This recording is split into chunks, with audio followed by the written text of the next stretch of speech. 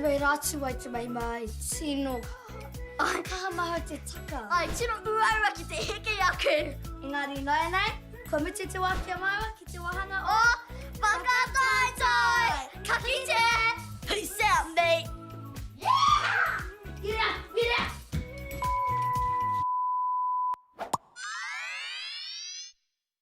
Pikachu, hare runga, hare raro, hare tori, tori, tori. Tahi rua tori. Pikachu, hare runga, hare raro, hare tori, tori, tori. Tahi rua tori. Tahi rua tori. Ah! Kei te ware taro te teima. Hua ki mere ana! Oh. Me mahara. Te whitiata tua. Te whitiata tua rima I tiki koiti nei mea.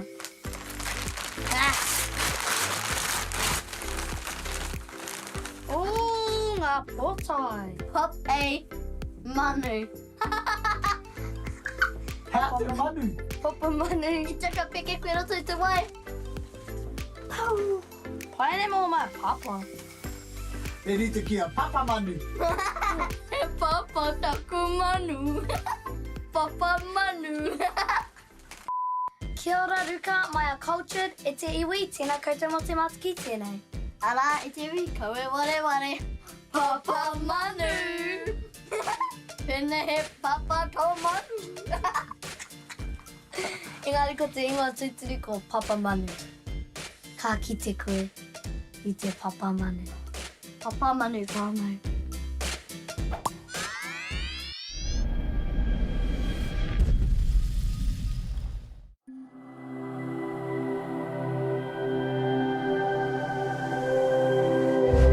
Ko te reo, te take.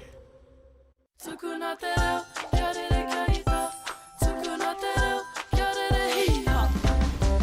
He tipua I hanga, nā tama nui me te marama. Hei taki I te wero, I ngā tamariki o te ao. He hianga, he haututu, te hao te kehi hoki. Ko te manako nui, ko te reo Māori e. Tukuna te reo, kia rere kia ita. Tukuna te reo, kia rere tiha. Rere ki uta, rere ki tai. Ki ana hopu tano ai te ao. Tukuna te reo, kia rere kia ita. Tukuna te reo, kia rere tiha. Rere ki uta, rere ki tai. Ki ana hopu tano ai te ao.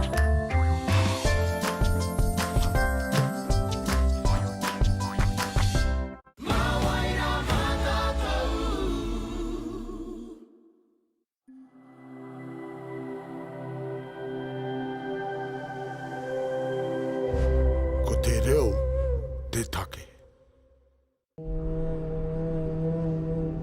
Take me to my mountain, walk me to my river, hold me in my dream. Be proud to be Māori. Ka mua, ka muri. We walk backwards into the future. Trying to give the next generation a better tomorrow. Our skills and our uniqueness is great. Top players, pretty much mahuri. Big time. Big time. The dedication to toi Māori.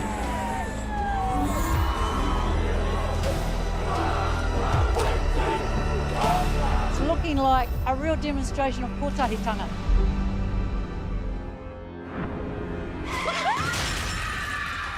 Just wake up, sis. And then water 2 units of blood. I'm ready. I'm not ready.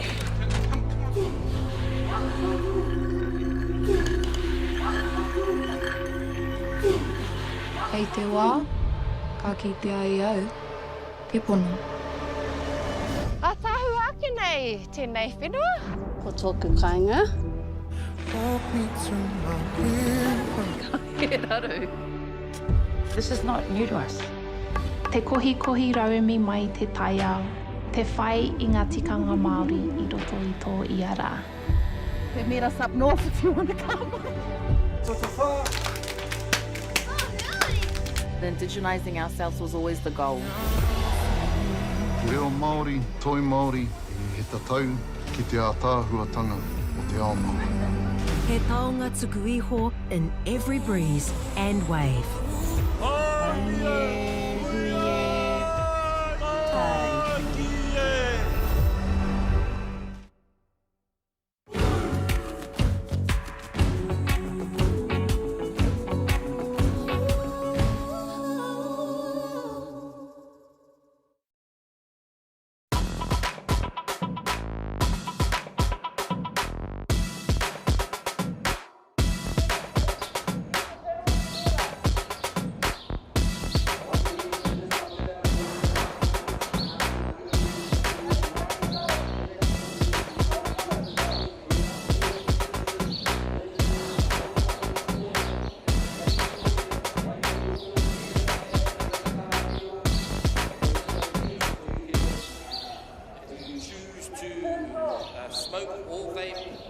Morena e te iwi e te ti e te tā, tēnā whakatata mai ngā taringa ki tēnei te rangi tuarua o te whakataetai wakaama o te motu mo te tau. Rua mano rua te kaumā ono. He rangi paki konei, ko rehua kai te patu, ka mutu ko ai tēnei e whakawaha atu nei, ko ngā tuire hapi.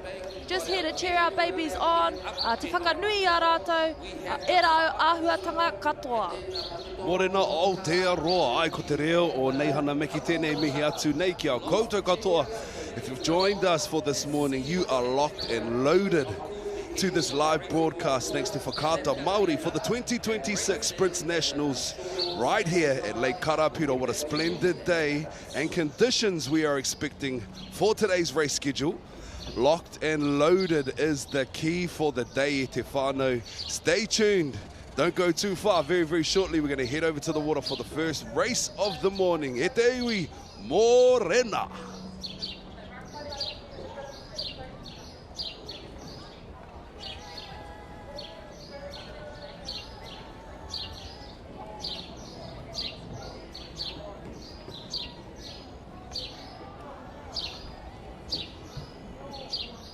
On today's schedule, we have almost 2,500 scheduled paddlers about to bless the water today. As you can see, the multitudes have once again descended upon Lake Karapiro in preparation to celebrate the amazingness that will bless the water on today.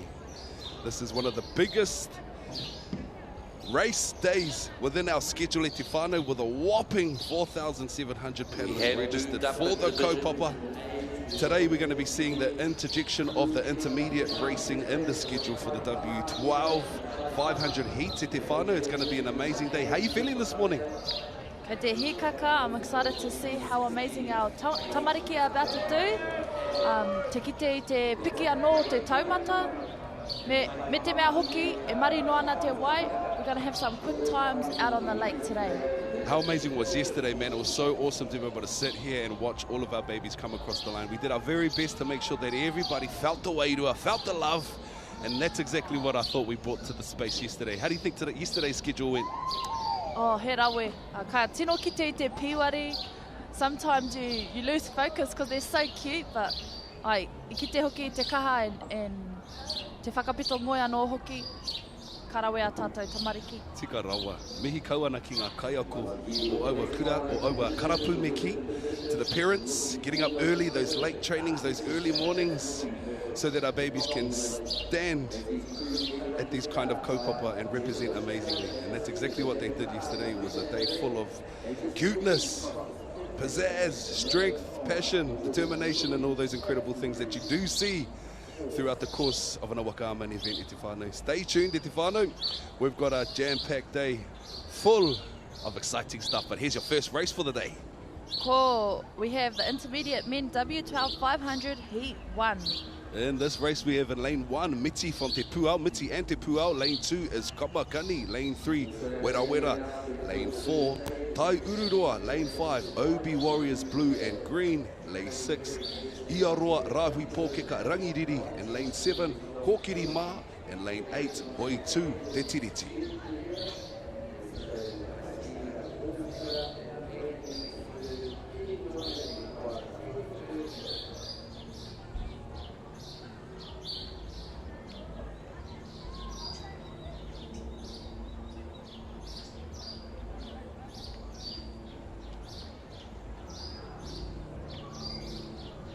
te kite i a tātou kaitūo, kātahi huki te a tāhua. We have over 150 kaitūo this year. Mai kore ake rātou, ka kore tēnei whakataetai e tū. Reira ka nui te mihi ki a rātou.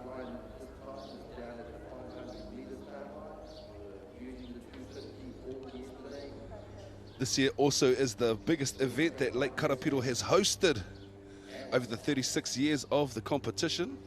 The event starting in the early 1990s, and here we are in 2026, growing profusely over the years, and today this year we've witnessed the biggest numbers on record in attendance to our competition. How awesome to see the growth and development of this Indigenous sport. Introduced many, many years ago, returned back to Aotearoa many years ago by the great Mātahi Whakataka Brightwell himself, reintroducing and reconnecting our indigeneities to their Indigenous sports.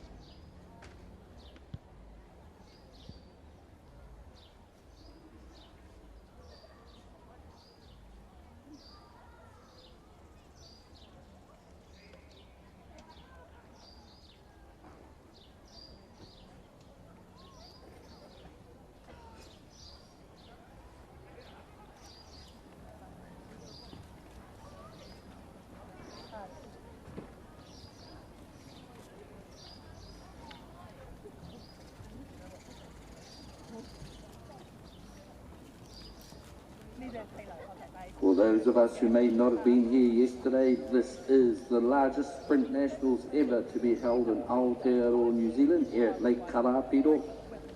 Fantastic results from that as we have the sport growing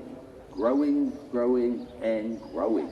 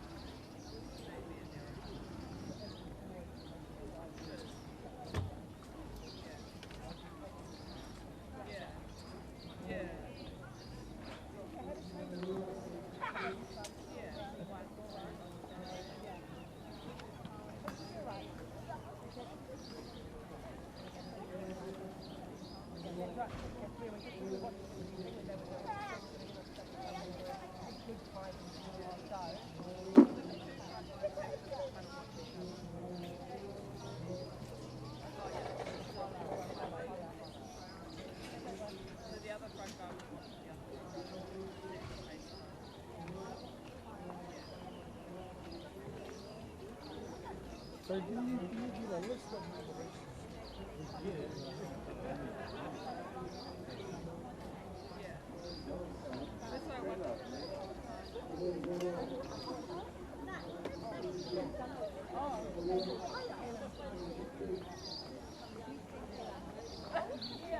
Again, for those who may not be in the know, when it comes to starting these races, there are no verbal commands given to the Waka at all. All start is controlled by the flag and the flag boat in the middle of the race course.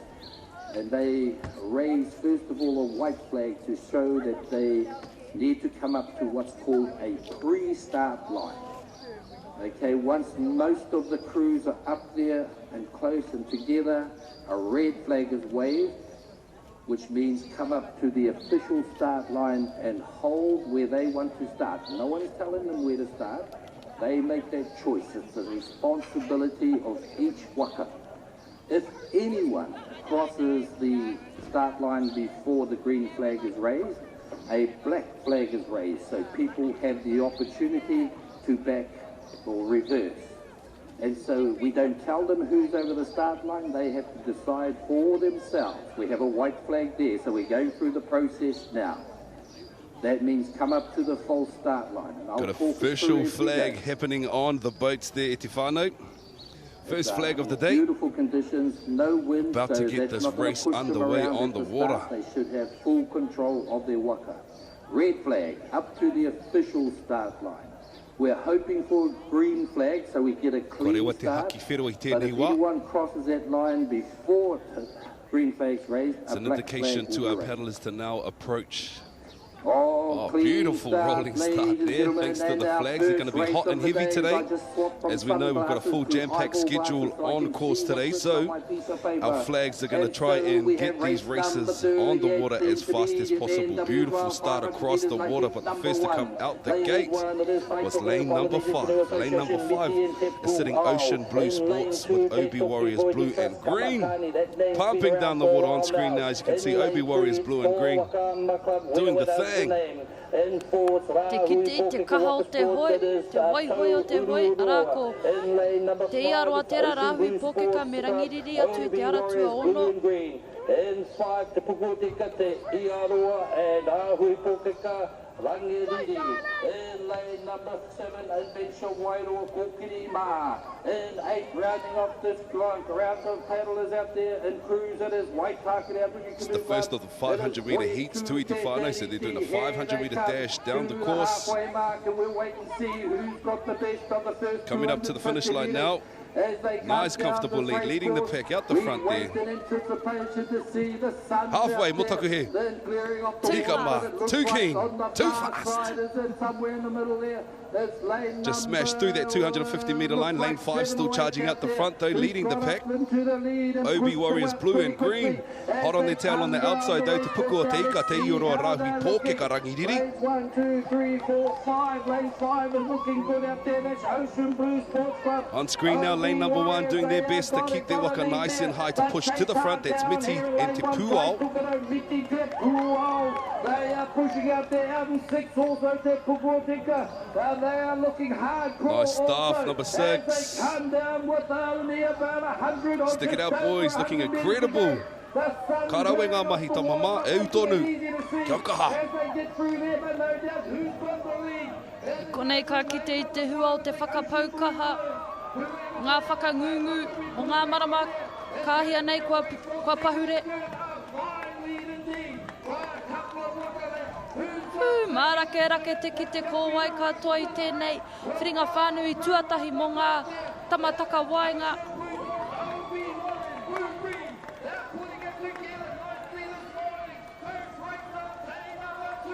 They're going to push for a little finish here.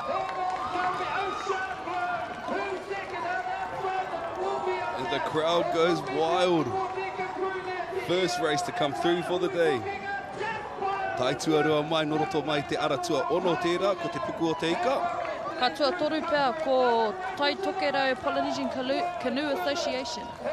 On screen now, though, there's the winners for the intermediate men's W12 500 metres, heat 1 of 4. Te iwi. Congratulations, gentlemen. What an amazing race.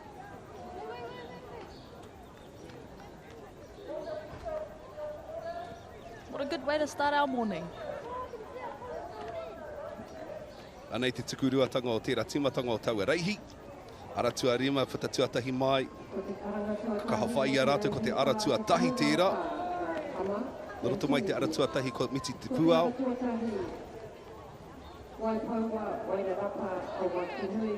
Amazing stuff. Look at the excitement. Look at the celebration. Ai, me whakanui a koutou ka tika. Oh, left the pro hanging. Ooh. There's the official times though. First to come across the line, OB Warriors Blue and Green with 233.21. Tai tuarua mai ko Iaroa Rāhui Pōkeka Rangiriri 242.66. Tai tuatoru mai ko Miti me Te Puao 2 minutes 43 and 45 seconds.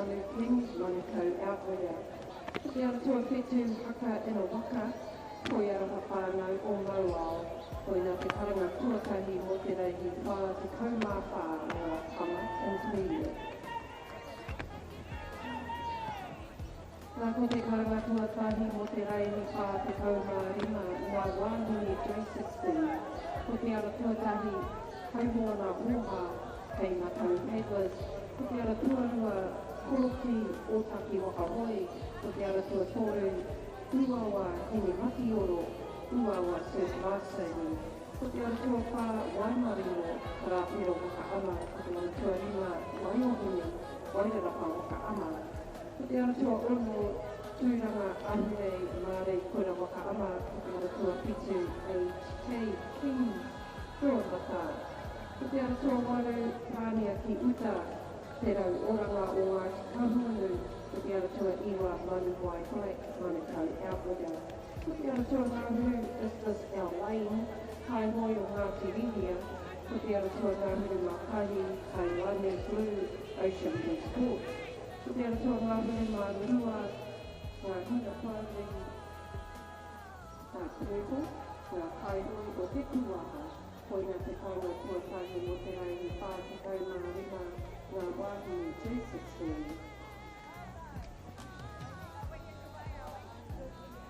Te kaua tuatahi mo te rai ni whā te kaumā unu ngā wāhine J16. Ko te ara tuatahi uawa hine te rā, uawa te lifesaving. Ko te ara tuarua tōkere te uao. Ko te ara tuatonu tupi kai ari, kai ari.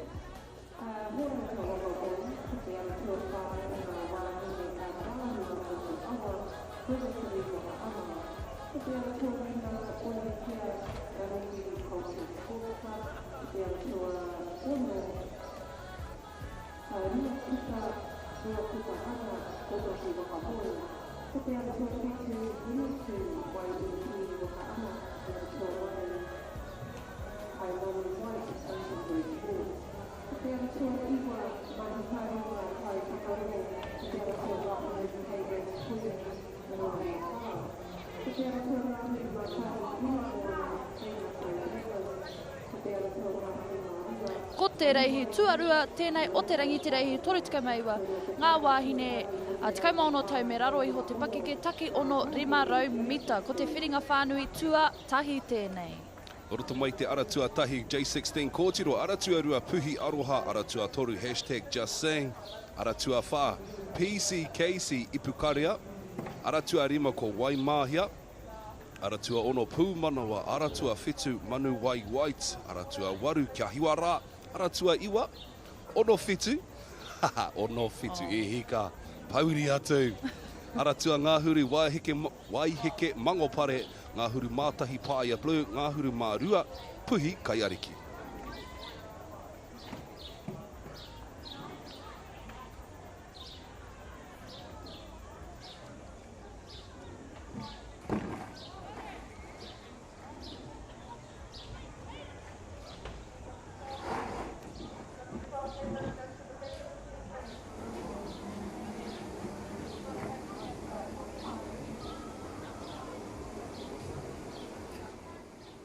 Waiheke Mangopara getting into the zone from Waiheke. Just internalising their race plans. Ono whetu from Te Aurere Wakaama. He tima tauhau tēnei ki e ne whakataitai. Ko tuatahi te kite atu I ngā whakataitai ārohe. Kia hiwara tērā, Ocean Sports. Holding their space on the line. Manu White, Manukau Outrigger Canoe Club out there doing the thing. Eyeing up the competition out there. Pū Manawa from River City, Wakaama. Heading out there to set themselves up. Te Pau Headinga Wakaama Club Incorporated on screen now with their team, Waimahia.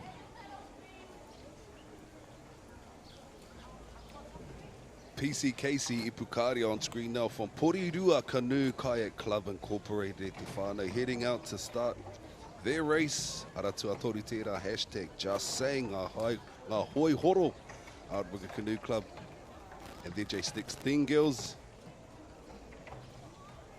heading out to start their race.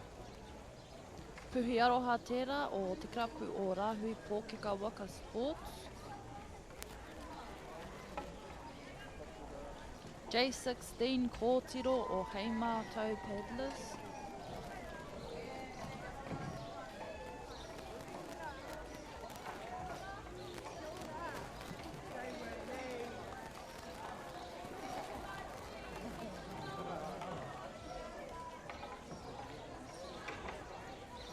Whitu te kauma tahi katoa, ngā kapa te kauma ono tau me raro iho te pakeke. We have 71 J16 teams this year, J16 women teams. That's crazy. Kei te mo, that's how you know it's a world's qualifying year. It's a qualifying year. That's crazy, man. Once again, we go through that process. Those out We've seen the growth of the numbers exponentially grow over the years. And it's huge now. It's so awesome to see. We've gone from a 2-day race schedule to a full-on 6-day race schedule. That's incredible. Green flag to start this race for the J16 Women's W6 500 metre heat 1 of 6. Aira, I rongo tika koe. Ko te whiringa whānui tuatahi tēnei o ngā whiringa whānui e ono. Nā te nui o ngā J16 kōtiro e pērā ana. Incredible blanket start across the starting line there, the top end of the course. Again, this is a 500 metre W6, the first of the heats for the day. Nice stuff. Looks like ngā hoihoro maybe just popped their nose out a little bit at the start there. Ko horauta waka ma tērā atu I te aratua ngahuru mā rua, puhi ariki te ngō tō rātou kapa.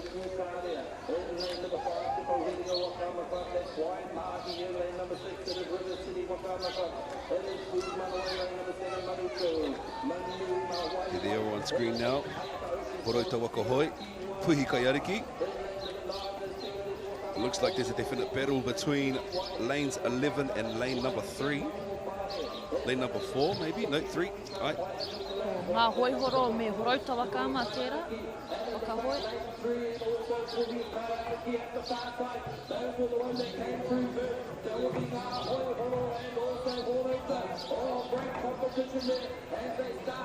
Ko Rahui Pōkeka hoki tērā I kite ana pakangāna mo te tehi tūranga I te whiringa whaiti.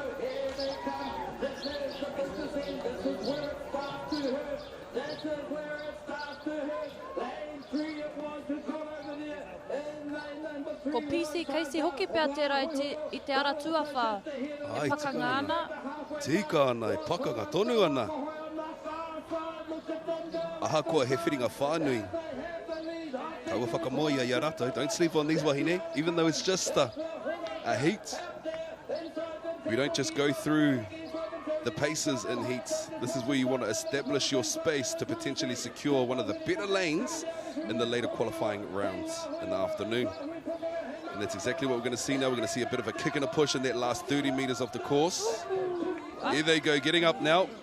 Beautiful atu I te aratua ngahuru mā rua, horauta waka hoi, ka tuatahi mai, tuarua, atu I te ara tua toru ko ngā hoihoro tērā. Kātahi ko te ara tuawha, PCKC, Porirua Canoe Kayak Club. Ko ai ka tuawha mai. Ooh, tērā pia ko te ara tua iwa. O ngāhuru mātahi pia te toki, Paia Blue. Ngari a tātou whakaihua ko mo tēnei whiringa whānui tuatahi, ko horauta waka hoi, te ngō tō rātou kapa, puhi, kai ariki. Let's have a look at that replay of the start though. Ngā hoihoro pia I puta tuatahi. Ai rā, that little bit of a wind-up, that iconic horauta positioning.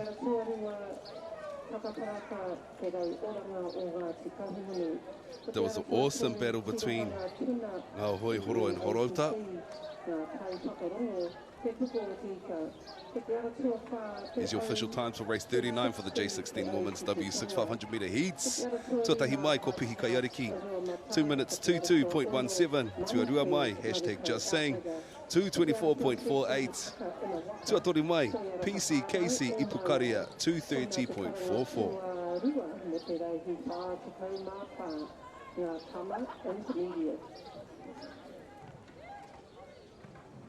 Te karanga tuarua mo te reihi whā te kaumārima, ngā waihine J16. Ko te ara tuatahi, haumoana hoha, hei matau checklist, ko te ara tuarua, koroki, ōtaki waka hoi. Ko te ara tuatori, uawa hine maki oro, uawa step life saving. Ko te ara tuata, waimarino, karapiro waka ama.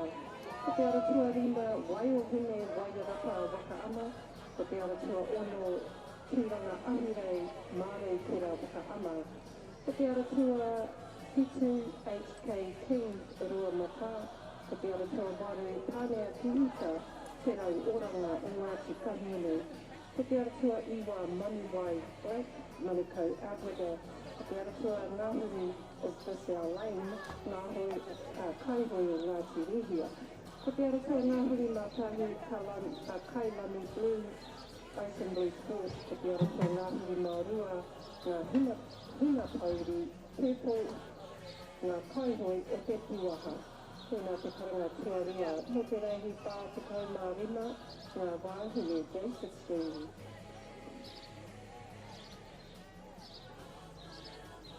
Ko te karanga tuarua mo te reihi pā te kaumāono, ngā wāhine J16.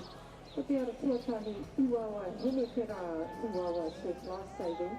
Ko te ara tuarua tōkere, te puai.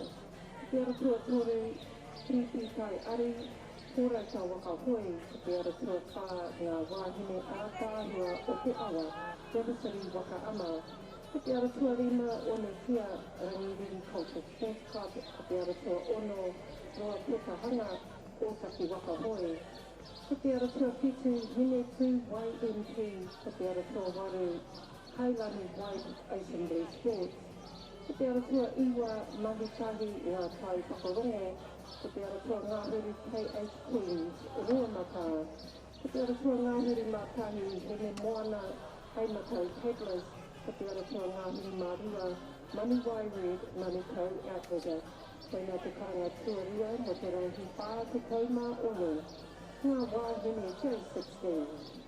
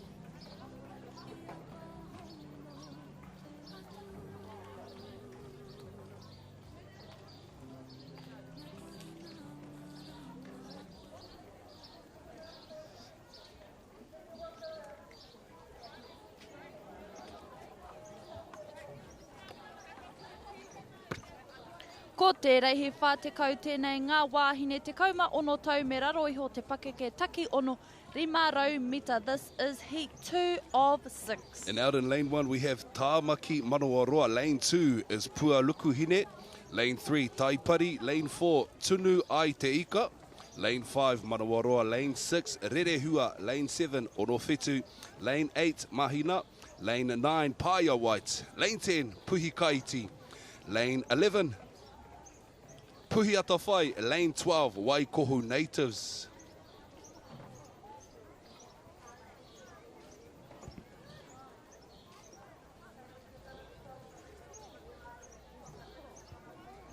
There's the Waikohu Natives on screen now.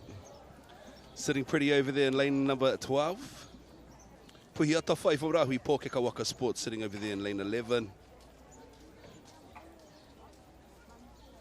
Puhi Kaiti from Horauta Waka Hoi Club Incorporated. Lane 10. Paia Wide from Te Toki Voyaging Trust heading out to their starting line now too. Be interesting to see what's going through the minds of these young women in preparation to start the race. Kua rō rātou e whakahara tauana. Kia tae mai ki tēnei o ngā whakataita e whakakanui ane o rātou. Iwi hapu karapu anō hoki mahina on screen now from Peneule Incorporated. Ono Fitu from Hoiaroha whānau o Mauaotera. The second Ono Fitu team in the J16 division. Just having a little bit of a giggle. We thought we'd see 6-7 all over yesterday's race schedule. But no, we're representing in the J16 girls. Get it, girls. Rere hua tērā o ngā kaitiaki Waka. Mana waroa o tūranga waiwai Waka Sport.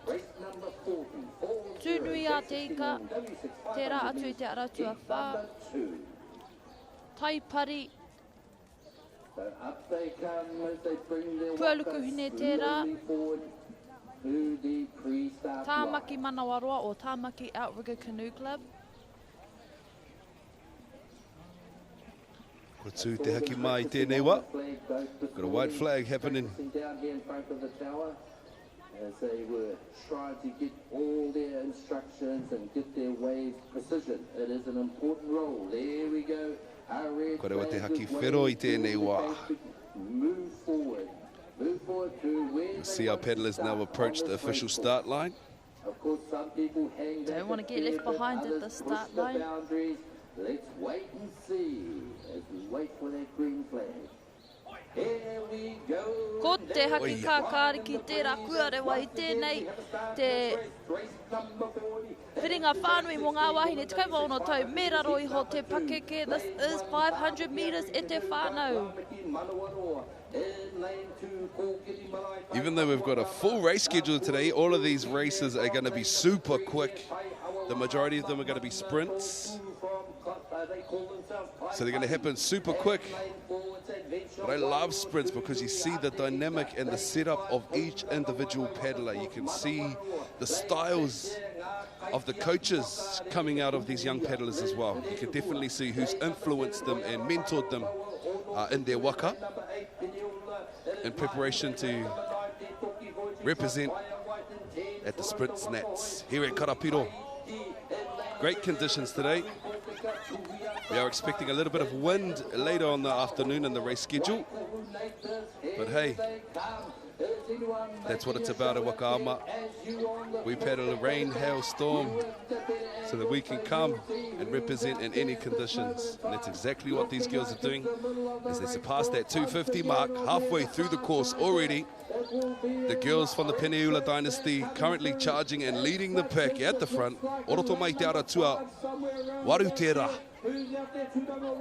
Kei te mau koti, so possibly one of the paddlers are intermediate, possibly. Engari aha kua te pakeke, ko rātou tonu tērā, e arahi ana I te reihi tēnei wā. 2:22 is the time to beat from the first heat e te whānau. Ko te ara tua iwa pēr tērā, ka tua rua mai, te Toki Voyaging Trust.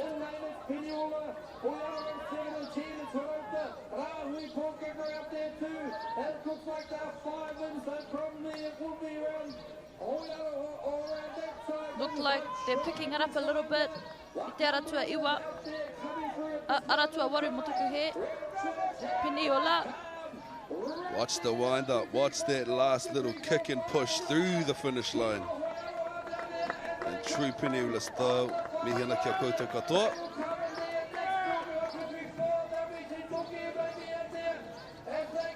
Tai tuarua mai, oroto mai te aratua iwa, te Toki Voyaging Trust Paya White. Ooh. And I'm going to go to lane 12, ngā hoihoro Waikohu natives. Kia toa toru mai. But on screen now, those are the fastest across for that heat for the J16 Women's W6 500 heats. Ko te whiringa whānui tuarua tēnei te iwi. Ina koto wā tuatai ko tuhono mai koe ki Whakaata Māori. Kei te rongo koe, kei te mātaki koe ngā whakataitai Wakaama. Hūkere, I konei te roto ātāhua, I te awa tūpuna o Waikato, te takiwa nei o Karapiro. For day 2 of the race schedule for the 2026 Sprints Nationals. Here at Lake Karapiro, you're locked and loaded to Whakaata Māori, bringing you live coverage, 4K quality. The vibes are high, tama nui te rā is high. Here's your official times. These girls did fly through that line. J16 Women's W6500 metre heats. First to come across Mahina with a time of 2:26.78. Second across the line, Paya White with 2:34. Flat, work it. And third across the line, Waikohu Natives with a time of 2:36.97.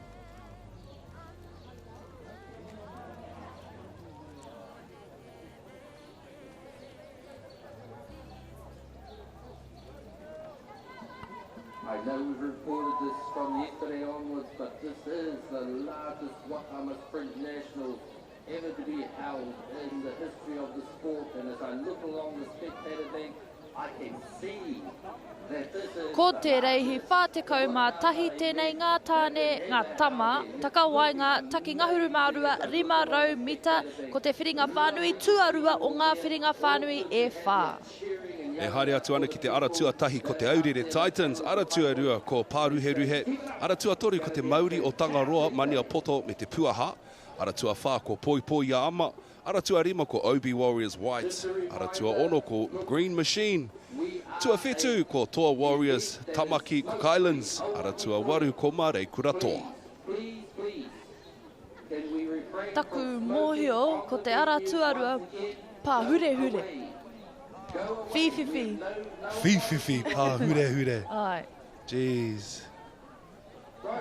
E nei ingoa Māori, me taku dyslexia. Oh man, dyslexic katoa eh? And number lexic too. Can't count. Number lexic. Green Machine tēnei atu I te karapu o Karapiro Waka. Also keeps unsafe, it's a little bit more cloud around today, but... OB Warriors White or Ocean Blue Sports Club.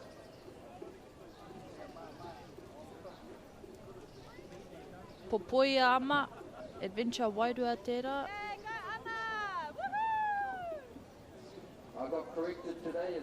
I'd like to see what, or hear what they're thinking about as they get ready to race down the start line. Oh, Tika, we were talking about it yesterday to have a mic'd up version on a Waka. That'll be so cute, man. Only for the babies and maybe the aunties. Maybe there might be a little bit of explicit language coming up from these bigger boats.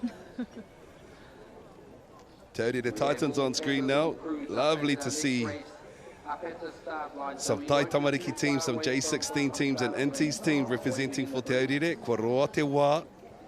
And it's beautiful to see the succession plan of Te Aurere Wakaama in full effect, representing in the Dub 12s intermediate men's 500 heats. Ko te whiringa whānui tuarua tēnei o ngā whiringa whānui e whā.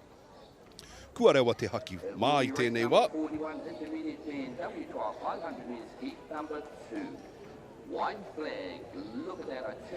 As our peddlers get a little bit older, the flags aren't as lenient with our kaihoi. But still a lot of patience with our intermediate. Ai, Tika, it's good, hey, it's good. Yeah. It teaches them how to prepare for world level paddling. The standard is high, and we want our babies to be confident and competent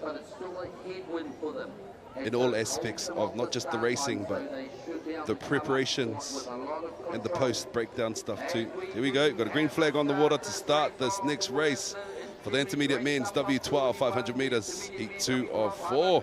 Karapiro Waka te rei puta tuatahi te ihu with the best start. Engari, taihua ka kite. This is 500 meters at te whānau green machine or Karapiro Waka te ra. On home waters as well. Te Aurere Titans.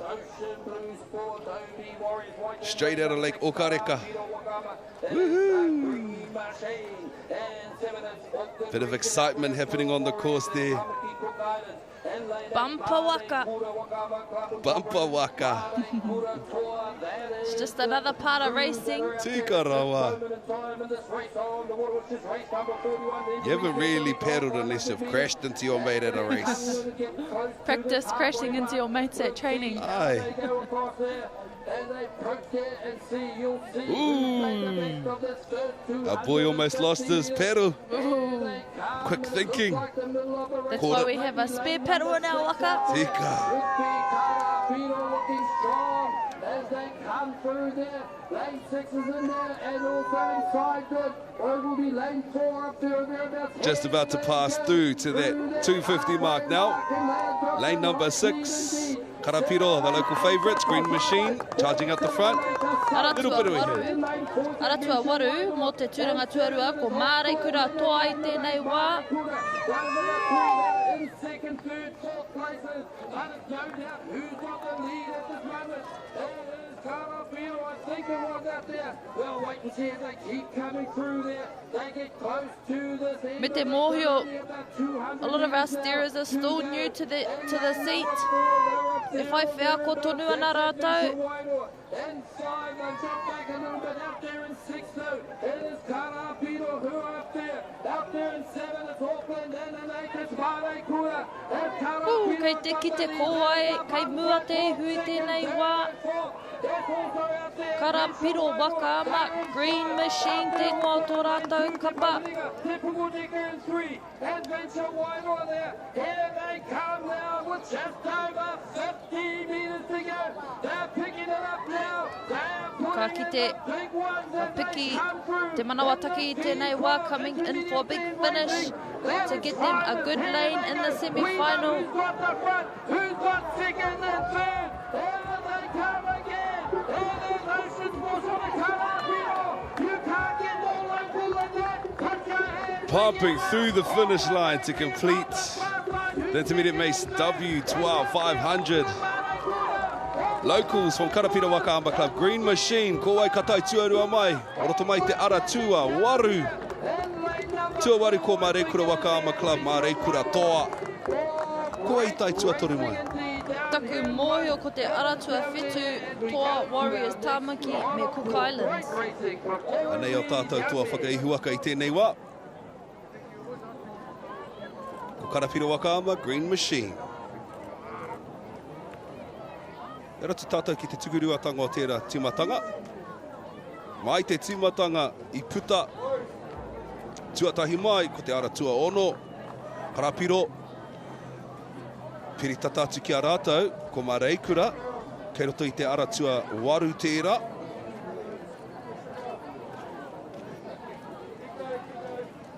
There's your times though for race 41 for the intermediate men's W12. Tai tuatahi mai ko Green Machine 252.63. Tuarua mai ko mā reikura toa 303.17. Tuatoru mai ko Toa Warriors Tamaki Cook Islands with a time of 303.96.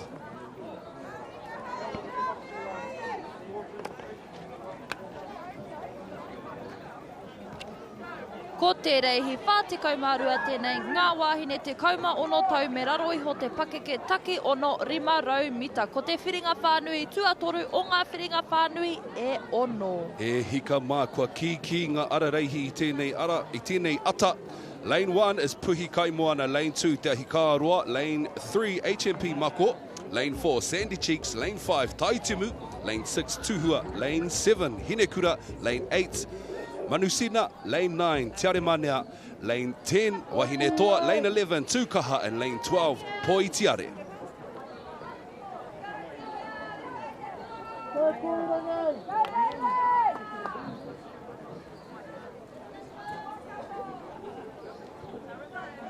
Kua rewa te haki mā.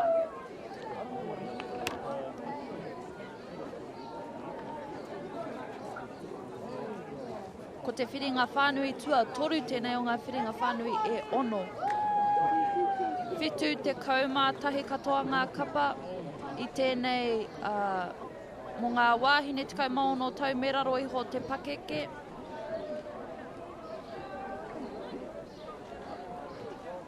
We have a red flag.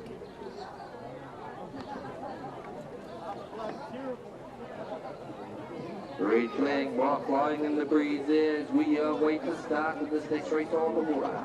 Black flag, someone's over the start line. The first one of today, boys. Not bad, not bad. It is J16 will win W6 500 metres now. 12 lanes. Down goes the black flag. We have a start in this race. We've got a green flag sitting on the water now to start this next race, the J16 Women's W6 500 metre. Ko te whiringa whānui tuatoru tēnei o ngā whiringa whānui e ono. Kāre tino mārake ana te kite I tēnei wā pōai kua puta te ihu. Engari 500 mita te roa o tēnei reihi. Taihua kā kite, kōai kā hua, kōai kā tohu. Manasina on screen now doing the amazing start, pumping up from their first 20 metres of the course. Charging out HMP Mako, Heimatau Paddlers on screen now. Noroto mai o Rotorua, te Rotorua nui a Kahumata Momoi. Out here to battle with the rest of the sisters on the course. 2:22 is the time to beat this morning.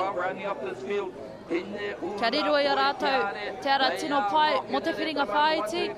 Maybe in lane number 3 looking pretty good at the moment. Hey, Mato Paddlers off the far side also. I think there was in lane number 10. Kaitiaki, we'll wait and see as they come. HMP Mako tēnei. Lane 3, the 1, long and strong I te ara tuatoru. 3-1-6 and that will be Hey Mato Just smashed through that 250 mark now. As you can see, you'll see these young ladies open up a little bit more as they start to execute their paddle finish for that last 250. It's a technical sport, e te whānau, and it's about releasing and pumping out at the right times to make sure that your waka is sitting nice and high in that water. No drag, hull nice and high, locked and loaded. Harauta waka hoi come to make sure that they can secure their place in the next lot of progression races. HMP on screen now. Ka rawe aku I rā motu ira. you can see both lane 1 and 3 starting to pick their rate up. Korota with quite a high rate for most of the race.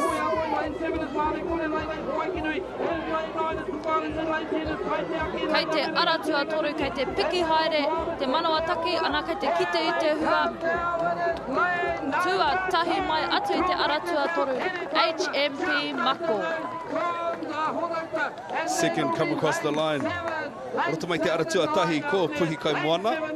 Ka tua toru ko te aratua whetu Hinekura o Māreikura Whakaama Club. On screen now, those are the fastest to come through for that heat for the W6, 500 metres. Hey Matou pedalers, Mako. Too much the girls. Great racing from these young women out there. They're all putting in, once again, I say this, I haven't done 250 metres this morning.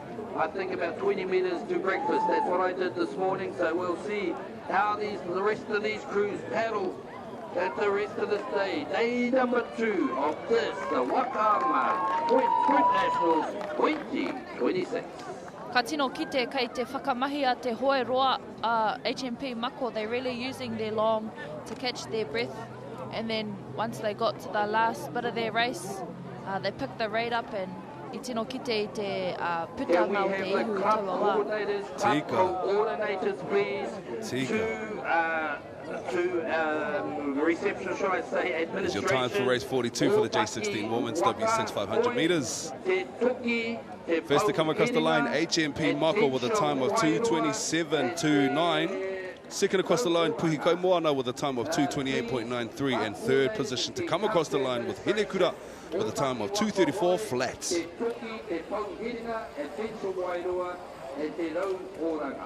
Thank you.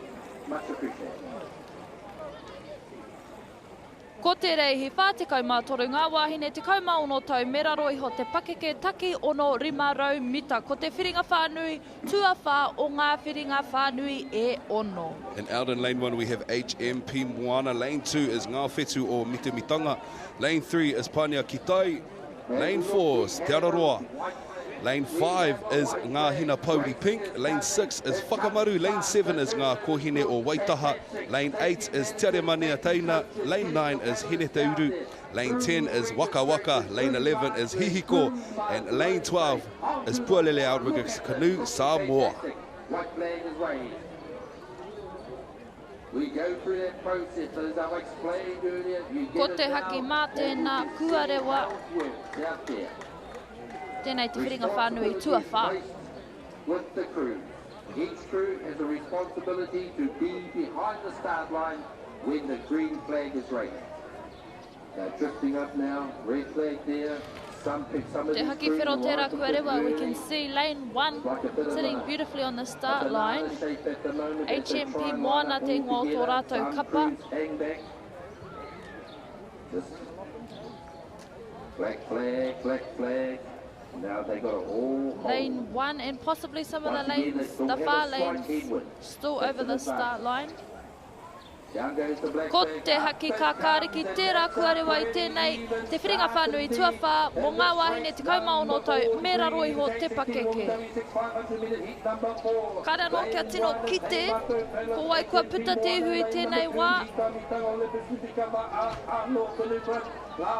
I love watching race starts. Race starts exciting. Tino hea ki tērā peke. Man. Exciting stuff. It's really interesting to see what comes out at the start of the race. It's where, you know, it can make or break.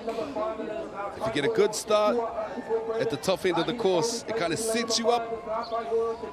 It emanates a vibe throughout the waka, lifts everybody's spirits, gives them hope, energy, drive, vibe, and then it pushes the waka forward. But at the front, leading and charging, Ara tua tori tira, ko Pānia ki tai, te rau oronga Ngāti Kahungunu, on screen now. Atu i te aratua rimanga, kaihoe o te puaha, ngā hina pauri pingting o tō rātou kapa, engari arahi ana i te aratua ngā huru mātahi. O taki waka hoi, hihi ko te ingo o tō rātou kapa. Nā whai anō ko hihi ko te ingo o te kapa. But we will get to see them as they come closer to the finish line, and we'll call them all home.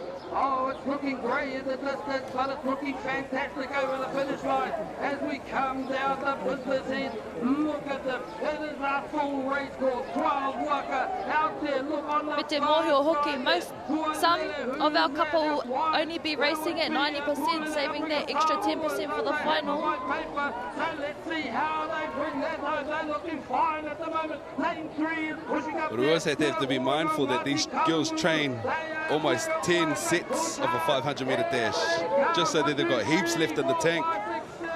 Because if they progress further onto the day, then they could potentially race another couple of races throughout today.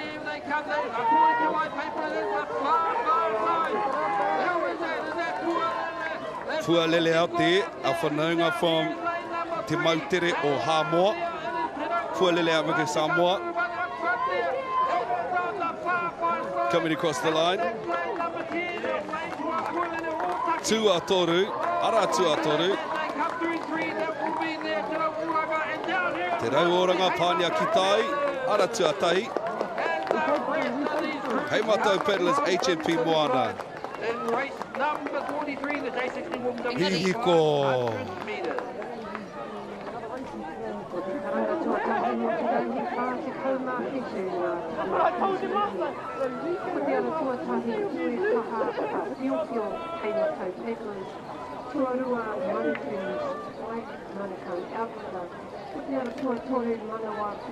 Ko ōtaki waka hoe tērā, hihi ko te ingo o tō rātou kapa.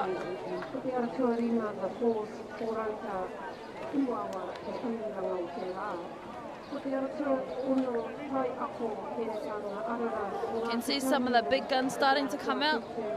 I te ata nei, me te roanga o te rangi nei. These are your official times for race 43, the J16 women's W6 500 metres. First across the line, Hihiko with a time of 2:32.17. Second across, Pānia ki tai with 2:35.41. And third across the line, HMP Moana with a time of 2:42.57.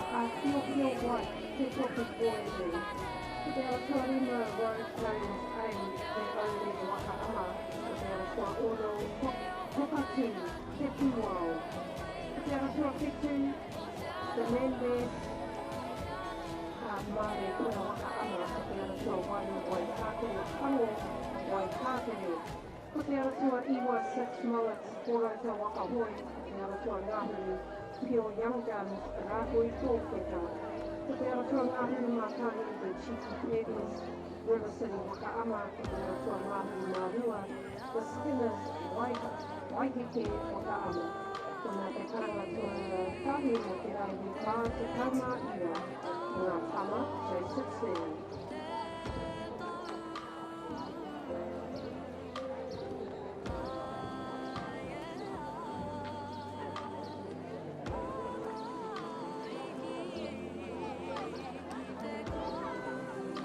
Ko te karanga tuarua mo te reihi ka te kaumā D2, ngā tama intermediate. Ko te ara tuatahi ki e kaha a whiowhio hei na whai kei tuarua Manu Kings mai Manukau Ātanga. Te ara tuatahi manua pai ko ngā oioro. Ko te ara tuatā raukawa ko kaki wakaori. Ko te ara tuaringa ka force horauka i wawa te uirawa o te rā. Ko te ara tua ono tai ako e tana anana o ngā te kahuia. Ko te ara tua tutu kāhere tiki indanga waiwai. Ko nā te karanga tua rua mo te reihi pā te kaumā tutu ngā tama intermediate.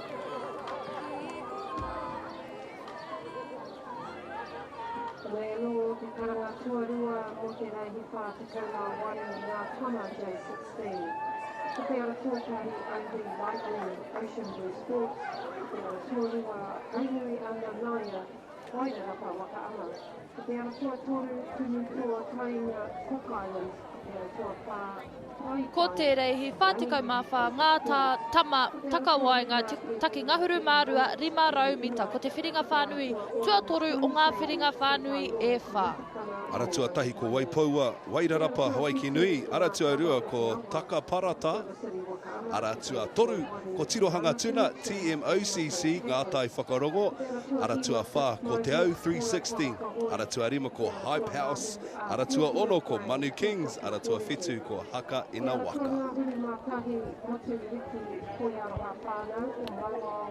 Ko te ara tua ngā hima rua ai nei ngā hoihoro. Ko nā te karanga tua rua mo te reihi pā te kaumā waru ngā tama J16. Kia ora whānau. I just got to tell you something. I look out on the water and Haka I ina see Waka. action. I look down Hoi the aroha whānau o raceway. Mauao, I see heading action out. activity. I look down in front of me, in front of the tower. Haka I ina see Waka, you what a all hataki down there name and tira. looking fantastic also. Then Crack I look up along name. the spectator bank and it is full. It is packed to the rafters. You all look outrageously gorgeous. Manu Kings e kite ana I tēnei wā.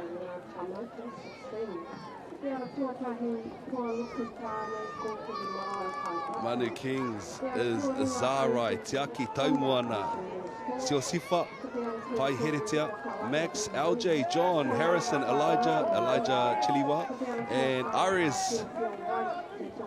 Those are the boys sitting in for Manu Kings in their 12-man waka, heading out to the starting line.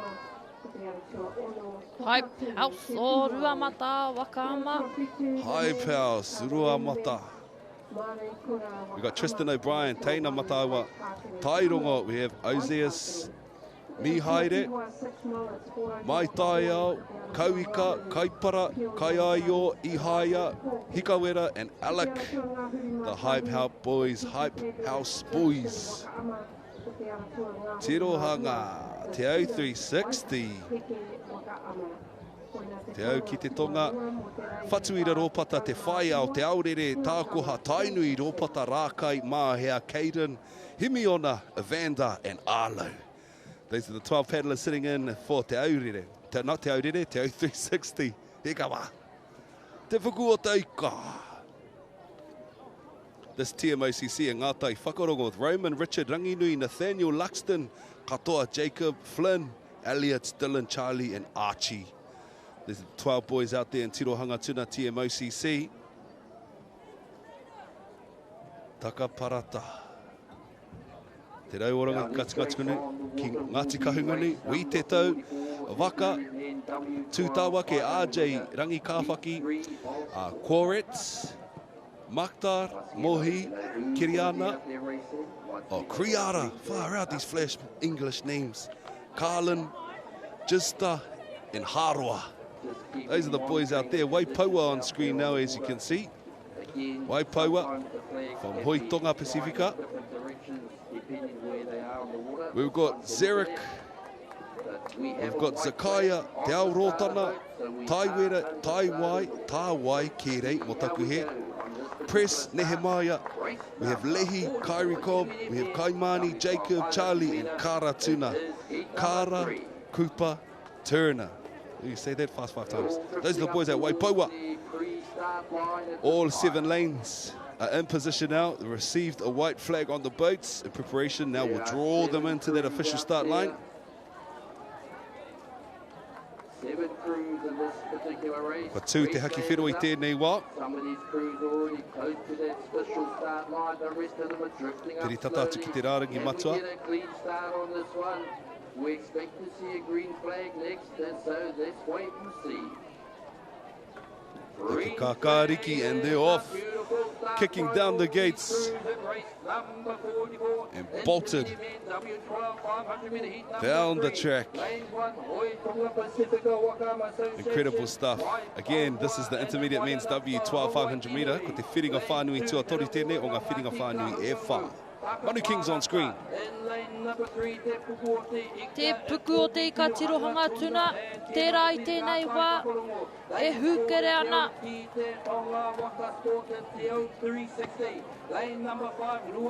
Taka parata te rau oranga o Ngāti Kahungunu Whakaama Club.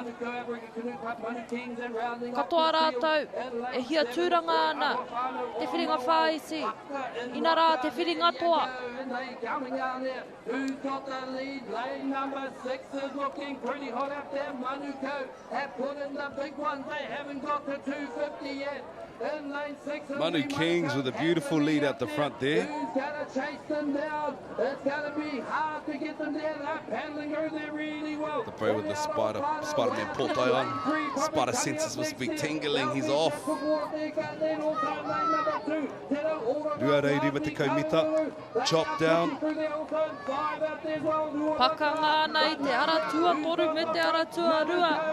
Taka parata me te puku o te ika. Aratua Rima, Hype House, Ruamata Whakaama Club on their tails. Still charging and leading the pack though, out there, lane number 6, Manu Kings. In lane 5, Ruamata, lane number 6, Manuko, in lane 7, Oiaroa Whānau o Maua. Here they come now, they come to the 15 once again. Can see the pain on their faces. Aira. These early morning races, they'll be conditioned though. They'll be conditioned to these kind of early morning starts. Been practicing all summer. Ai, tika. Super grateful for that cloud coverage today. Yesterday our babies coming off the water a little bit paka, a little bit crispy, a little bit chango lango. But the smiles from ear to ear is what really sold it for us. Here they come now. Through the finish line. Noroto mai te aratua ono. Manuko Auranga Canoe. With their team, Manu Kings. Ko te aratua toru, katua rua mai. Te puku o te ika. Tua toru ko te aratua rua. Te rauoranga o Ngāti Kahungunu. And looks like it's out there. Lane 5 will be next. Will be Ruamata. Golden line crossing inside them. Yo, get them to Honga. And down here in lane number 1, it will be Hoitonga, should I say. Far side there, it will be Hoitonga, Hoi Aroha. Ta Aroha. Ko te kātua toru mo te rahi whā te kaumā whitu, kua tama into the year. Ko te aratua tahu ue kaha a pio, hei maka e kere. Ko te aratua rua Manuko a Manu Kings Black, Manuko Alfreda. Ko te aratua toru I Manawa. And there's your official times for race 44, their last race to bless the water with the intermediate men's W12 500 metres. Whakawhiti tuatahi mai, ko Hype House with a time of 2:31.35. Tai tuarua mai ko Tirohanga Tuna TMOCC Ngātai Whakarongo with a time of 2:43.33. And I tai tuatori mai ko Takaparata with a time of 2:48.20.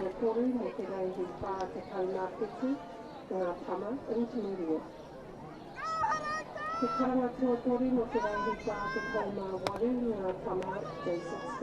Te ara tuatahi OB Lightning Ocean Blue Sport. Te ara tuarua haunui a Minoia Waine Haka.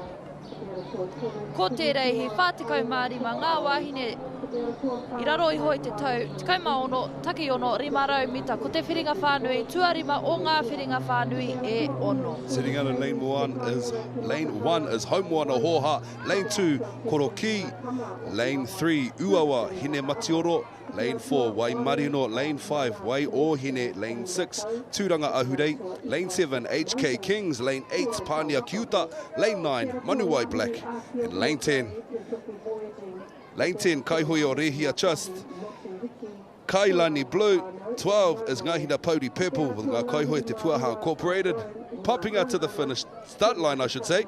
J16 Women's underway.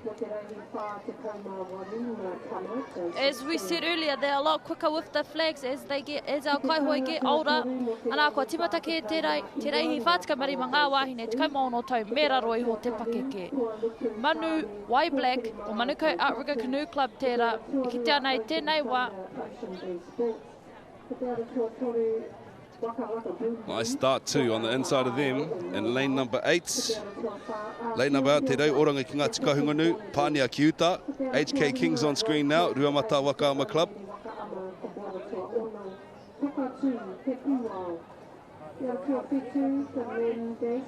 Koro ki o Taki Waka hoi out there in lane number 2. Just coming into their open stroke. Ki te kai karanga I karanga, nā koera hoki te wā pai, e whai hāi ngā pū kahu, waka tūwhera te tinana, before your push. Te karawa. There's this misconception that paddlers are just jumping in boats and paddling, but there's heaps of back work that goes into play. Breath work is very, very important. Being able to minimize the breath to make sure that you can hold and maintain your rate. Kārawe, Ruamata on screen now, as you can see. Kei te kite hoki I te whanawhana o ngā waiwai, kei pōhehe ko ngā ringaringa me te tuara noiho. Kia ora.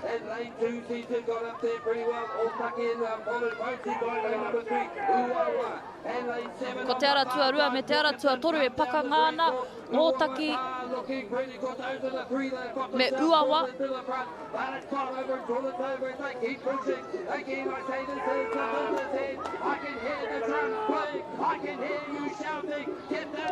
Ruamata pumping in for their wind up now.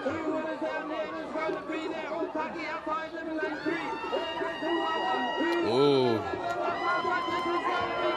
definite battle. Who's going to come through the line first? HMP, Homewana Hoha, Koroki. Ko te ara tuatoru. Uawa.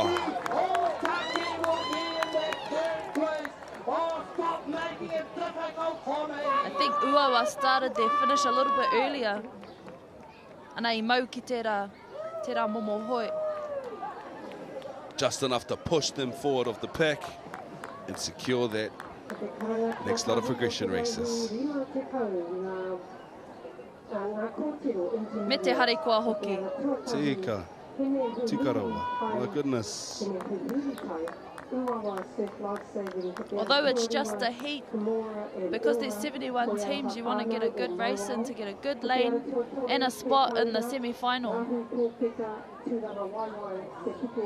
What's the difference between a good lane and a stink lane? What is a good lane? First and seventh. First and seventh. Where's your preferred lane on the course? If it's half lanes, lane 5, not too shallow and not too far out in Whakatane in lane 12. In Whakatane. In Siberia. Here's your times though.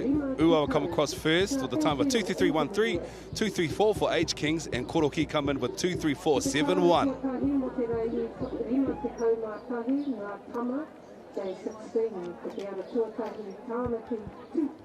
Ko te rei he whātikau maono ngā wāhine, tikau maono tau meraro iho te pakeke taki ono 500 mita. Ko te whiringa whānui tua ono, o ngā whiringa whānui e ono. Ua wahine te rā in 1. In lane 2, Tōkere. Lane 3, Pipitiari. Lane 4, ngā wahine ātāhua o te awa. Lane 5, Onetea. Lane 6, Rua Putahanga. And lane 7 is Hinetu Kailani White with lane 8. Lane 9 is Mahitahi. Lane 10 is KH Queens. Lane 11 is Hine Moana. And lane 12 is Manu Wai Red. Ko te haki mā tērā kua rewa. This is the last of our J16 women heats. Of the 71 teams in this division, 6 of those teams will qualify to go to World Sprints in Singapore this year.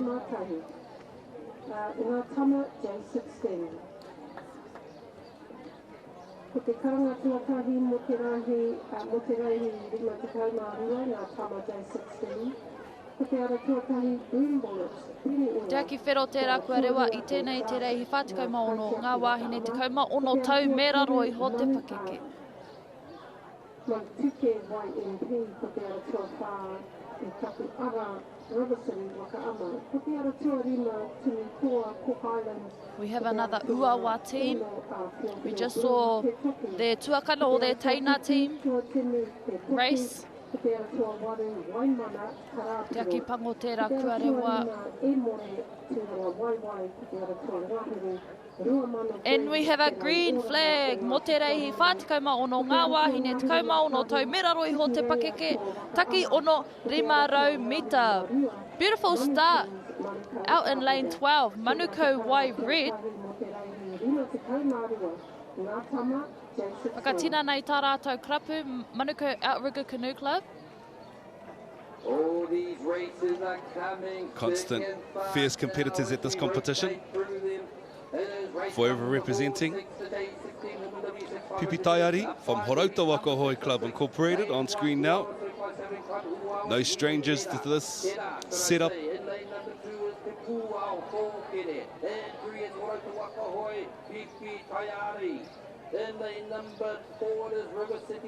I love to see the transition between the start and the open. Kia ora.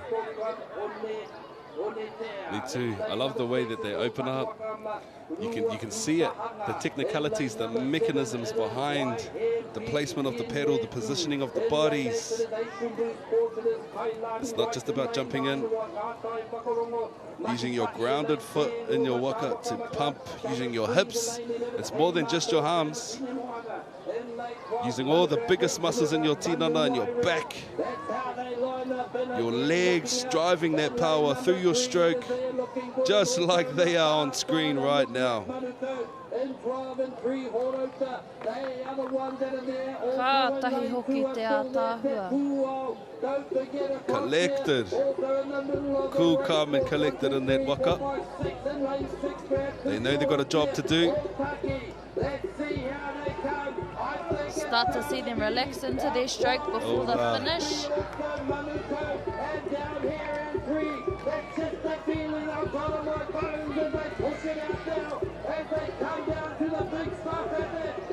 Nice. At least a half a waka's length advantage for Whakaata at the front of the pack right now.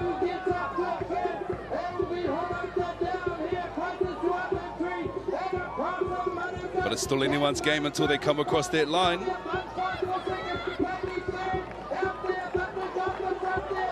Manu Wai Red still battling out the corner there. 3 to come across the line. First. Whakaata Waka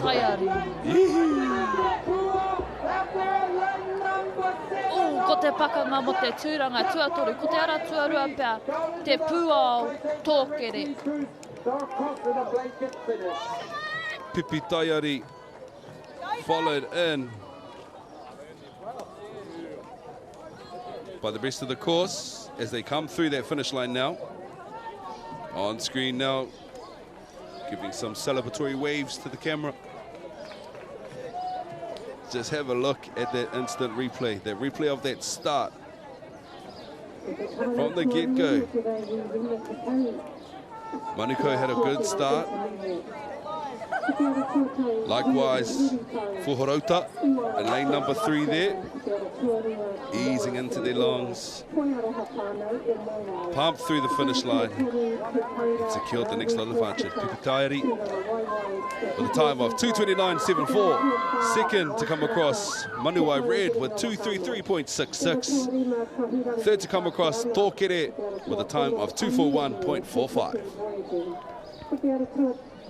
Whitu Tiare, Rimanai, Cook Island, Pakuranga, Auckland region, Kupiara Tō Wari, Raki Kuhine, Wangaine, Koina Te Karanga Tuarua, Mo Te Raihi, Rima Te Tau, Kua Kōtiro, Intermediate.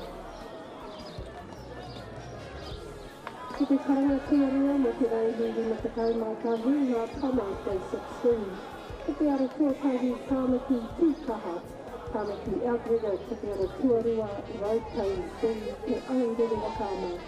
Kupiara Tō Tori, Tūtake, Te Tau Hiringa, Kupiara Tō Pā, Piohio White, Te Toki. Kupiara Tō Rima, Kopona, Hawaii Tunu, Tuarua, Kupiara Tō Ono, Mangaupiri, Ngā Kaitiaki, Wakaama. Kupiara Tō Tetu, Waitakere, Whero, Waitakere, Kupiara Tō Wari, Rua Mama Blue, Terau, Oranga, Oraki Kahumene. Kupiara Tō Iwa Mutu Kai, Otaki Wakahoi, Kupiara Tō Ngāhiri, Mā Kaia, Ngā Kaihoi o Te Tūaha. Kupiara Tō Ngāhiri Mā Tahi, Kaitia, e Bunja Wairua, Kupiara Tō Ngāhiri Mā Ria, Maopare, Te Toku Moetu. Koina Te Karanga Tuarua, Mo Te Raihi, Rino Te Kau Mātahi, Ngā Tama, Day 16.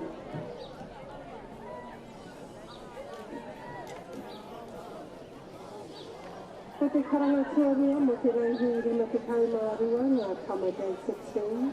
Ko te ara tuatahi, Boom Bullets, Tene Ula. Ko te ara tuarua, Vexas, Ngā Kaitiaki Wakaama. Ko te ara tuatori, Mani Tike, YMP. Ko te ara tuatā, I taku ara Riverton Wakaama, Ko te ara tuarima, Kinitoa, Cook Island. Ko te ara tuatono, a Piohio Blue, Te Toku, Ko te ara tuatutu, Tuatunu, Te Toku. Ko te ara tua ware, Waimana, Karapiro Wakaama, Ko te ara tua iwa, Imore, Tūranga Waiwai. Ko te ara tua ngāhiri, Rua Manu Green, Te rau oranga o ngā te kahuani. Ko te ara tua ngāhiri mā tahi, Titiranga Toa Wakaama. Ko te ara tua ngāhiri mā Rua, Manu Kings, Manukau Outrigger.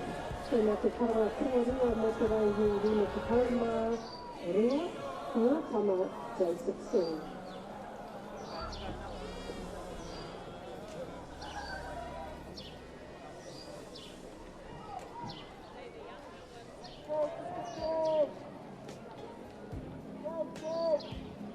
Ko te karanga tuatori mo te Raihi, Rima Te Kau, Ngā Kōtiro Intermediate. Ko te ara tuatai, Hine Hihiritai, Uawa Surplus Sailing, ko te ara tuarua, Kumoa and Ua, Hui aroha whānau o Maiwai. Ko te ara tuatahi, Te Taura Rā, Hūtōkeka, Tūranga Waiwai, Te Piko o Tika, ko te ara tuatā, Waikaraka, Te Tau Hiringa. Ko te ara tua rima, Whahiangi, Āpurana, ko te ara tua ono, Anue Nui, Te Toki. Ko te ara tua Titu, Tiare Nui, Manai, Cook Island, Pakuranga, Auckland region. Ko te ara tua waru, Ngāti Kōhine, Wangaine. Koina te karanga tuatori mo te Raihi, Rima Te Kau. Ngā Kōtiro Intermediate. Ko te reihi, whātikau mā whitu, ngā tama takawa, ngā taki ngahuru mārua, 5 mita, ko te whiringa whānui tuawha o ngā whiringa whānui e whā. Lane 1, we have Uekaha A Whiowhio, and lane 2 is Manu Kings Black. Lane 3, Manua Pānuku. Lane 4, Raukawa. Lane 5, The Force, Horota Uawa. Lane 6 is Taiako, and lane 7 is Tā Here Tiki Tiki.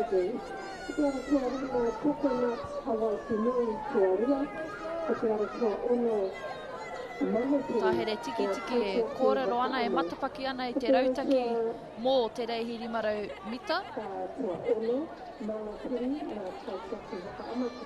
Tai ako here taunga alarau o Ngāti Kahungunu Waka ama rōpū.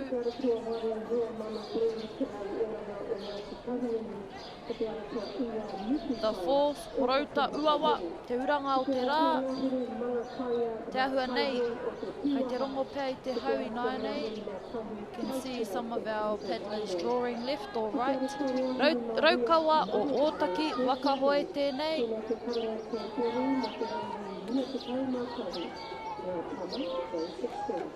Manawa Panuku o ngā hoihoro Outrigger Canoe Club. Manu Kings Black o Manuko Outrigger Canoe Club.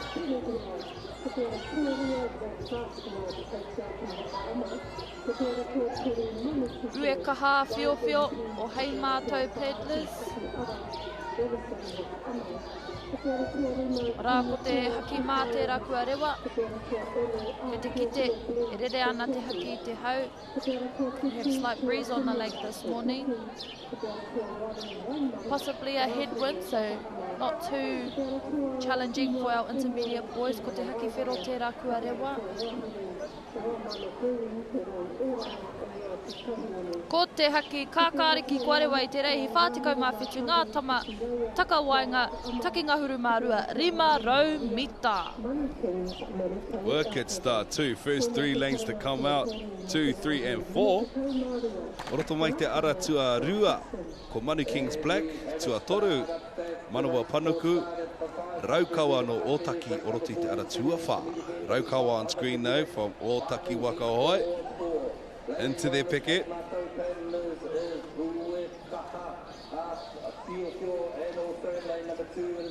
Manawa Panuku on screen now, as you can see, from ngā hoihoro. Wata nota. With these intermediate steerers we've seen. Heaps of awesome tamariki steerers yesterday. Blessed the water.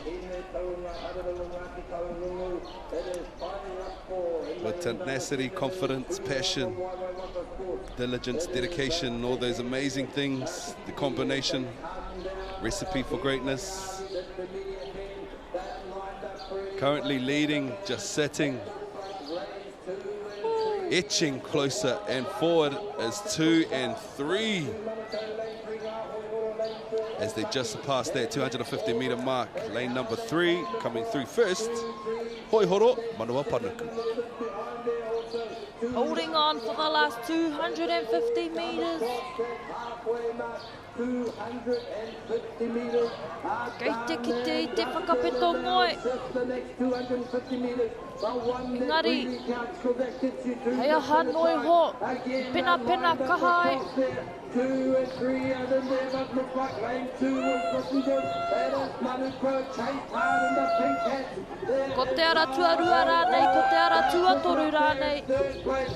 Ko te ara tua whā rānei.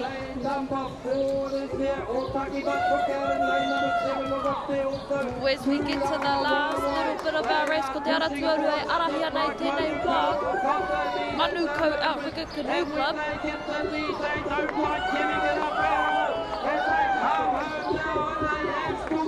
Engari ka ki te kōwai I kai paraku he tata nei, who had the better sleep last night.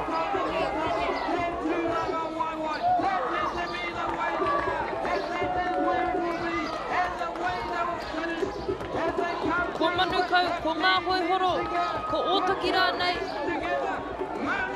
Atu I te aratua rua. Ko Manuko Outrigger Canoe Club katuatahi. Tuarua ko te aratua toru ngā hoihoro. Tuatoru ko te aratua whā Ōtaki Waka Hoi. Ngari ana ia tātou whakaihuaka mo tēnei whiringa whānui. Manu Kings Black. We need to ask him what they had for Paraku morning. I need some. I need some of that. Here's a little look at that instant replay from the start of that race. Manu Kings from the back end of the course.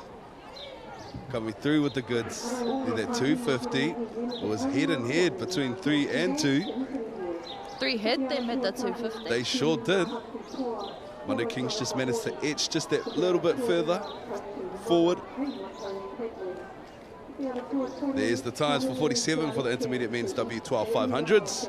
First to come across, Manu Kings Black with a time of 240.99. Second across, Manawa Panuku with 243.47. And third to come across, Raukawa with a time of 245.43.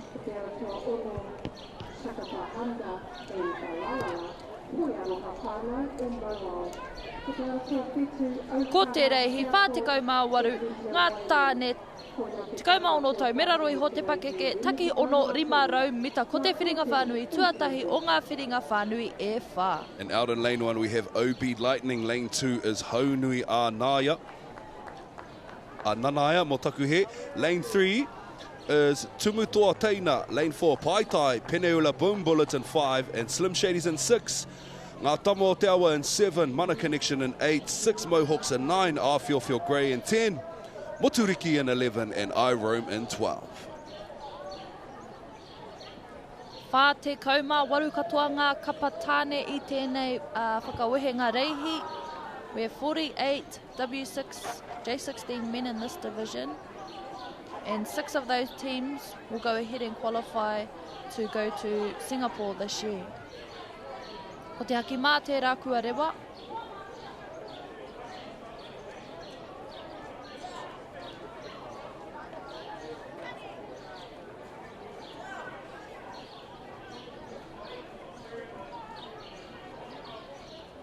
Piniola tērā ki te ana i tēnei wā. Te haki whiro.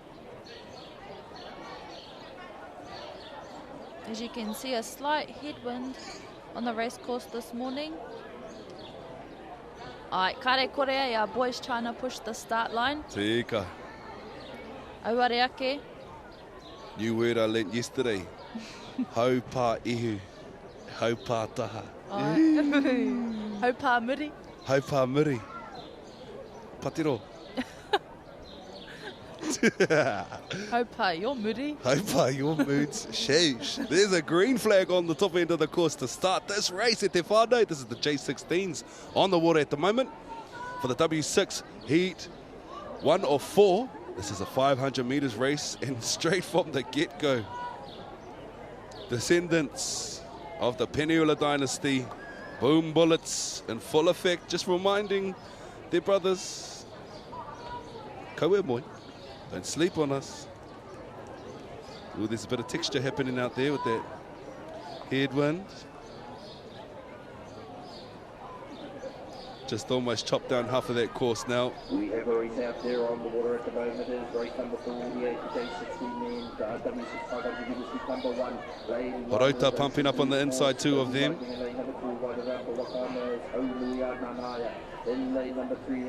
They're out there in lane number 9.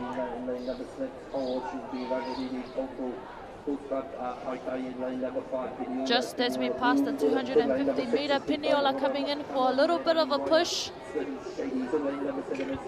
Sticking to their race plan. Kahia nei ngā wā kua whakangungu i tēnei rautaki reihi.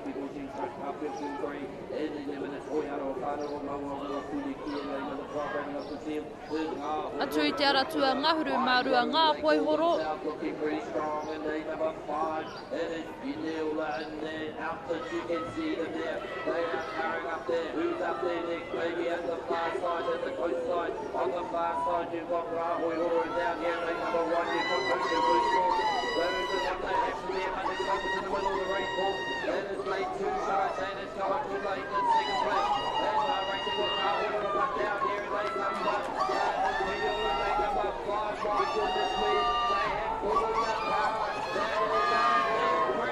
Here they come through the finish line now.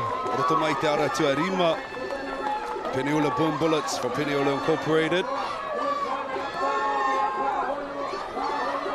With a comfortable lead in front of the rest of the pack.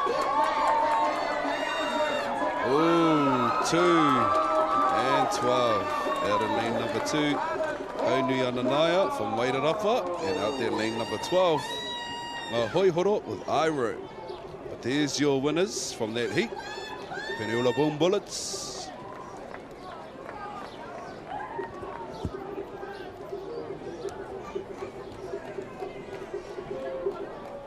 Mai te timatanga o te reihi, ki te ruarau rima te kau, mutu iho ki te rimarau mita ko Piniola Terai ārahi ana i tēnei reihi.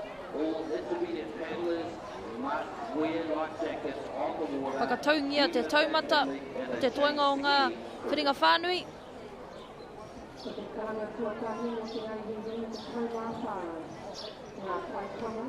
There's your times for race 48, the J16 men's W6 500 metres. First to come across, Peniula Boom Bullets with a time of 2:03.32. Second across, Haunui Ananaya with 2:19.56. Lane 3 coming across in third position, Iroh with a time of 2:21.35.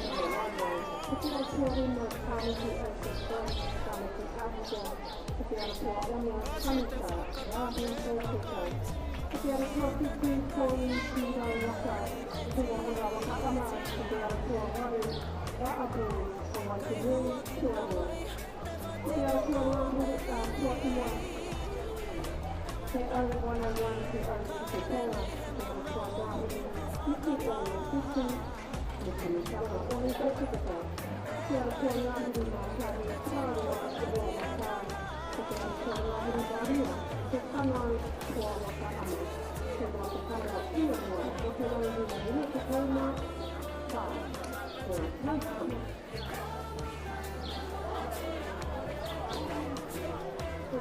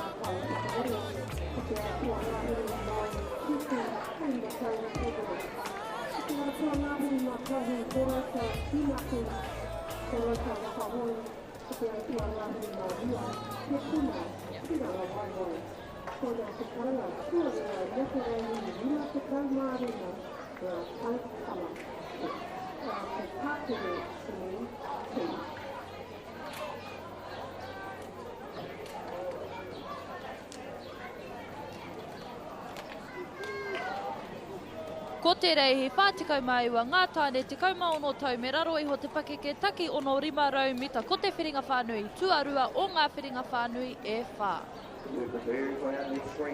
Out in lane 1, we have Pualukutane, OB Thunder in lane 2, Waka Laka Boom, Boom in lane 3, Awhiowhio White in 4, Road Cones 8 and 5. We have Toka 2 and 6, the Mambas in 7, Waitakere Pango, 6 Mullets in lane number 9, Pure Young Guns in 10, the Cheeky Paddlers in 11, and the Skinners in 12. The intermediates this morning moving up into the divisions above. Junior 68. The Skinners of Waiheke Whakaama Club. We're waiting for our flag. The Cheeky Paddlers, River City Whakaama Club.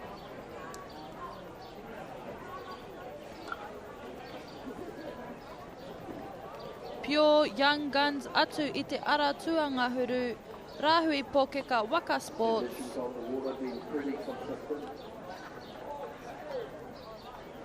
Six Mullets, Horauta Waka Hoi.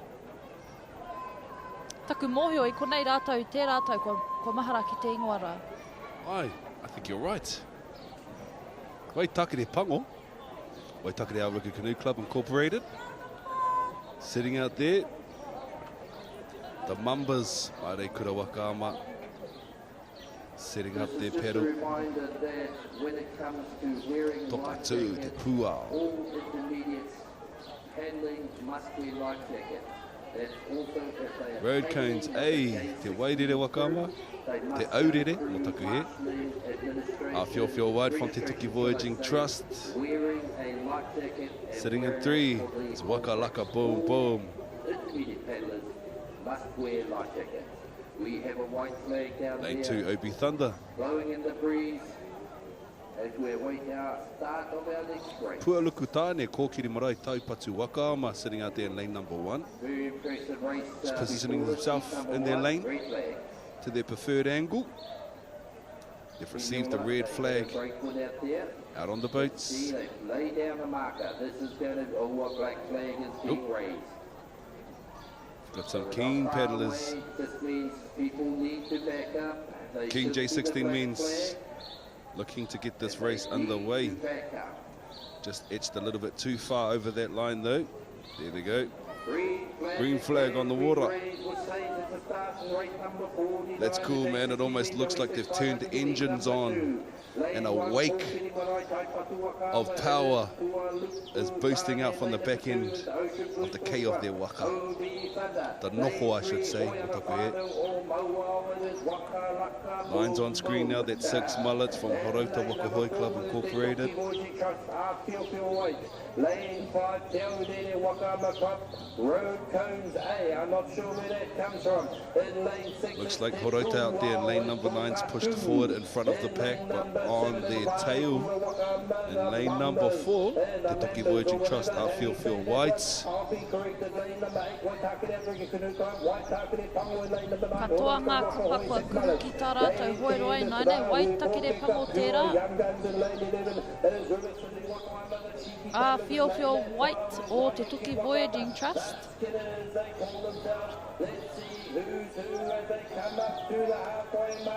Ka tino ki te whanawhana o ngā waiwai anō hoki.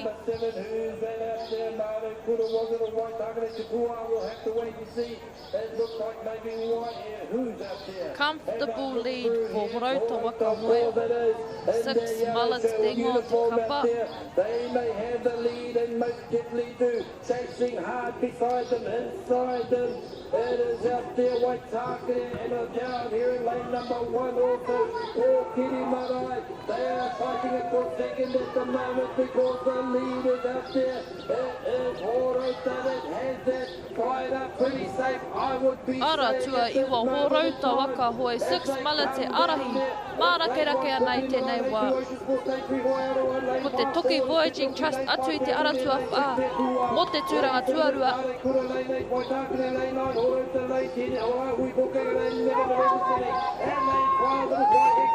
And look at them come through on this particular race. It is Horota, no doubt about it. Long and strong, ki te mutunga. Saving the finish for the final, engari. Ka tuarua mai atu I te aratua wha, te Toki Voyaging Trust, tua toru ko te aratua waru. Waitakere Outrigger Canoe Club, Waitakere pango te ngō tō rātou kapa. Anei a tātou whakaihua ka mo tēnei whiringa whānui, 6 mullets o Horota Waka Hoe.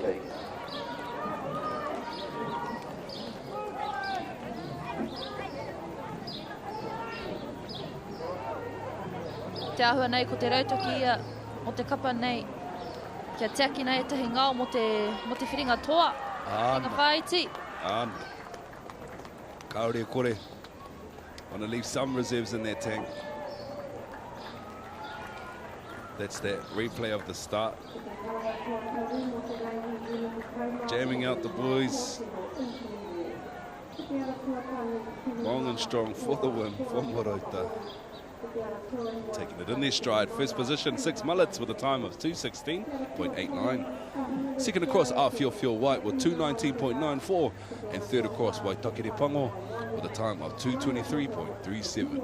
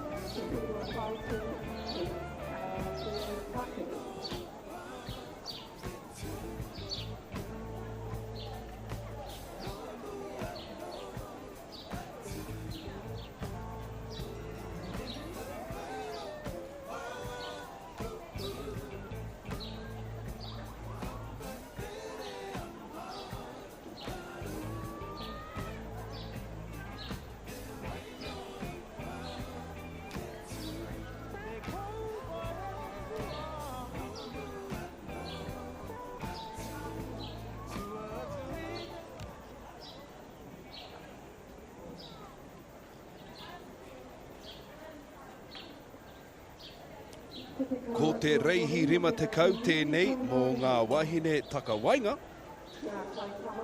Ko te taki ngahuru marua tēnei rima raumita te tawhiti. Out there in lane number 1 we have Hine Huritai. Hikama, what a tongue twister. Lane 2 is Kimura and Ora. I think I said that right. Taura Rahi Pōkeka Turanga Waiwai in 3. Wai Karaka in 4. Kahurangi in 5. A Nue Nue in 6. Tare Lumani'i from the Kuruka Islands in Pakuranga. And lane number 8 is Natu Kohine.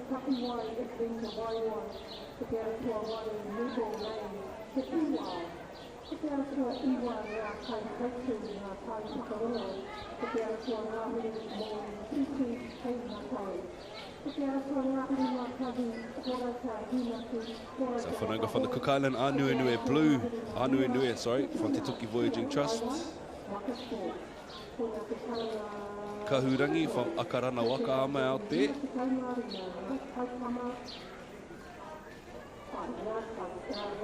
Wai karaka te pauherenga Whakaata Club.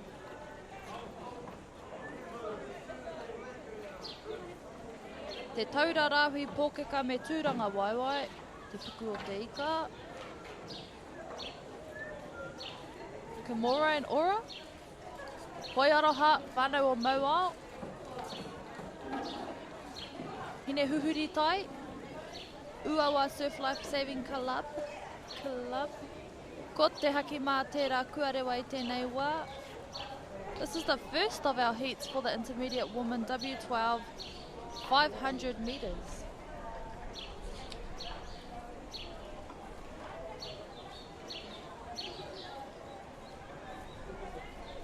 Ka kite I te haki mā, kātahi ka kite I ngā waka e whakaangana ki ngā aratika, whakatatana ki te rārangi tīmata tuatahi anā ko te haki whero tērā kua tū I tēnei wā.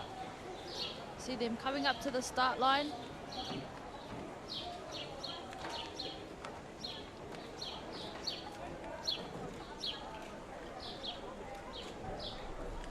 Ko te haki kākāri ki tērā kuarewa I tēnei te reihi rima te kau, ngā tamariki, ngā tamāhine, takawainga, taki ngahuru mārua, rima rau mita te roa. Ko te ara tua whā, wai karaka te pauherenga Whakaata Club tērā. Did some pretty face paints. Hine Huhuri Tai from Uawa. This is a public announcement to us all at the moment. In approximately 10 minutes or less, E tahi wāhe he zinc ki. Aye. Sunblock and styling. Styling. I think that's just zinc there. I think they're being sun smart. Rewa. He rautaki o ngā mātua. Aye. Ngatu kohine.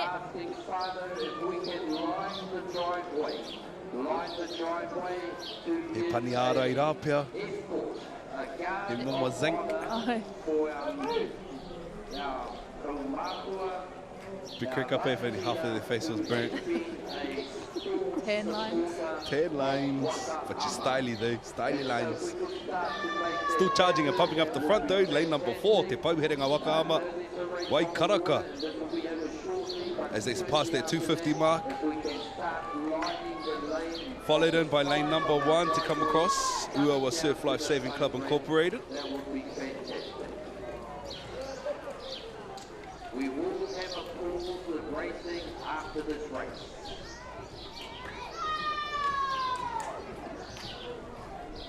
Nice little lead out the front there.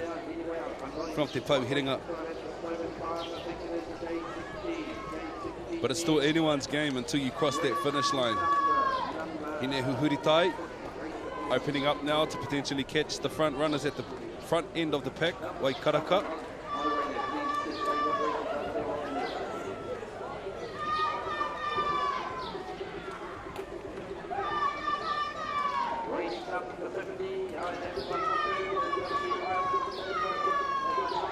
Ki te hoki ngatu kohine tērā, kei tawhiti, e pakangana mo te tūranga tuarua.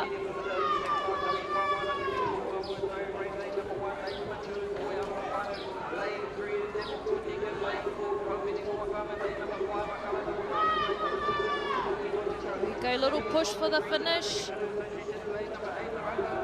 Ki te witi piki me te pāreti o te ata nei. Ko te aratua whātera.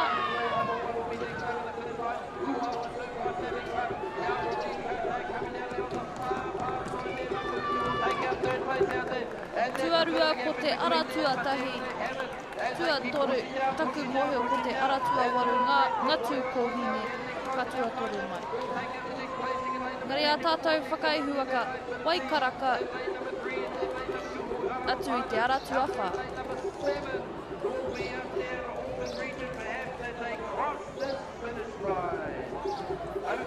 E aro te tātou ki te tikuruatanga, nā e nei, ki te tātou aratua whāte nei. Me tō rātou timatanga, timata te peke, peki te waka. Ka rawe, locked and loaded. Nice timing. There's your times though for 50. This is the intermediate women's W12 500 meters. First to come across, Whakaata with a time of 2:45.25. Second across, Hine Huhuritai with 2:54.71, and third across, Ngatu Kohine with a time of 2:58.44.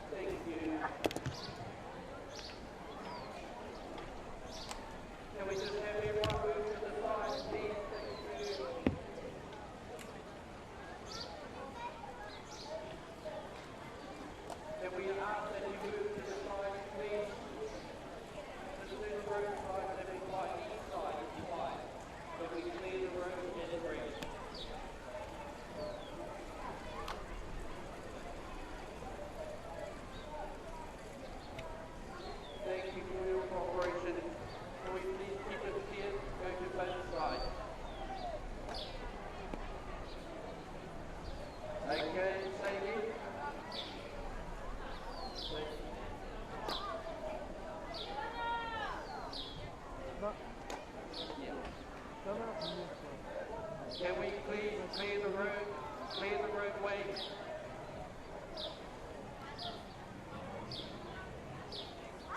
Thank you very much.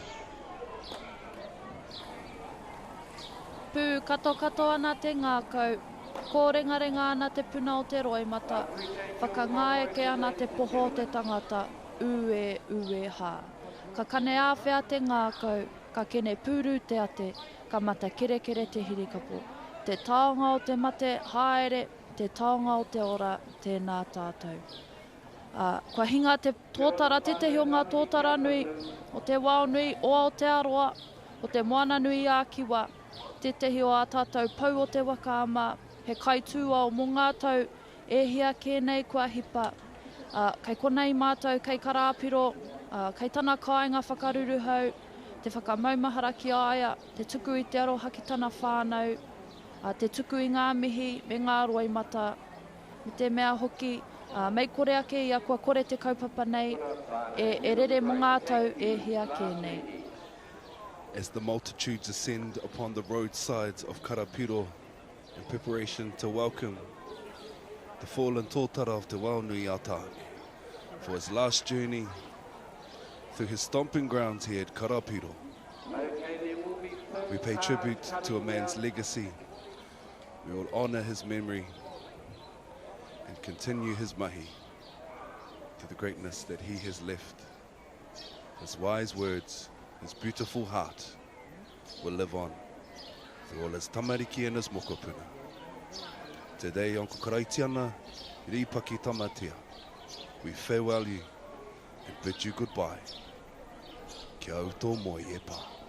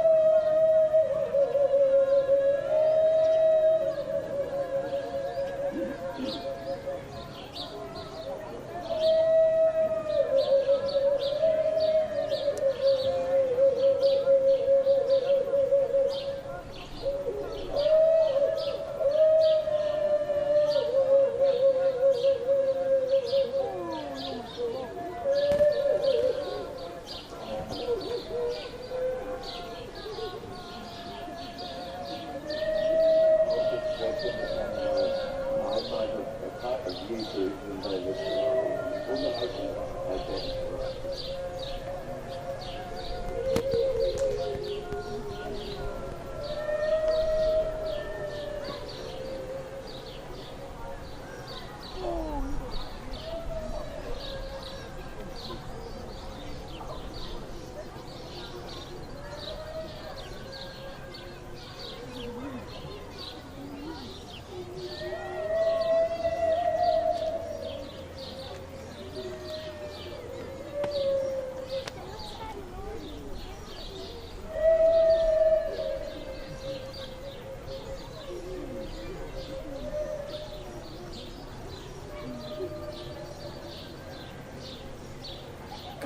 Kia ora tātou.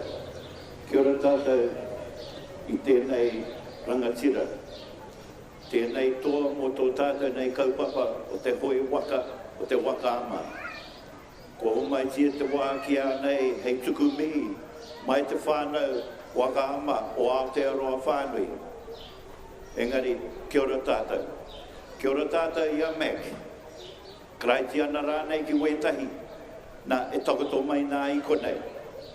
Ke kite tonu, tōna awa. Tēnei wāhi kia tonu nei. He pakanga tonu ki runga te wai. Anā ko te wai Māori ko te maungaronga ki runga te whenua. Engari, kraiti ana e haere. E haere ki tō maunga. Tēnei tō maunga tautari e tatari mai nā mōhau. Engari, ka hoki tonu ngā mahara ki tērā o maunga hau mia. O roto te taita ngā mahaki, o kahu ātiu, o te whānau ākai, me ngā piringa katoa I roto e tūranga nui ā kiwa, e tangi mai nā mōhau. Engari haere I tō haere. Ko tai mai tonu mātou whakawhaiti mai tēnei wāhi, hei tuku mihi, hei tuku tangi, he tuku poroporo aki ki a koe I tō haerenga ki tō marae hoki. Aho ko mātou I wainga nui ngā pakanga o tēnei wiki, e wai ana ki a koe. Engari haere, kaere tēnei kaupapa e tū mōhau. Mēnā e ora tonu koe ratonu tāhau nei, tōku ki a mātou, ki a haere tonu te kaupapa. Rokohanga koe ka haere tonu tēnei kaupapa I roto I ngā maharatanga moau. Tēnei kaupapa hoi waka, wainganui a tātou, tērā. Ko ngā painga ka heke tonu mai I te Whakaata, ana kei wainga ka ki te tonu I a tāta e whakawhaiti mai tēnei wā. Engari, kia kaha koutou. Kia kaha koutou te tia ki tēnei rokohanga mātkau, te tia ki tēnei wahanga ohau. Ka haere tonu ka ngā kaupapa engari, e mohi o tonu, aha koe e ngaro atu ana, kei konei tonu koe. Kia mohi tonu ai tātou.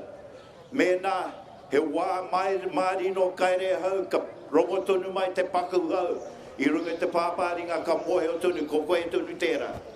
Ka tituro ki waho tonu aha ko te Māori no tanga o te awa, o te roto. Ka kite tonu te paku ngaru e heke ana, ko koe tonu tērā. I ngā pō ka titiro whakarunga ki te rangi. Ka kite tonu tētahi whetu, Kimo ana, e mohi ana ko koe tonu tērā. Kei wainga tonu koe I a mātou katoa, I runga raro I ngā taha hoki, kei roto, kei waho, ana ko koe tonu te kērā ka waihotia.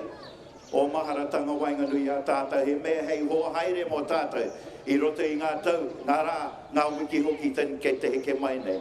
Haere e Mac, hoki atu rā ki o mātua, kia pet, kia Jubilee hoki, reira tonu e takoto ana. Ara, to teina Dawson, reira tonu e takoto ana waihotia mai. To teina, to tuahine a poli, rāko ben.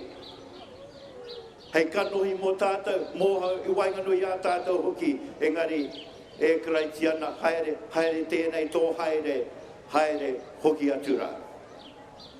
Ka kia ora tātou. Engari I tēnei wā, mō tātou e whai wā ki te haere ki a Mac, I tōna marae I maunga tautari, I roto I ngā rā ke te heke mai nei, ka pai tēnā. Engari mō te me ki te nuinga haere whai wā, rokohanga te kaupapa, me ki ke te pai no tera, ke te mohi o tonu tēnei tangata i tera apotanga i te mea, he kaupapa nui tonu kei wainga nui a tātou. Kaere tēnei kaupapa e tū, mo te aha rokohanga tēnei ngari, tikana me whai wā tonu tātou te tuku, o tātou nei whakaro, tō tātou nei aroha, ki runga iaia i tēnei whakarere ngā tū, whakamutunga mōna i wainganui a tātou. Engari, haere, ka mutu tonu tāku i tētahi paku karakia, ka tahi ko whakaritea he tira, hei waiata mo tōna wāhi e tērā taha i roto te tai rāwhiti, engari, ki e noi tonu tātou. E te atua kaharawa, nei mātai whakawhaiti mai tēnei wā. Tukunu mai tō ata whai tō manaki rungi a mātou i roto i tēnei wā pauri. O tēnei tō tātou nei rangatira, ko hinga, tēnei tangata i whakapau nei i ona kaha, wainganui a mātou ke haere pai, ke tūpai ai, ke pakari tonu ai tō tātou nei kaupapa hoi waka, me tēnei rōpu, hoi waka, waka ama, Aotearoa, mātou hoki, e tangitangi nei mōna. Engari, mauri atu i ai, i tō taha, tikana me maua ki tō taha. Tēnei tangata humāria, e kia tonu nei ngā kōrero me ngari mohi tonu au, he tangata humāria. Tēnei tangata, e kitea tonu, tona konohi i kona i roto i ngā tau, ko heke. Rokohanga ko ngaro atu, i waingano i a mātou i tēnei wā, ka tuku atu ki a koe. Ka haere tonu ki a rātou mā kei tē rāta, e whanga mai nā mōna. Aha ko kei te takoto mai i tēnei ona maunga, o roto ngāti koroki, ngāti kahukura hoki, e hika kei te tangi katoa ngā iwi o te motu. Mai te tai tokerau, tai atu ki te hoi tonga, ana mātou hoki te whānau. O ngā waka tīma waka mo Aotearoa katoa kei kone e tangi ana mōna i ngari māhu tonu a ia mau i ro wainganui i tōtira. Teki a ia me tōna haerenga, teki pakari tonu i tōna hoa, kei kone a rairi, teki tono ana tamariki hoki, te whānau, piri, ki aia, teki tono i a rātou katoa i roto i ngā rā kei te heke mai. Aha ko weitahi o mātou ka haia, tai atu ki tōna taha, i tēnei āhuatanga me ki, te iaia. Kei eki tonu a ia i a mātou tonu e waihotia nei i tēnei kaupapa engari. Kei oringa nai nei tēnei tangata humāria, tēnei tangata piripono. E tau tonu nei i roto o mātou nei ngākau. E noho no ngākau nui tonu nei i wainganui a tātou engari. A tei tonu mātou e whakatūwhera nei o mātou nei ngākau. Kia hau tonu mai tō ata whai, tō manaki i roto i a mātou aia nei ake ake. Āmene. E kare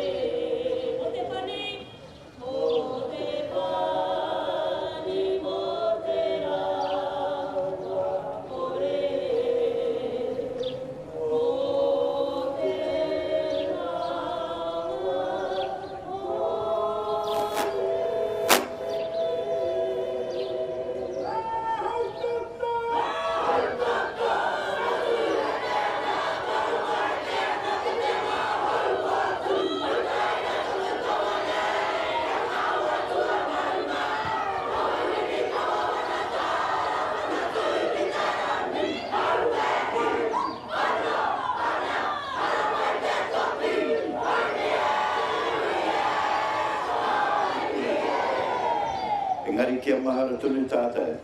We were all a piece of the mosaic of our mate's life.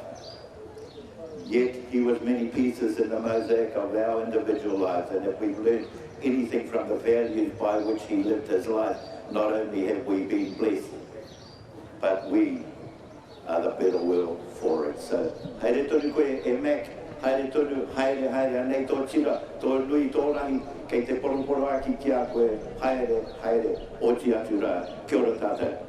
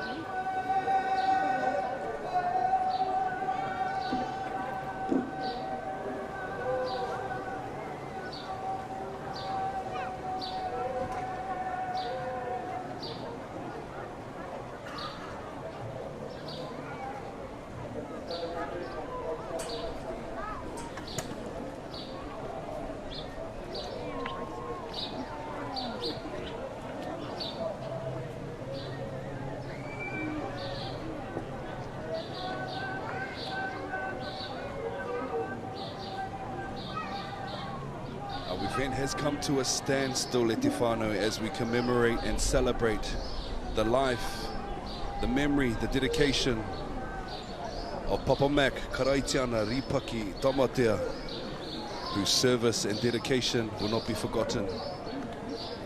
Serving over 25 years as a kaitūao and a kaumātua for Ngāti Koroki Kahukura.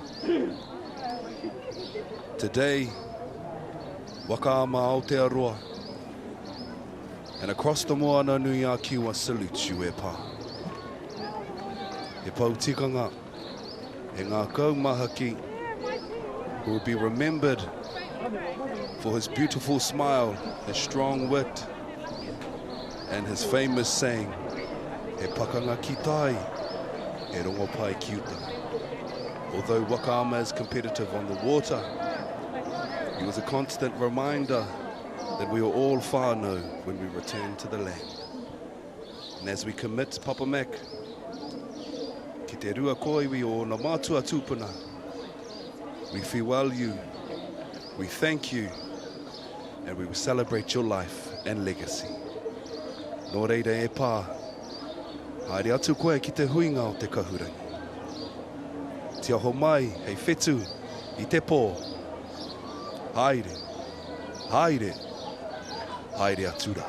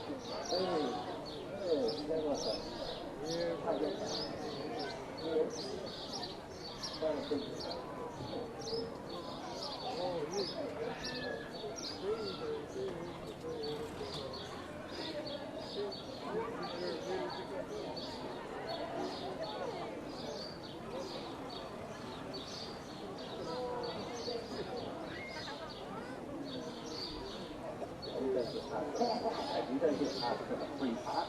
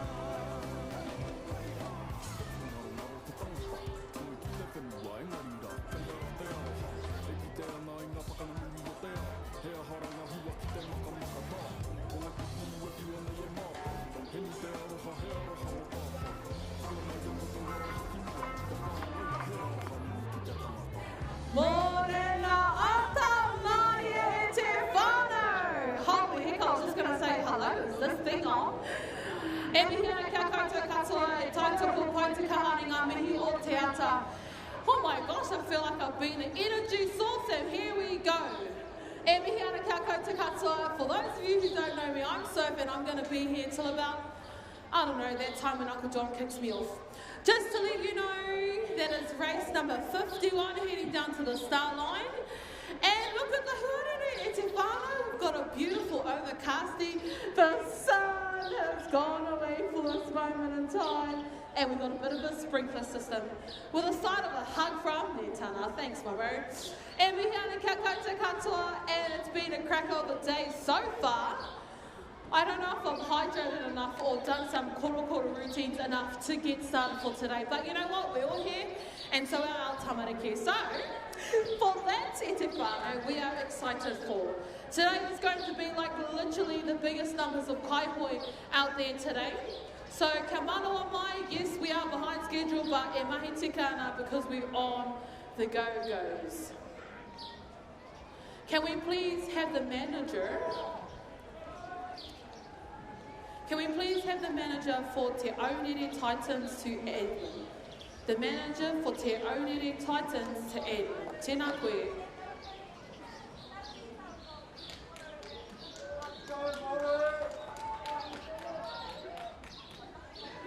Oh, whānau. I don't know about you, but I'm a bit nervous, and this is the first race of the Nationals for me. I wonder how these tamariki are doing it out there. I should say these young guns, because they are young guns, they are guns, they are young. And kōrerua, don't look away too fast because it's going to be over. All these races are going to be running and pumping through. So big, huge thank you to our managers, our kai kore, getting these kids to the marshalling team, to the loading bay, and of course all of our amazing kai tuo, because they're also making it happen. They are making it happen. Without them, nothing will be happening. And of course, you know, my English hasn't really stopped it or bettered from last year. I make my own no kupua, and we love it. Well, I do.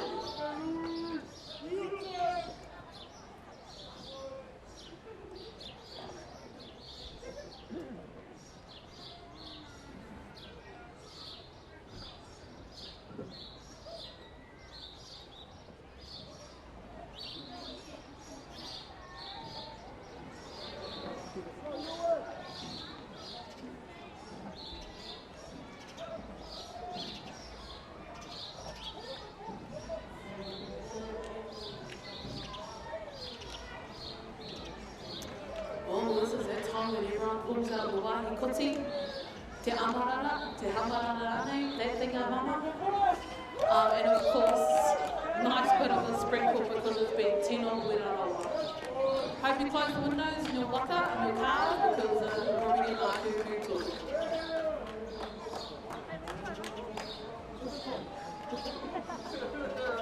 Ka pai ko te haki whero tēnā e ki tēnei tātou e te whānau. Red flag, race 51 out on the water. Oh, black flag, me hoki whakamuri, beep, back it up. Are they reversing, guys? Can you see? Oh, there it is. Kākari Gears Gregors, race 51, J16 men, W6, 500 metres, heat 3 of 6. Ki te ara tuatahi, Tamaki Auranga Canoe Club, Tamaki Tūkaha, ara tuarua, Te Aunere Whakaata Club, Road Currents B, ara tuatoru, Te Pauherenga Whakaata Club, Pūtate, ara tuawha, Te Toki Poji, Trust R Feel Black, ara tuarima, Hawaii Kiwi, Tuarua, Wakaama, Coconuts, ara tuaono, Ngā Kaitiaki Waka, Mango, Piri, Aratua Whetu, Waitaki Auranga Canoe Club, Waitaki Whetu, Aratua Warutero Oranga o Ngāti Kahurunu Waka, Ruamano Blue, Aratua Iwa, Otaki Waka Hoi, Muku Kai, Aratua Ngāhuru, Ngā Kaihoi Te Huaha, Manga Kaya, Aratua Ngāhuru Mātahi, Adventure Waiwa, Paikea, Tua Ngāhuru Mārua, Te Toki Woji Trust, Mango Pare, holy moly, and they're already approaching the 250 line e te whānau. Kawe te atu, don't get too maku because they're getting wet out there because they're rurumohi. Paki konei ki te ara tuatahi. And remember, I've got an angle view of straight along to you, so kaua e raru e te whānau. Ara tuatahi, tamaki tūkaha ki wainani pū. I don't know, but I'm thinking 2, 4, 6, 8. Maybe 8? Te rauporanga Ngāti Kahungunu? Maybe. Ruamana Black. Can I read? Not yet. Ruamana Blue e te whānau. Still warming up here. Engari kei konau pā ki te ara tuatahi. Tamaki tūkaha e kaha nei te hoi. Ara tuatahi. Ruamana Blue down the middle though too. There's a race within a race. There's Uncle John what he says. Kokone is the ara tuatahi. Tamaki tūkaha. Ke Ruamana's pū. Ruamana Blue. It is going to be tight. A top finish for the first spot into the semis of the whānau. Tamaki tūkaha. Ruamana Blue. Whakaata. Possibly. Maybe. I know. Ki konei ki te ara tuatahi. Tamaki tūkaha. Ara tuatahi. Ruamana Blue. And on the outside. Mukuka. And just remember, my seeing is not the greatest, just saying, and check the liveresults.com for the official results e te whānau, because ka porawa tēnei, and we've got a bit of an angle view over here at the tower. True to the true. Remember, races are finished though, kia hurra tonu, give them the extra oomph as they're pushing to the finish line e te whānau. Ko te rehiri matu kaumatahi tēnā, J16 tāne, heat 3 of 4. I was going to say 5, that is such a lie. Woo! Kia kaha koutou! All the way! Gotta pump it up, gotta pump it up. Bada bing, bada boom! Rihi, rima te kaumatahi. Huh. Alright, dust out the cobwebs, whānau, let's go. Te karanga tuatahi mo te reihi riu te kaunga ono, ngā kōtei o Queensland. Te ara tuatahi tohu i tēne, rā hui tōpika te ara tuarua, tāki tunu karinga te eke waina. Te ara tuatahi waimaka waini ki te itinama o te rā, te ara tuatā auahinanga, te rau oranga o Ngāti Kahungunu. Te ara tuahima ko tahi kaunga i te taua o i Pasifika. Te ara tuaono te au 364 te au te tonga, hawakino koitunga Pasifika. Koina te karanga tuatahi o te reihi o kaumā ono, ngā kōtei tūturu. Te karanga tuatahi o te reihi o te rima te kaumā atu, ngā taitona. Ko te ara tuatahi te pāhau wai i pei te ara tuarua rangi tūmau o te raha. Ko te ara tuatoru tūranga ake Māori kora o te ara tuatā tō iwi a Greta Wainua. Ko te ara tuarima tāna kōhatu o te Christmas Street. Ko te ara tuaono tuaraki wai i pei. Ko te ara tuatitu maho pai ngā kaiono hane o ko. Ko te ara tuaono tūranga tō Te ara tua iwa, te boys, nods, te ara tua boys, te ara tua ngāhuri, kama pahore, te tau hirua. Te ara tua ngāhuri ngā tāmanu te whāu, te tāhine, te ara tua ngāhuri ngā rua, awari te reis, orisi ngā pāha. Kuna te tua ngā tua tāhine, te ara rua, rua te tau ngā iti, ngā ata. Te karanga tuatahi o te reihi o te kaumā waenga tautana, o te ara tuatahi kipihia tuarika ana, te ara tuarua rehema hoia a whānau o maua, tuatoru i ka rewa o Waka, te ara tuawha ngā uia Māori o Umi, te ara tuarua i te maia o te maihawa o te Pasifika, te ara tuaono i te pioke Araru, te ara tuahitu kakuia o te Ko te ara tuawai ngā pai o kuhi, kai a Waka mana tōku. Ko te ara tuahiwa, ka maru te rā, hoi ara whānau, ka o rawa o te ara tua ngāhuri, ihi, tēnei oranga o Ngāti Kahungunu. Te ara tua ngāhuri ngā tahi mako, no ka ngāhuri ngā rua, āpus o te wainua.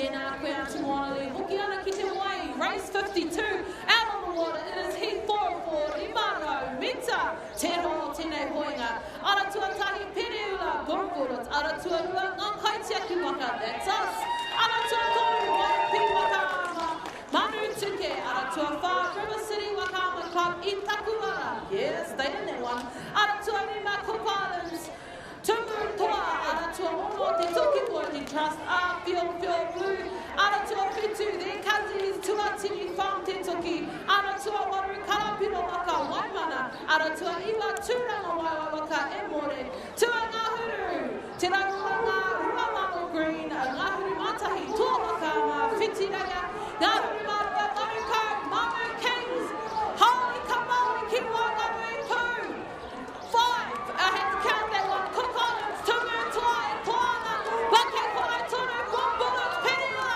on the outside, Holy Kamau, you're gonna make that job already, and it's Nicky Leg out there, Tifano, and it's Tumu Toa, Gil Gil Blue, Gil Gil Blue, Tumu Toa, Gil Gil Tumu Toa, Ko Whakaata, hi! I don't know, but down Iki down to Tahi, Bumbuluk's also crossing the finish line, and Toru, Waipi, Manu Tuke, Aratua Wha, I Takuara, and they stayed in their lane from my corner of my eyes. Aratua Rua, that's us, Ngā Kaitiaki, Tūranga Waiwai down the far end, and all.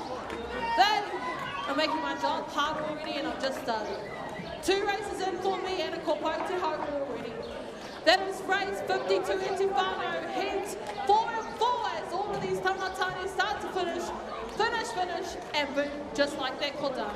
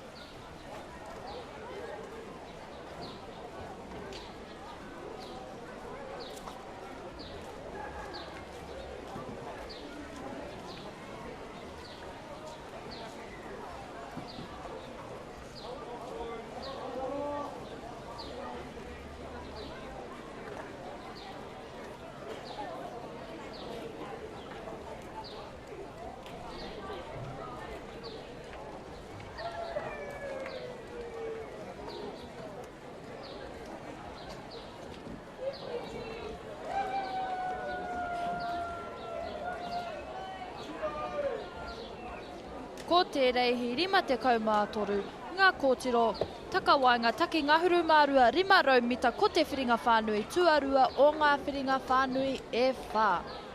Oroti te ara tuatahi ko Kiwi Māhaki tō ara tuarua kautū mana, ara tuatoru kahu ngunu ki aeke, ara tua whā te whare wawaia mania poto me te puaha.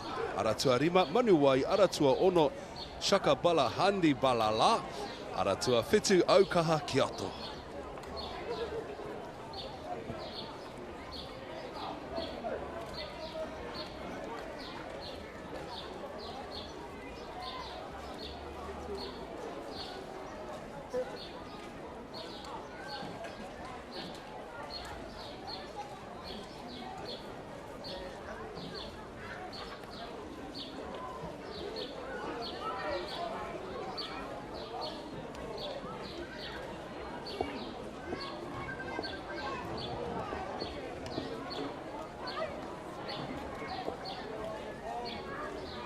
As you can see, folks,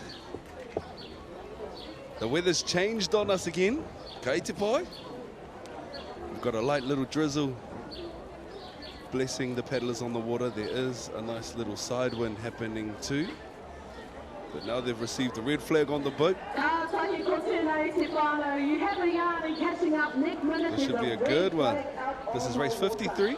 For the intermediate women's W12 500 meters, te whiringa whānui tuarua tēnei o ngā whiringa whānui e whā.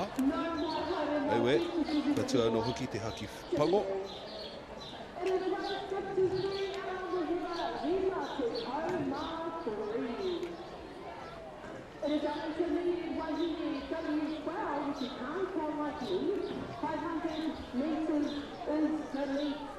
Oh, a little bit of excitement happening out at the starting lines there. As you can see, canoes are getting pushed a little bit. Unfortunately, etching our paddlers over the starting line,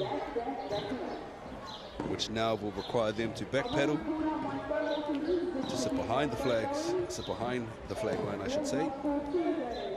And if the flags are happy, then they'll receive a green flag. That's exactly what's happened, and in they come. First 15 meters of the course.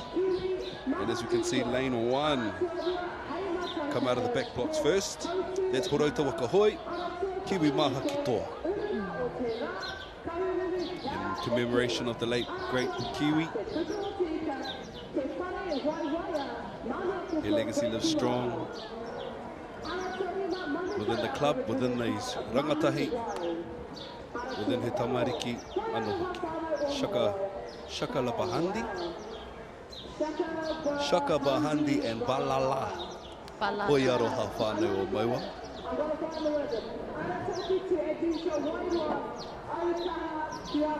Kiwi maha ki toa tērā. Kare kore ko ngā pōtai hoki he whakamaumahara ki ai.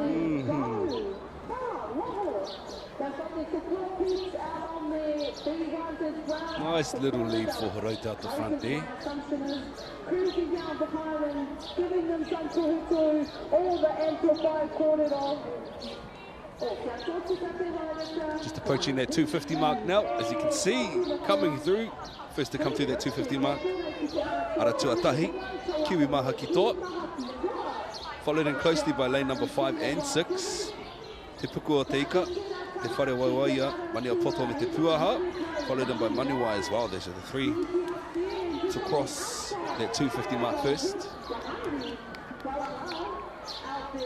Engari matangi rua tonu ana te haere. Te kāhui Kiwi Maha Kitoa. Lane 12. Te waihoi o te hoi. Lane 12. Here we go, as they start to pick it up.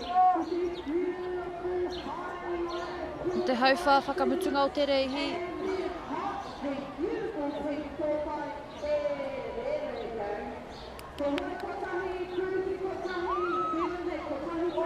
Kāre ke he tiro ne. Straight down the barrel. Oh, we.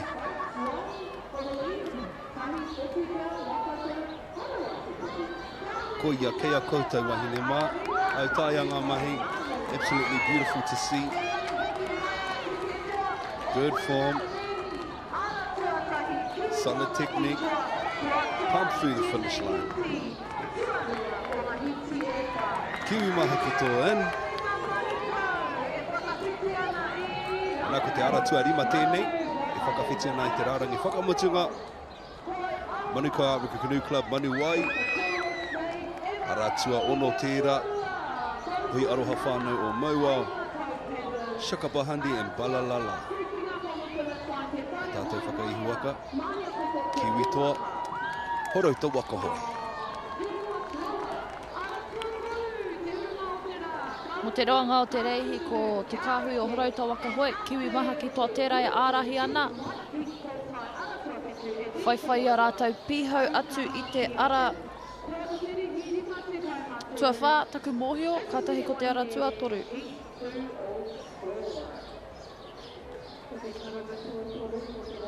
But here's your official times for race 53 for the intermediate women's W12 500 meters. Crossing the line first, Kiwi Maha Kitoa with a time of 234.31. Second position, Maniwai, 244.89. And third, Shaka Bahandi and Balala with a time of 251.75.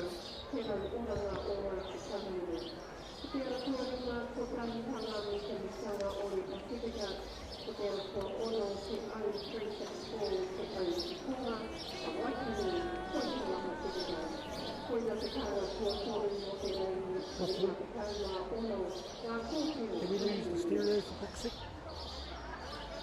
Te karanga tōtore mo te reihi e rima te kaumā ketu ngā kaitama. Ko te ara tuatahi te pāhau mai e tūno. Ko te ara tuarua rangi tūnau o e rapa. Ko te ara tuatore tūranga atu mā rei kura. Ko te ara tuatore Ko te reihi 54 ngā taitama, taki ono 250 mita. Ko te whiringa whaiti te takere tuatahi tēnei o te rangi nei.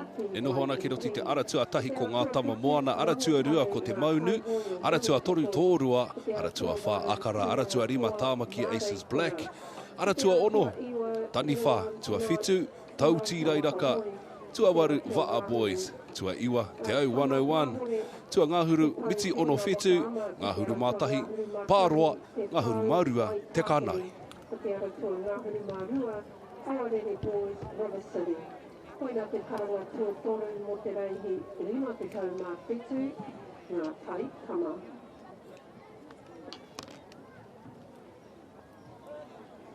Ko te karanga tua toru mo te reihi 58, ngā tai tama. Ko te ara tuatahi kimihia, tō waka ama, ko te ara tuarua, rehua, hoi aroha whānau o Mauao. Ko te ara tua toru, ira kewa roa maka, ko te ara tua whā ngā uri o Maui, ranga unu. Ko te ara tua rima meti mana me te amitanga o le Pasifika, ko te ara tua ono iti pioke, ranga una. Ko te ara tua whitu takurua hoi aroha whānau o Mauao, ko te ara tua waru ngā tai o kupe kai awa Whakaama mana tōku. Ko te ara tua iwa tamanui te rā hoi aroha whānau o Mauao, ko te ara tua ngāhuru pipi te rau oranga o ngā te taruni.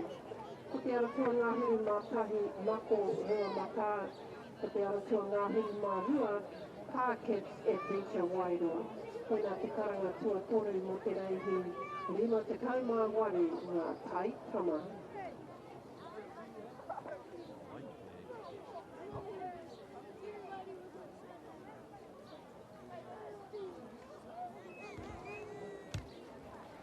Korewa te haki mā.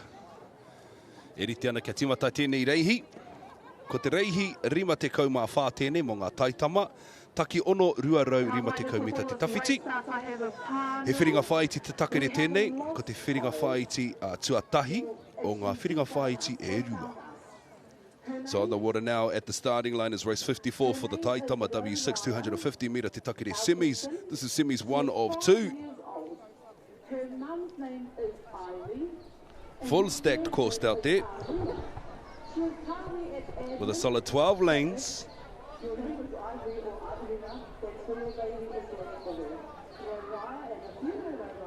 Oh, we got a back starter at the back blocks. Hautera Rautaki potentially going for that rolling start.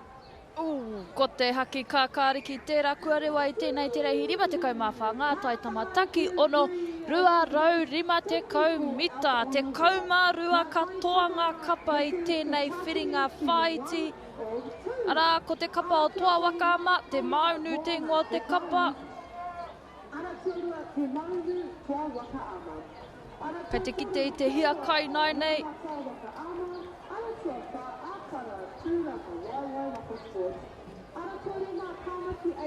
Tō tī rairaka o tirohanga Wakaama. Te kite I a rātau e kaute ana.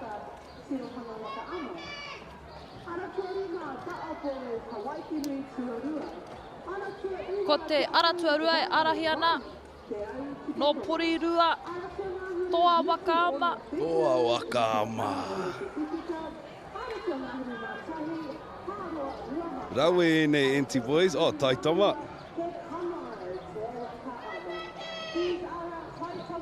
Ka rawe ngā mahi.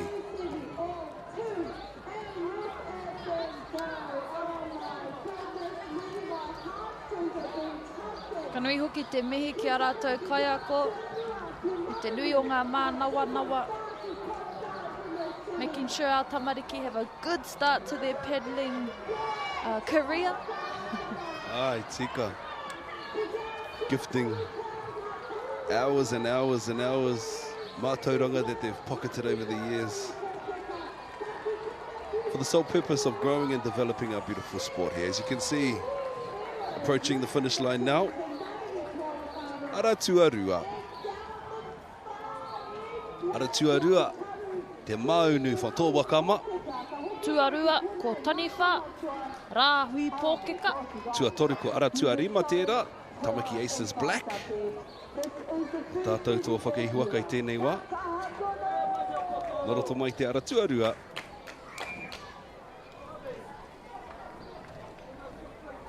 Let's have a check at that start, eh? Love that intensity. Those little faces and the gritting teeth. The looks of pure determination. Getting those blades in the water. Doing the dudes and representing amazingly. Congratulations, boys. Ooh, whē te roki te rangi. There's your times for 5-4 for the Taitama W6 250 metre Te Takere semis. First across, Te Maunu with a time of 146.31. Second across, Taniwha with 152.06. And third across and back in the gate, Ngā Tamamoana with a time of 153.25.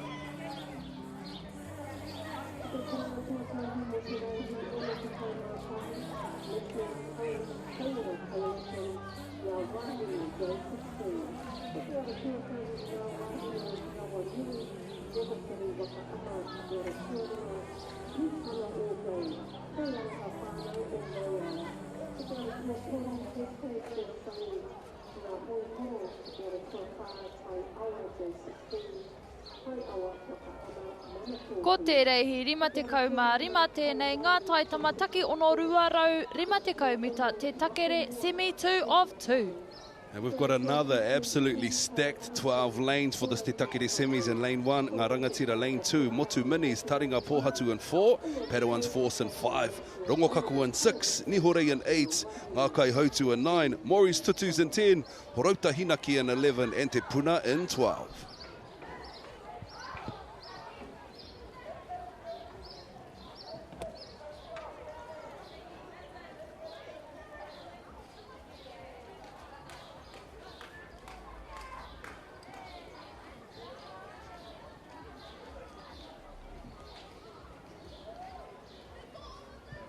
Horauta Hinaki on screen, as you can see.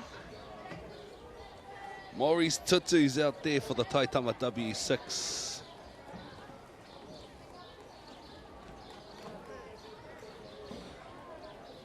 Ngā Kai Hautu no ngā tai whakarongo.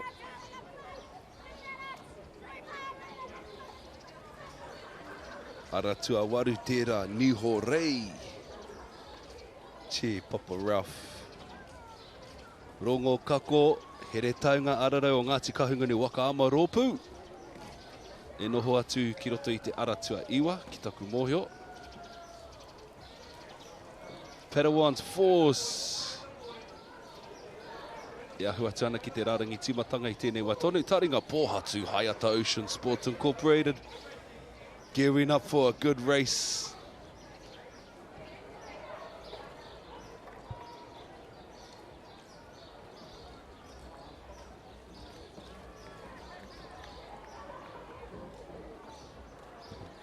Beautiful start at the top end of the course for this one. This is race 55, the Taitama W6 250s, the Takiri Semis, heat 2 of 2. Keen little jelly beans in these Waka, all trying to gun down their course to potentially secure their place in a finals event. Rongo kako pea tērā herenga ararau o Ngāti Kahungunu. E arahi ana i tēnei wā. Ai, aratua ono, rongo kako i tika koe. E re taunga ararau.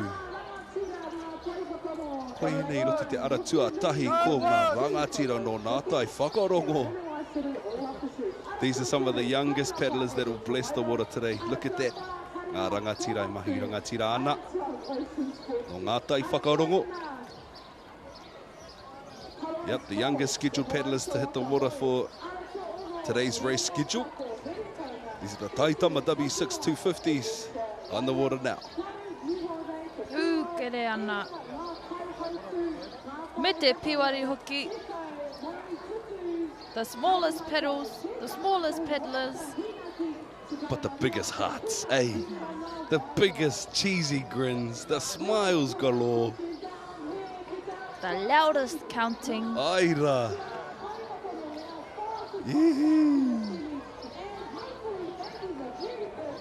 Ko te ara tuatahi. Ngā rangatira o ngā tai whakarongo. Ka tuatahi mai. Tuarua atu i te aratua ono ko rongo kako o here taunga. Tuatori mai ko te aratua rima. Ko Padawans Force tērā no horauta waka hoe.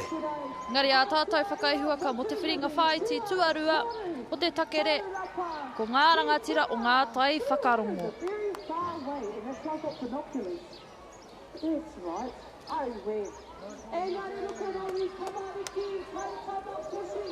Ka pai koutou. Let's have a little bit of a jack at that start. Look at that face. The determination. He knows he's got a job to do, and he was there to do that job. Look, heads are locked in position. Up, and up and over they go. Whee, the celebratory splash. Love that. And te wā kia koutou, kia rātou. First, ngā rangatira with 144.12. Second position went to Nihorei with a time of 147.59. And third was Rongo Kako with a time of 148.61.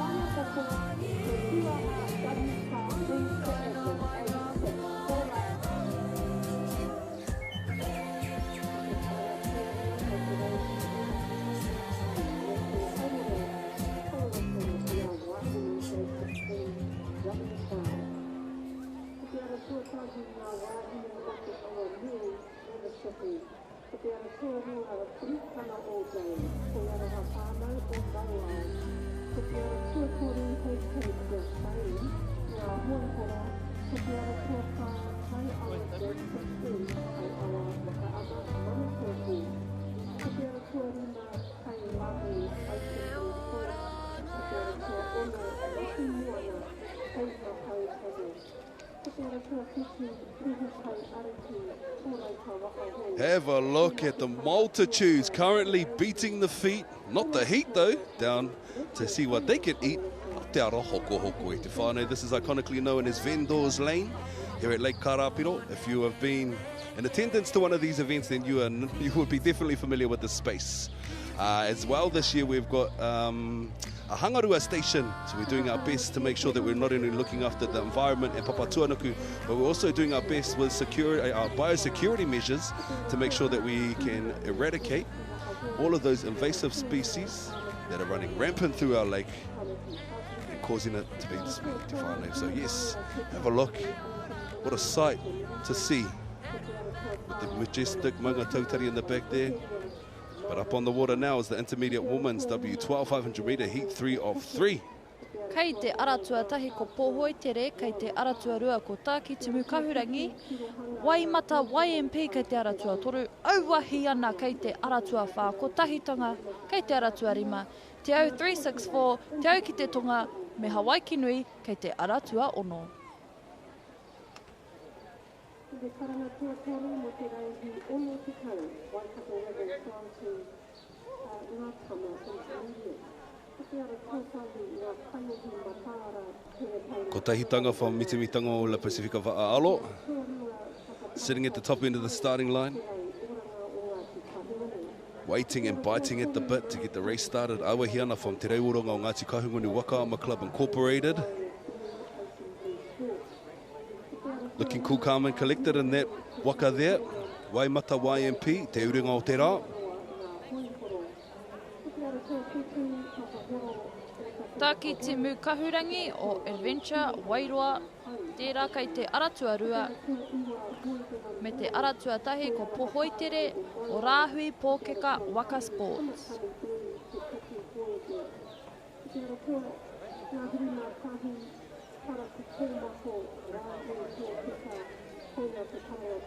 He whiringa whānui tonu tēnei o ngā kōtiro takawainga. Nā ko te haki mā tērā kua rewa. We have one team still to come up to the false start line.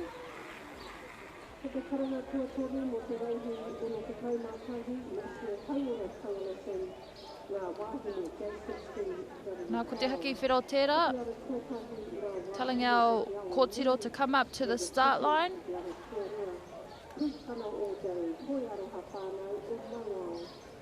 And hold when you get to the start line. Ko te haki kakāriki tērā, kua rewa i tēnei, te reihi, mō ngā kōtiro takawainga, he whiringa whānui tēnei.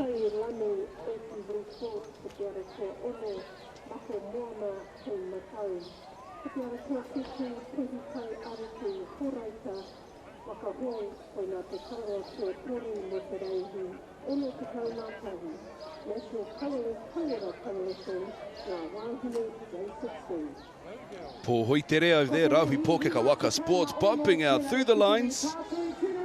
They've almost completed a quarter of the course now as they're encroaching edge closer to that 250 mark, which will indicate to them that they've completed half of the course. YMP me o rātou hingareti ki runga ki ngā koti mānu, e mārake ai te kite i a rātou.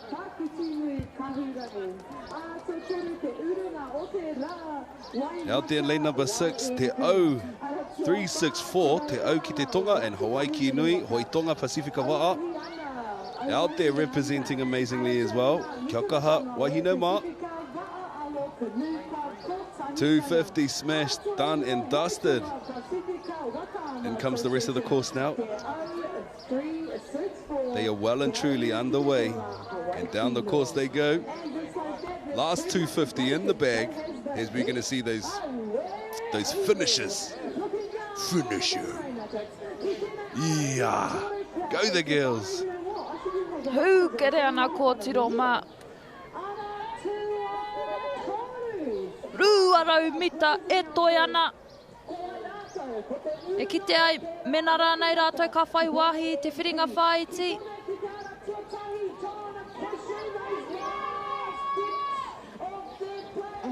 A tāhu atu I te ara tuatahi rāhui pōkeka Waka Sports. They've definitely established a comfortable lead out there for Waimata YMP.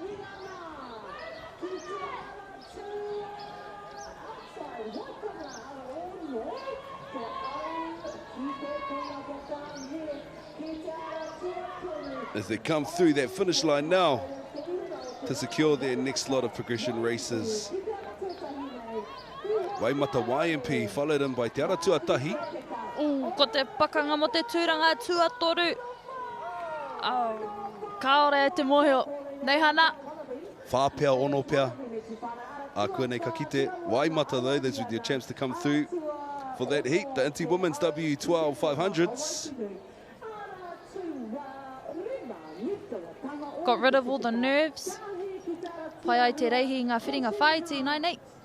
Ai, te tiro atu ki tēnei tukuruatanga. Ko te tīmatanga o taua reihi. Ara tuatahi tērā. Ko pōhui tere. Rāhui pōkeka. Ana ko YMP e nei.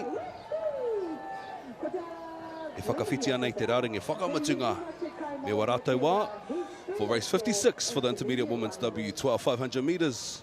First to come through, Waimata YMP with a time of 2:25.63. Second position, Pōhui Tere with a time of 2:31.77. And third across the line, Auahiana with a time of 2:38.83.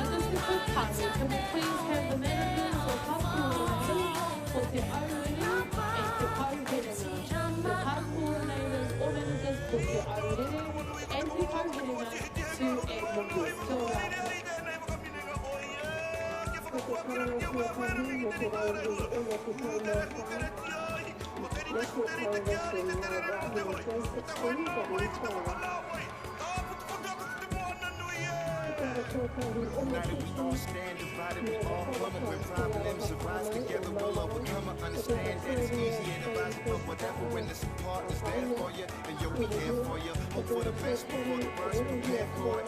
Use the thing inside your head and keep it clear for it. It's necessary to, in this day and age, if you want to shine them out, we gotta put them work today. Let's go.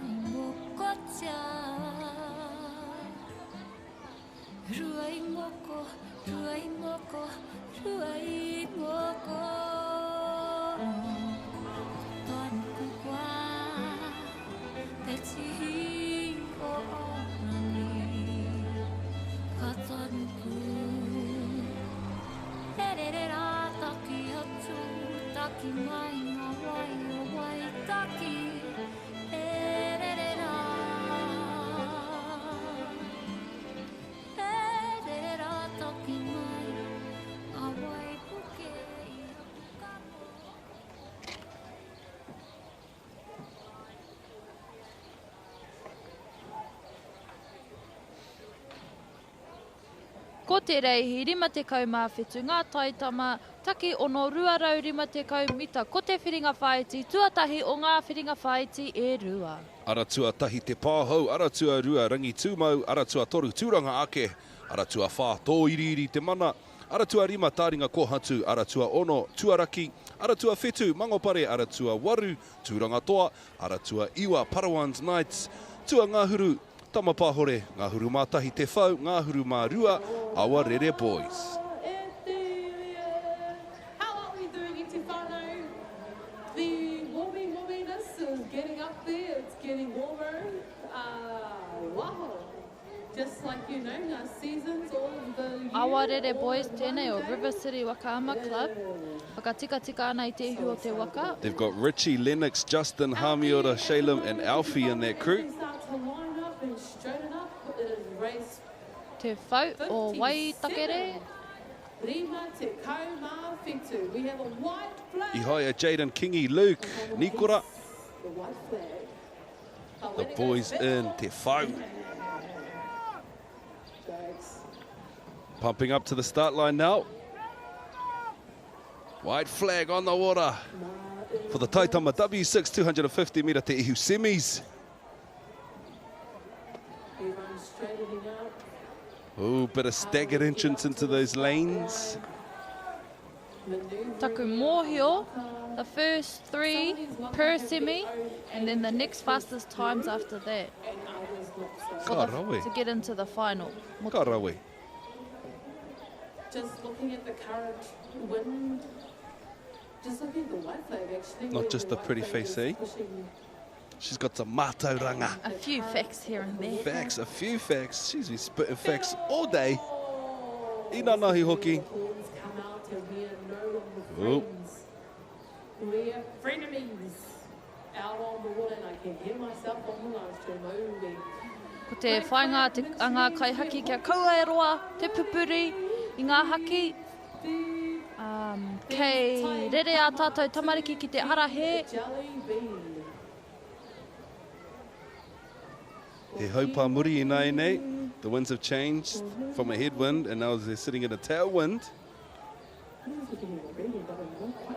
Just unfortunately pushing our babies a little bit too far over the lines. These are the youngest to bless the waters today for the taitama. Tino kite te mahi tahi. We have our steerers telling our seat 1 and 2, draw left, draw right. Just keep in mind Whakamuri, whakamuri. current race out on the water and where we are on the schedule. Our times are not Taku mōhio ko haiata pia tērei I hipa, kei te karangata rātou, kaya ko kia rātou. Hoki whakamuri, hoki whakamuri. Taringa kohatu, na whai anō.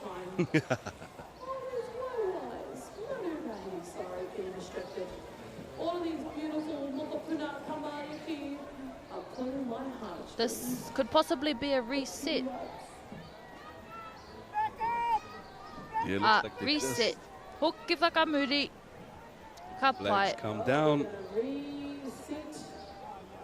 An indication that they're going to reset this race. Just as Makuini. Mā Queenie. Sorry. Ngā tuire. Ngā tuire. What happens when your family is so full of amazing talent, it's hard to differentiate who's who.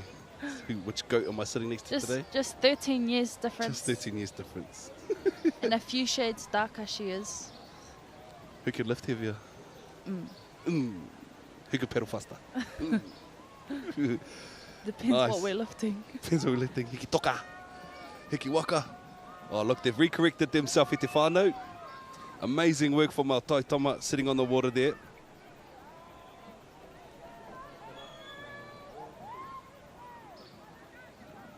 They're just going to wait for the next lot of instructions. As you can see, Aratua Toru. Just another part of racing. Aira. Been out in the taiao. You just never know what conditions you'll be given.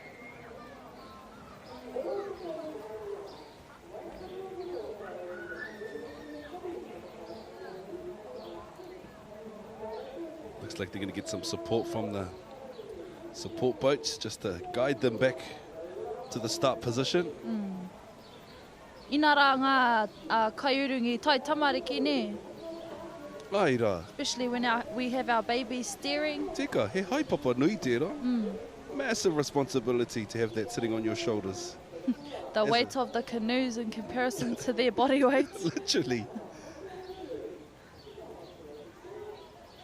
Look, he's taking it in his stride though, like a true champion.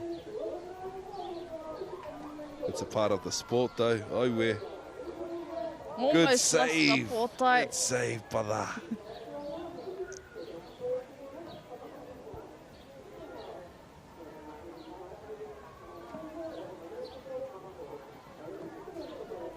Some unfortunate conditions for these taitama.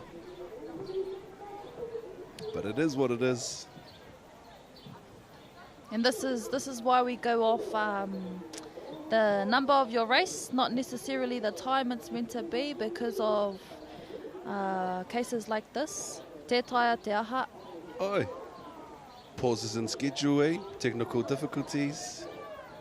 We had the presence of Koro Mac come through in his final farewell. What a beautiful tribute that was to a beautiful man who we dearly missed within the Kaituao space, within the Waka world. Him and his wife have dedicated over 25 years of their time to supporting not only the kaupapa as Kaituao, but looking after our customary practices and welcoming our manuhiri each morning. Karakia pai Māori. Got a white flag though happening on the boats now. So hopefully our boys can rearrange themselves into their respected lanes. He whakamōhio ko te reihiri ma te kaumawhitu tēnei ngā taitama. Taki ono ruarauri ma te kaumita ko te ihu semi 1 of 2 tēnei. These races have been exciting the last 2 days. Yesterday we got to watch the splendor that is the Tai Tamariki. We had the youngest paddler yesterday blessed the water, all of 5 years old. We have another race reset.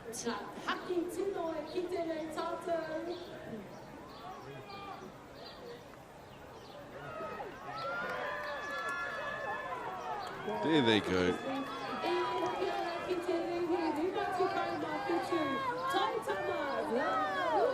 Off they go down the track. All 12 lanes on the course now. Rangi tūmau atu I te aratua rua tērā.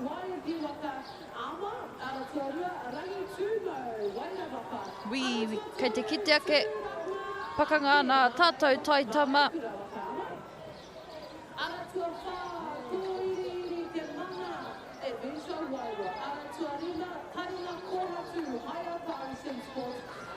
Tūranga toa Māreikura e noho atu ki te ara tua ono, waru. Doing the thing out there. Tūranga toa Māreikura. Just itching forward a little bit more now. The YMP boys. Te pāhou.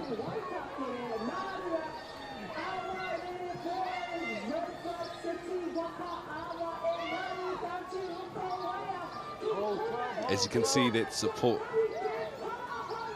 W1 peddler just veering off. Coming across the finish line to complete their race for the 250 dash, their W6. Te Pāhou from YMP, followed in by lane number 2. Rangi Tūmau, Wairarapa, followed in by Te Ara Tuarima. Ko Taringa Kohatu Haiata, a tātou toa. A tātou whakaihu Waka, the winners for the Taitama W6 250 Te Ihu semis won. Te Pāhou.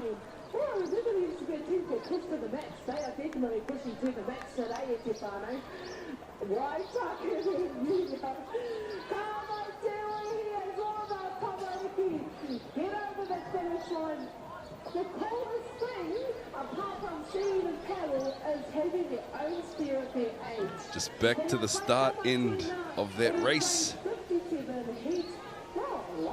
YMP getting paddles into water, activating mana, Māori and ehi. There comes that finish from YMP. Te Pāhou. This was the official times though for those races.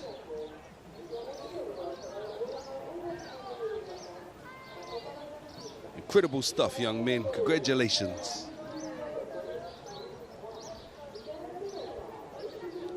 This is the Taitama W6 250 Te Ihu semis 2 of 2 heading out to the water now. Lane 1 is Kimihia, lane 2 Rehua, lane 3 Irakewa, lane 4 Ngā Uri o Māui, lane 5 Mitimana, lane 6 Itipioke, lane 7 Takurua, lane 8 Ngā Tai o Kupe, lane 9 Tamanui Te Rā, lane 10 Pipi, lane 11 Mako, lane 12 Parkins.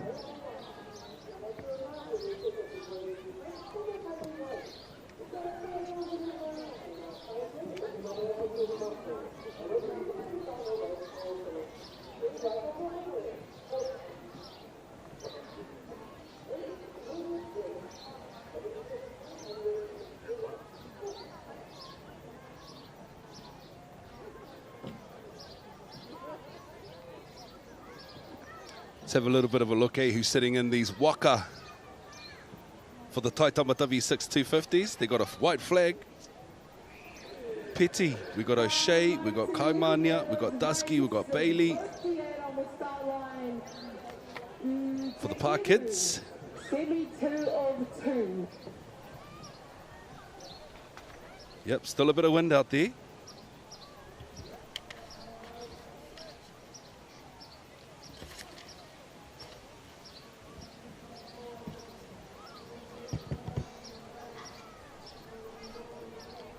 We're going to have a bit of a reset now at the top end of the course as well. Let's have a look at who's sitting in the Mako Waka. We've got Te Wairo o Hōhepa, Te Kotahitanga Tahi Rangihau.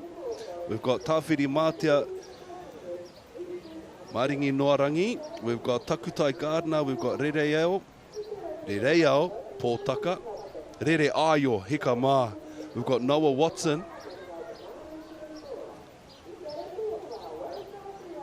These are the babies sitting in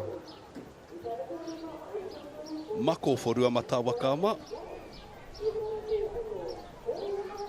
Pipi, we've got Wiha, Te Awa Nui Arua, Tangaroa, we've got Melevasi, we've got Mahia, and we've got Kawai. These are the young ones sitting out there for Pipi. Please and tamanui te rā. Tū kotahi, tai ki tū, Kawai, Cuban, Cohen, kei taua kapa.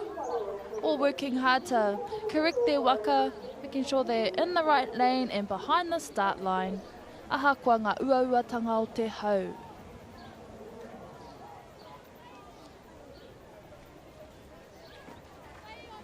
Ngā tai o kupe, we've got Tobias, Te Kōpere, Te Haiata, Pōkairangi, Jess, we've got Jessie. Those are the boys jumping in for ngā tai o kupe. Takurua, let's have a look at who's pedalling for ngā hoi aroha whānau o Mauao. Te Uara, Rangi Whetū, Ivy, Brent, me Akaira, kei taua kapa. As we see our kaimahi working hard to make sure our babies get the best start they can. Rangiuru Sports with Iti Pioke, we've got Malia, we've got Logan, Josiah, Iri Hapiti, we've got Chevy Lee, we've got Ariki Harris. Those are the 6 sitting in Iti Pioke representing Rangiuru. Let's have a look at who's sitting in Miti Manae. Tyson, Manu, Manoa, Kea, Honoura, me Kau kei taua kapa. Beautiful, those out there representing for Miti Mana. Miti Mitango o le Pasifika Va'aalo. Ngā uri o Maui. We've got Toots, we've got Manu, we've got Kapene, Kahu, Iraya and Aria. E whakakanuhi ana I tō rātou tira a ngā uri a Maui. As we can see, our tamariki just trying to set themselves up. It's a little bit harder when they're on the water for longer, the longer they are. Kei te kapa o Irakewa, ko Whare, ko Tyrant, ko Matia, ko Irie, ko Easton, kei taua kapa.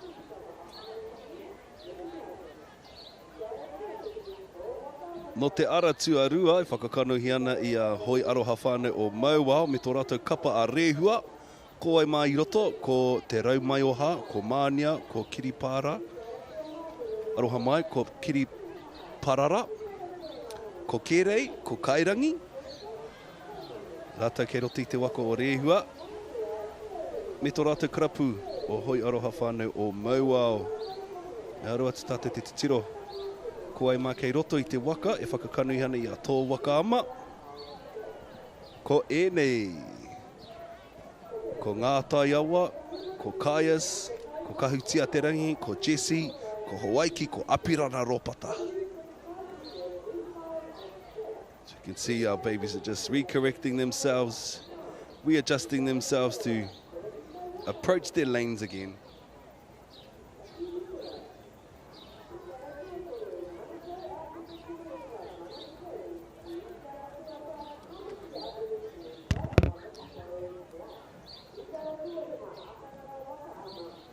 I kite atu tātou I te reihi mua, ko ngā haki katoa I tū, I te wā kotahi.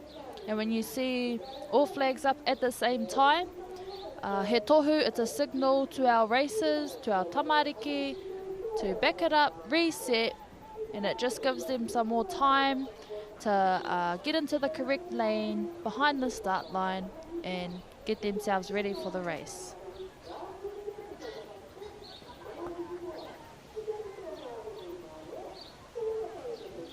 Katahi te manawa nui o ngā kaihaki. Waiting patiently for our tamariki, allowing them enough time to get ready. Ara, kua tū te haki mā.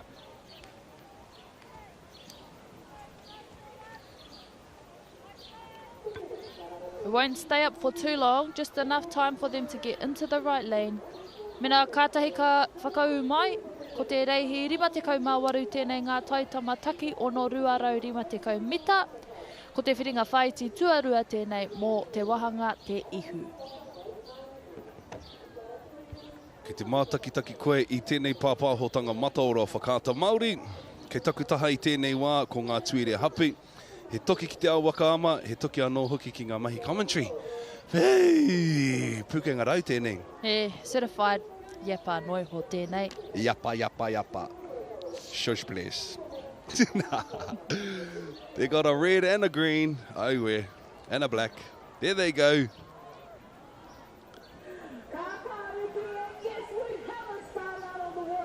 They'll be excited to get this race underway. They've been waiting in anticipation at the back end of the blocks, getting pushed all the way back to Maunga Tautari, but with determination, drive, passion, dedication, and commitment, we can achieve greatness. Tira heki te rautaki, same side. Pātoto ana pāpa I muri, I te rauawa o te waka, kia noho te tira I roti te manawa taki, ngā uri o Māui, Rangiuru.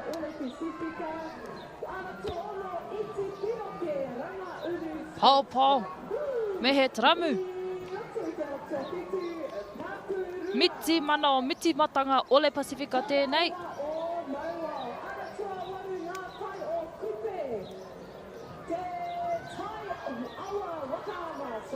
Ka nui te mihi ki a tātou tai tamariki. Ahakoa ngā hau o te wā. Ngā huarere, ngā tai o kupe, o tai awa wakaama, mana tōpū.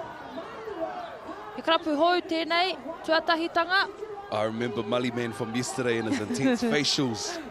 He gave us life yesterday. With pure grit and determination, you could see the beads of sweat, thanks to the 4K quality of Whakaata Māori, beaming down his face. Ooh, ko te ara tua, waru pea. Hika. Oh, waru toru tahi? Ai. Toru waru tahi pea. Ngā tai o kupe atu I te aratua toru, irakewa o ruamata I te aratua toru, me toa wakaama I te aratua tahi. O kua whai te matatopa I te aratua toru, e tohu ana, e tō whake I Waka.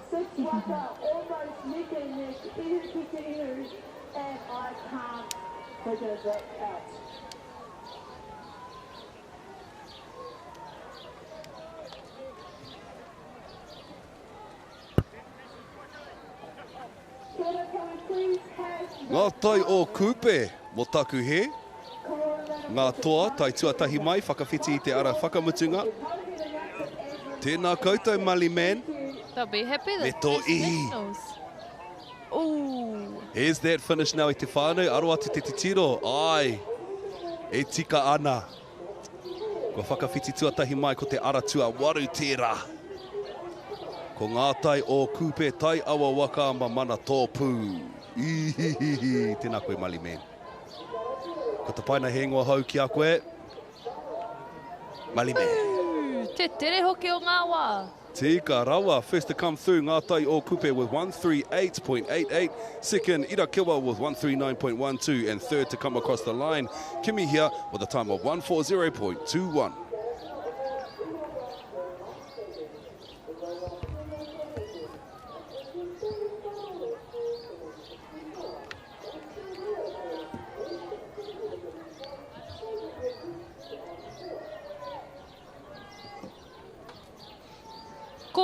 Ko te reihi 59 mō ngā kōtiro takawanga taki ngahuru mārua 500 mita. Ko te whiringa whānui tuawhā o ngā whiringa whānui e whā. Kei roti te aratua tahi ko Ururangi, aratua rua ko Tāmaki Te Arimanea, aratua tori ko Hine Māia, te Pairangi Ocean Blue, aratua whā ko Mana Kōtiro Wai Weherua, aratua rima ko Ānue Rangi, aratua ono ko Mātātua, aratua whitu ko Tirohanga me ngā hoi horo.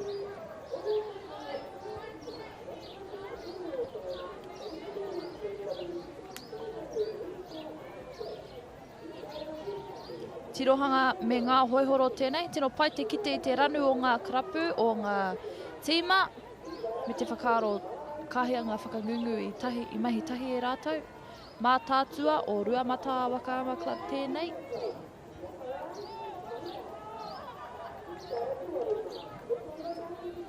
Anue rangi no te Toki Voyaging Trust.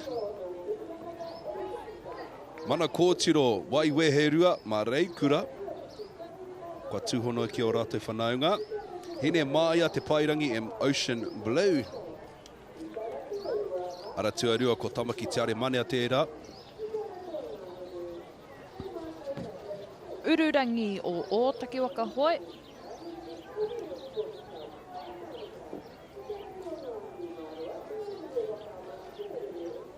We have a red flag out on the start line.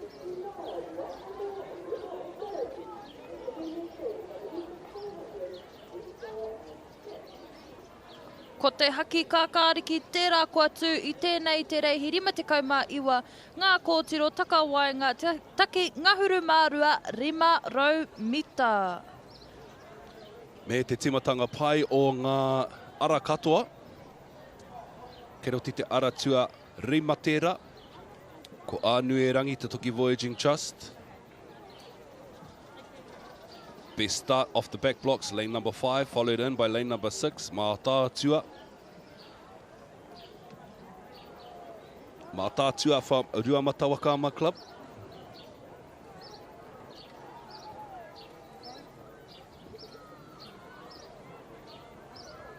Te Toki trying to keep their position at the front of the course. Seat 1's looking straight down and the rest of the team looking forward. E tika I te whai te manawa taki.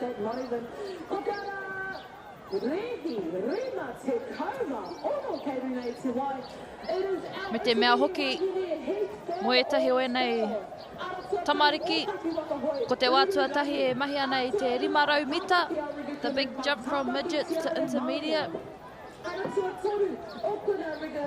With an extension of an extra 250 meters. Double the race. Yes.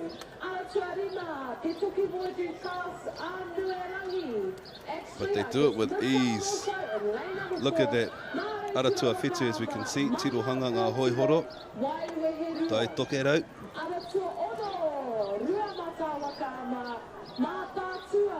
Ooh, looks like 7 could have potentially steal the lead from Anuerangi from Te Toki Trust.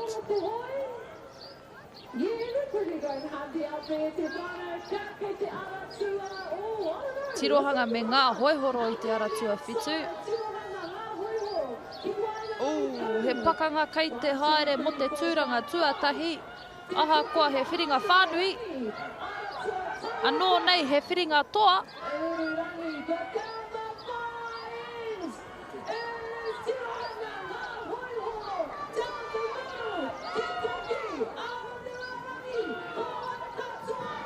Here comes that last push through the finish line.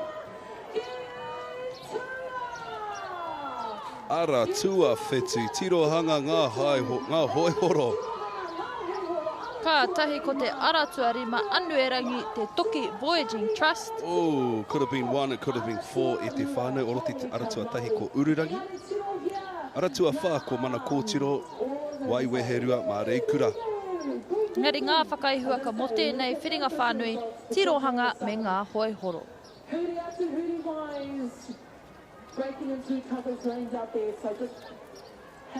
Me hoki atu ki te timatonga o taua reihi, tiro atu ki te aratua rima, koe nei a te toki. E puta atu ana I ki te timatanga. Ka hawhai a rātou ko a rātou huariri, o rātou hoa, me ki, no te nota, aratua whitu tērā ko ngā hoihoro, me tirohanga. E whakanui ana I a rātou anō. Here's those times though. For race 59 for the intermediate women's W12 500 meter heats. First to come through, Tirohanga ngā hoihoro with a time of 233.83. Nice. Second to come through, Anuerangi with a time of 235.45. And Ururangi come through in that third position with a time of 242.90.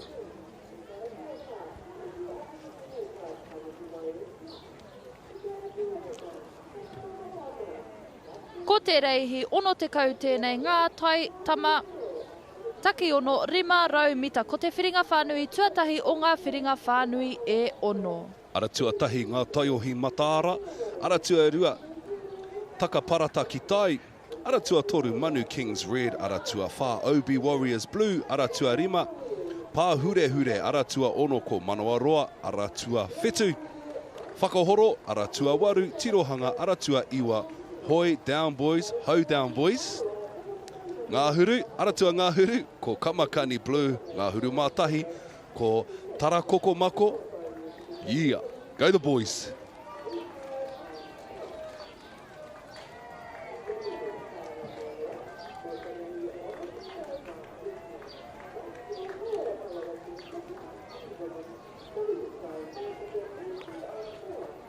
Tara koko mako tērā, kare kore rongo ana i ngā maimai, ngā ritarita.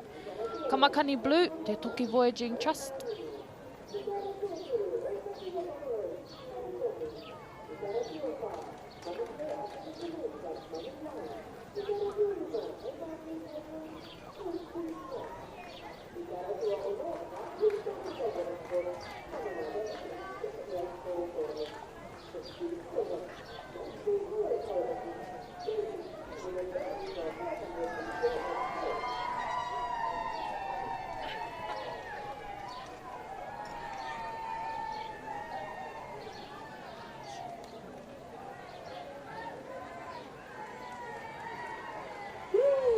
Just like that, ko te haki whiro e ki tēnei tātou e te whānau. It is race 6016, kei rei te...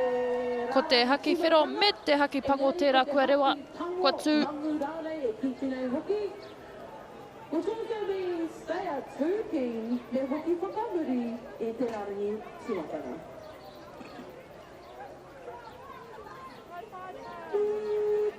Everyone working hard. Make sure they ride in the right lane. Ki muri hoki te rarangi timatanga.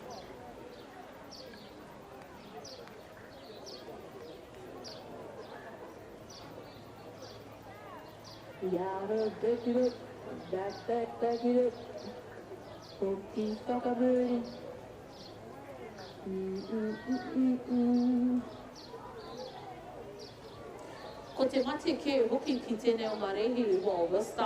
Can be quite scary too when you see the red and the black flag up at the same time.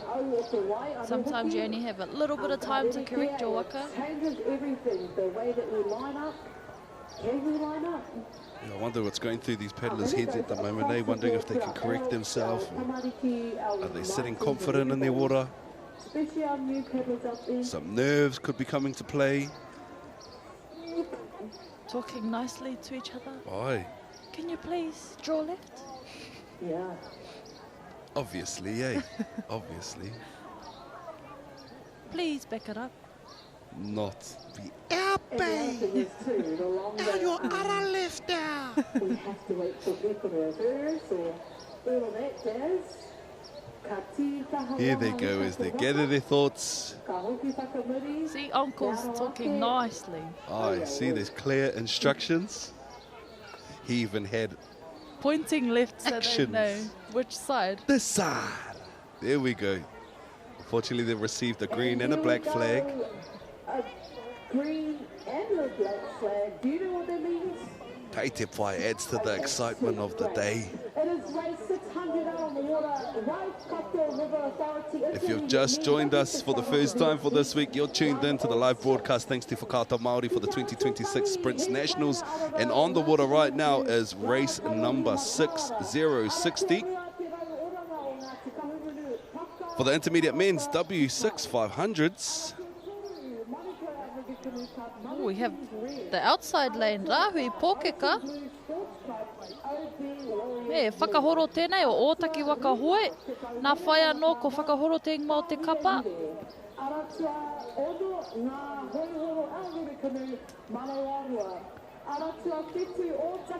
Tara kokomaku out there, Rahui Pōkeka in lane number 11. They could potentially be our current leaders in this race for the Waikato River Authority Intermediate Men's W6 500s. Ko te whiringa whānui tuatahi tēnei, o ngā mea e ono.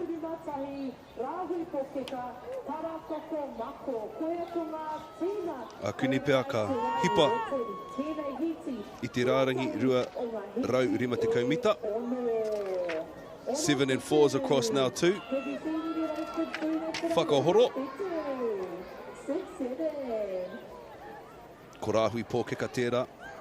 E noho atu ki te aratua a ngā huru matahi. Tara koko mako tēnā. O taki waka hoi whakahoro. Pumping down.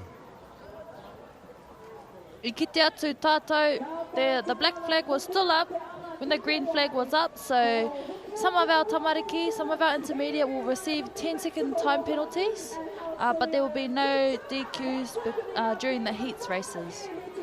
Waimari a tātou tamariki, almost like a second chance. Oh, we're an inclusive sport here. We want our tamariki to experience more than just one race. Unfortunately, if there were disqualifications, they would potentially only get to race one race through the whole week. So hence why it sits there. As you can see, in comes lane 11. Tara koko mako from Rāhui Pōkeka. I whakawhiti te ara whakamutunga tuatahi. Whakawhiti tuatahi mahi te ara whakamutunga. Tara koko mako. I toa. The Waikato River Authority Intermediate Men's W6500s. Here's their instant replay of the start at the back end of the course. Hui, ki te raheng. Stunning. Rehe. Frehes. Looking through his pit down his waka. Hey. Firing out his comms. Rāhui Pōkeka. Kei pōhehe J16 ke, ne? Tika. There's your times for race 60, the Waikato River Authority Intermediate Men's W6500 meters. First to come through, Tara koko mako with a time of 2:43.87. Second followed in by OB Warriors Blue with a time of 2:46.09. Third position went to Takaparataki Tai with a time of 2:47.40.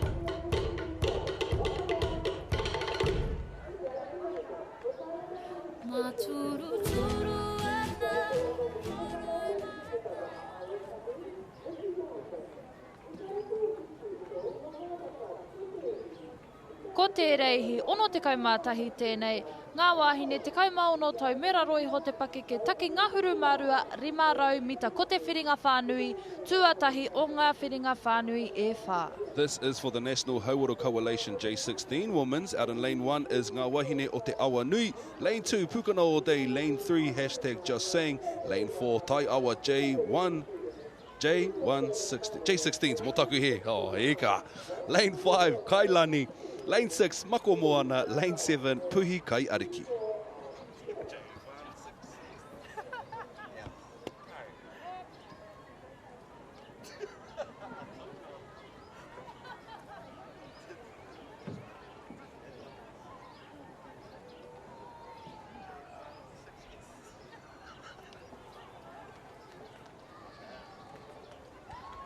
Mako moana tēnei o hei mātou paddlers. Kailani Ocean Blue Sports Club.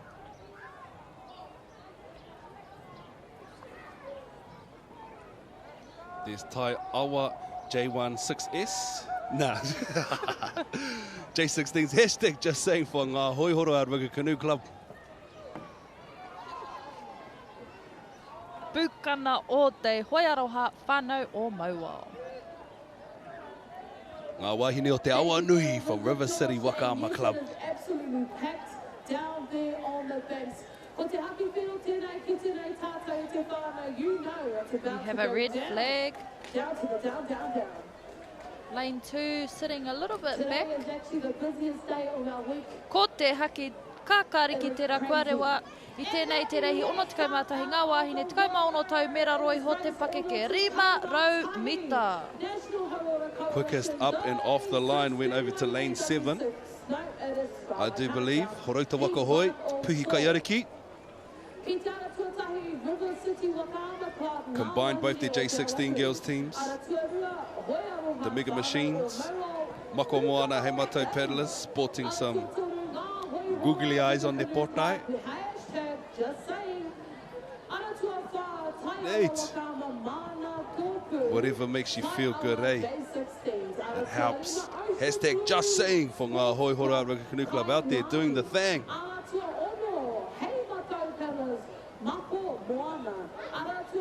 Ara tuatahi hoki tērā, ngā wahine o te awa nui.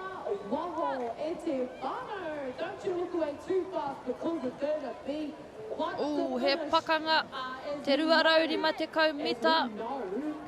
Tuatahi, this is just a heat te whānau.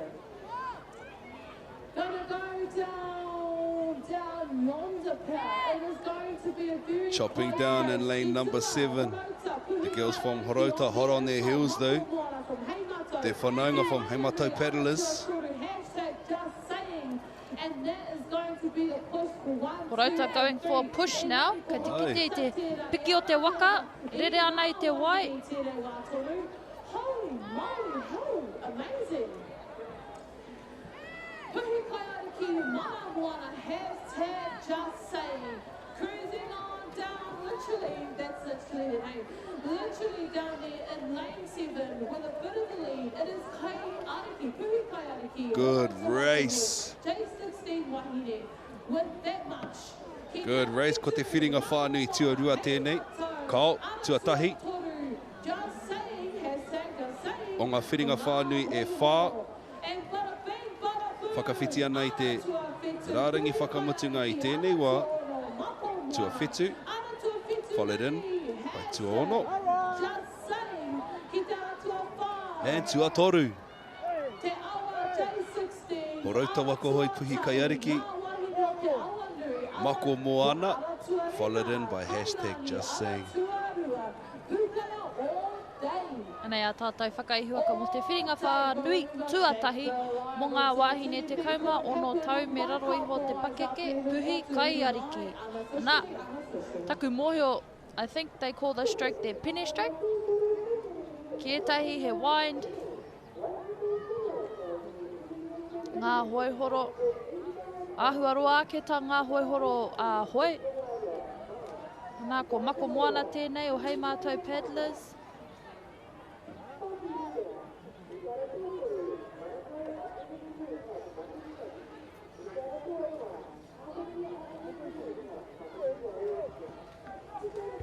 And here are your official times for race 61, the National Hau Water Coalition J16 Women's W12 500 metre. First across the line, Puhi Kai Ariki with a time of 2:11.30. Second in, Mako Moana with 2:15.11. Third across, hashtag just saying with 2:20.33.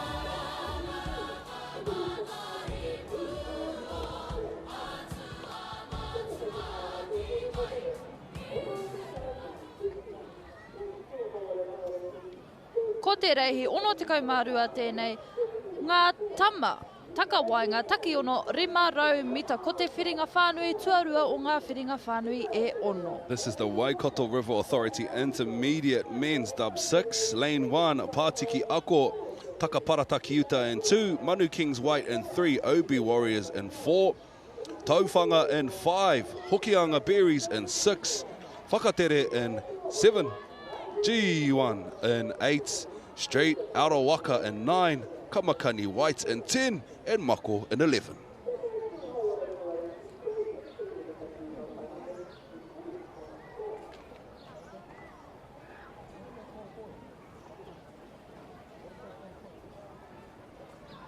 Ngā kaihoi o Mania Poto tēnei, Kamakani White, big smiles. Straight Out of Waka, hoi aroha whānau o Maua.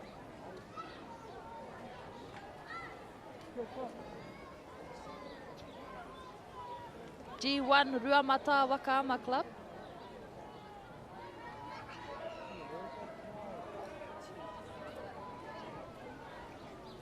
Whakatere o taki waka hoi.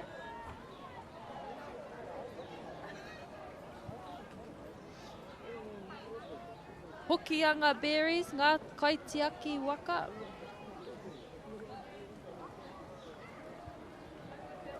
Tauwhanga o te pūao. Ka tika tika I te kei o te waka. OB Warriors Green, Ocean Blue Sports Club.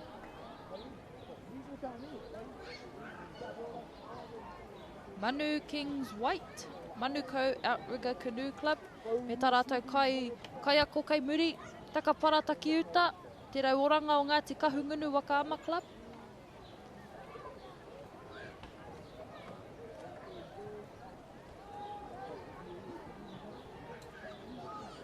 You papa tahuri. Pātiki ako, he re taunga rarau o Ngāti Kahungunu Wakaama Rōpū. If you've just joined us or Meraka Ware Ke Koe, it is race 62 out on the start line, starting to cruise down, possibly strapping up and face the right way. White flag. Ko tū te haki mā, he tohu kia whakariteri te rātau I a rātau anō. Bit of congestion down the middle there, but she'll be right, they'll figure it out. It is a white flag in Tefano, race 62. Holy moly, and it's getting a bit chilly out there. Controlled chaos, some calamity happening down the back end of the course. They'll figure it out though.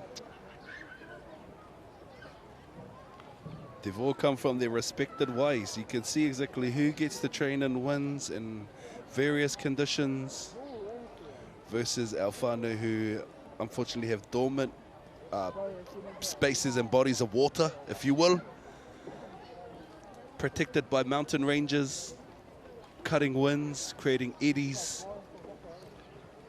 So our tamariki have beautiful and pristine conditions to paddle in all day long, but unfortunately when they come to events that are open in big bodies of water like we see here at Lake Karapiro,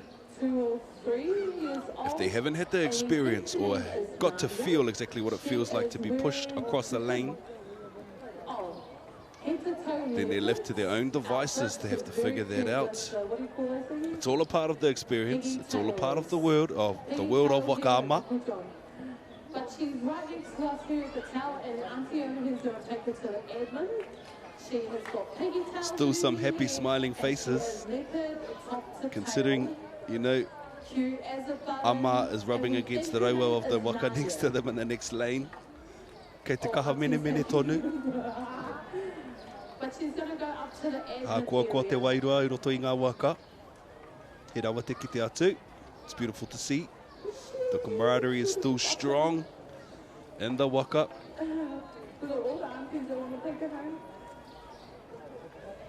Just also on that note, just a quick reminder, and I don't know how to say this, but please, please, please do not lose your kids.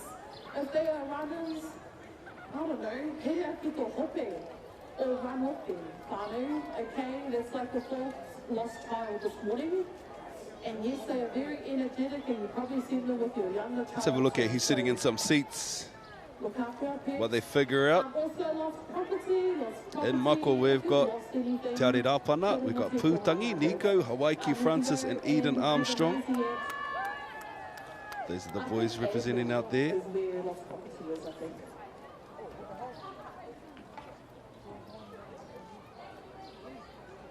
Let's have a look at who's sitting in Kamakani White, representing Te Toki Voyaging Trust. We've got Zion, Sebastian, Rico, Reremoana, Cruzel, and Hemi Enoka, outdoor representing Te Toki. Hoi aroha whānau o Mauao, we've got Uenuku, Ruamoko, Pūkāia, we have Hawaiki, we have Gabe and Denzel. Straight out of Waka representing Hoi aroha whānau. Who's sitting in G1? We have Taina, Sadie's, Kaipara I Haya, Hikawera, me Alec. We have a red and a black flag out on the race start. About half our waka over the start line at the moment. feel like we should just move back in here. And we're just super duper confident that your waka's all good. Can be a bit stressful for some of our kaiako and our kaihoi. It's just another part of paddling. Haere tonu e te whānau.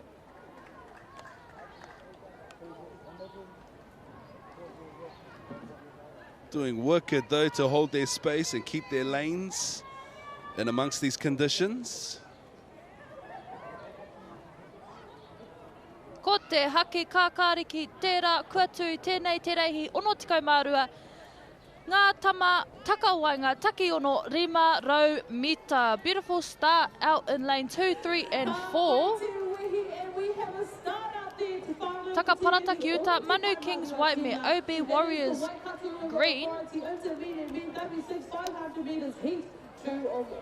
Aha kua ngā ua-uatanga o te pre-start before the race. Waiho tērā ki te taha, hukere tonu, waihoe tonu te hoi. And this is what our boys are doing now. Manu Kings white. Ara tua whā, Ocean Blue Sports OB Warriors green. Ara tua rima te pua tauwhanga. Ara tua ono ngā kaitiaki waka hokianga bearings. Ara tua pitu o OB Warriors green from Ocean Blue Sports on screen now. They're representing out there in lane number 4. Sported by that flash red or orange. Pai Baua Kiato. Aratua Toru. Just pumped Te Uhu in front of the course to head through that 250 mark. Aratua Toru from Manukau. OB Warriors. No, Manu Kings white. And we're looking down to the course at this moment in time. Oh, we've got some interesting drifty modes out there, Te whānau. E ngari pāke kore ki te ara tuarua. Taka parataki uta. And also this is a given if they are in the actual lane. Let's get some binoculars out, eh? Oh, yeah. Lane 4 possibly catching up to lane 3, but can they do it fast enough? Tahiro Mitape Toiana. Yep, Aratua Whā. We have Ocean Blue Warriors green. But cruising on down i te whānau, wow, to the wee. Oh, ko te Aratua Toru pea. Ko te Aratua Whā pea. Manu Kings white. Manu Kings white atu i te Aratua Toru. A tātou whakaihu aka. Manu Kings white, kātahi ko te Aratua Whā. OB Warriors green. Me te Aratua Whetu. Whetu come across. Waitakere o taki waka hoi. These are champs for this heat. For the winners of the Waikato River Authority Intermediate Men's W6 500 metres. Heat 2 of 6.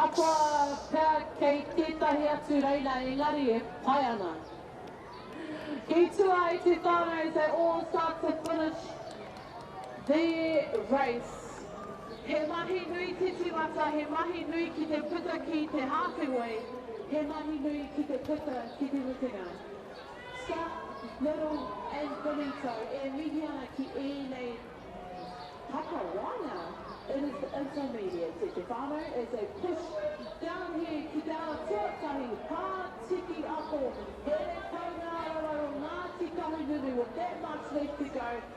These are your official times for race 62 for the Waikato River Authority Intermediate Men's W6 500 metres. First to come through with a time of 2:43.27 was Manu Kings right. OB behind them with OB Warriors green with 2:46.23, followed in by Whakatere with a time of 2:51.48.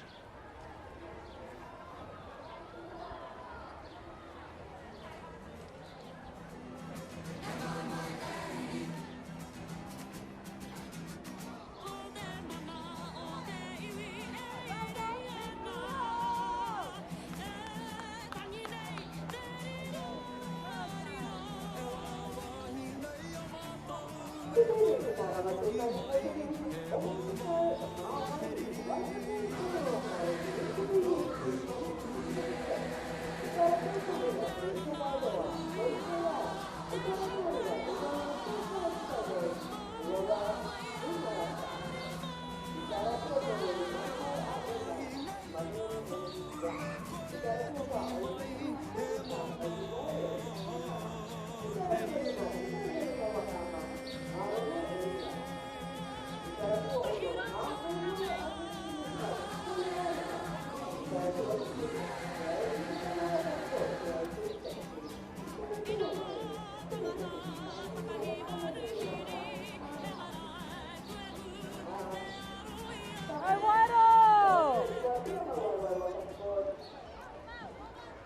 the best ones closest to us.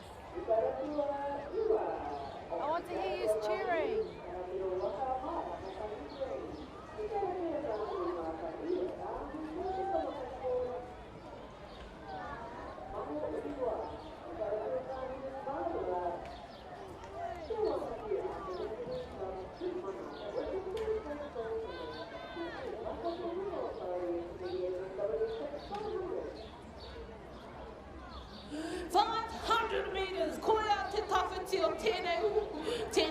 It is race 63 out on the water.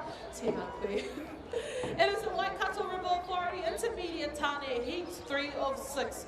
Ara tuatahi Adventure Waiwa Ama, ara tuarua horo te waka hoi the falls. Ara tuatoru, maare kura waka ama, maare kura toa. Ara tuawha Waitakere Ringa Canoe Club, 6 little hories, or hories. Ara tuarima Ocean Blue Sports, OB Warriors White. Ara tua ono toa waka ama mahurenga. Ara tua Fitu River City Waka Ama Club Tuna Tere. Ara tua Waru Ruamata Hype Horse. Ara tua Iwa Heimato Paddlers Fuel. Ara tua Ngahuru Tauranga Moana Outrigger Canoe Club Tuna Kaha. Ara tua Ngahuru Matahi Te Aurere Waka Ama Club Te Aurere Conquerors. Oh my gosh. Conquerors? Oh, I've never been really good at English. Engari e titiroana ki te rehi tēnei wā tonu ki tua. Oh, is it down here, lane number 4, Waitakere, 6 little hories. Engari on the outside with my mean binoculars. Ara tua ngahuru, tauranga moana, tuna kaha. Oh, e poi kaha ana ngā tuna ki wahorai te whānau. With just about a half a waka length lead in this heat 3 of 6. Ki konei ki te ara tua whā, Waitakere, 6 little hories. Ka mai te wihi. But cruising across the finish line, ki te ara tua ngahuru. Tauranga Moana Ringa Canoe Club, Tuna Kaha, ara tua 4, ara tua whā. 6 little hories, Waitakere. On the outside, Te Kaumatahi. Out there in lane number 11, remember these are unofficial results, of course. Te Aurere Conquerors, ara tua Waru. Or is that a Ono? No, Waru. Hype Horse, Toru. Mare Kuratoa, Ono. Mahurenga, Fitu, Tuna Tere, Rua, the Force. Eyes. Iwa, there we go. Heimato, Fuel, Rima. Ocean Warriors, White. Ki konei, ki mua I a tātou. Cruising on, finishing, finding the extra energy. There we go. Ara tuatahi, Adventure Wairua. Ama is the name.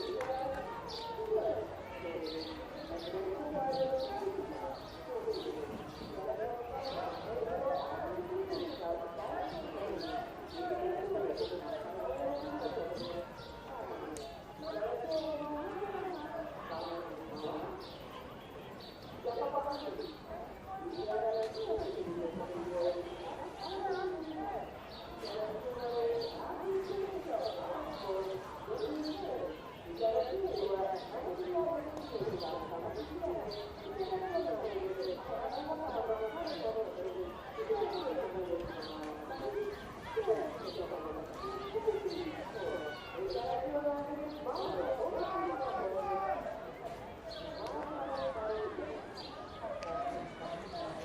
Paia picking up just from there, Mama. We're heading back down to the water, right? 64 National Hopara Coalition, Wahine, 16 years and young. Ki te ara tuarua, that is Periula, Stonefish Va'a, e arahiana I tēnei o ngā rehi, ki tua, Uawa Surf Lifesaving, Uawa Hine Wai Pounamu, ki Wainganui Pū.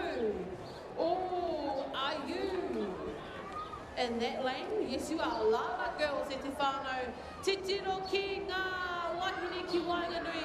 Look at how unison they are, the colours, the everything. There we go, and that's what it's about, te hoi ngātahi. And it doesn't matter what team you're in, it's all the teams. Ki konei ki te ara tuarua, ko wai koutou, Peniula, Stonefish Va'a. Ki tua ki te ara tua ono, ua Surf Lifesaving, hine wai Pounamu, ki Wainganui Pū. Ngā kaiwoi o te puaha lava girls, with the U. Ki te ara tuarika, hine moana kōtiro, pushing to the finish line. Hei mātou, engari, ko te ara tua tahi toru, tahi toru, tahi toru, toru, tahi, tahi toru, toru, tahi. Unofficially, unofficial, ara tua tahi, ono whetū, waka, waka, ara tua toru, ngā kaitiaki waka, rere hua toa. Koe ko te rerehi, ono te kaumawha, Heat 204, W Crowd, J16 Wahine.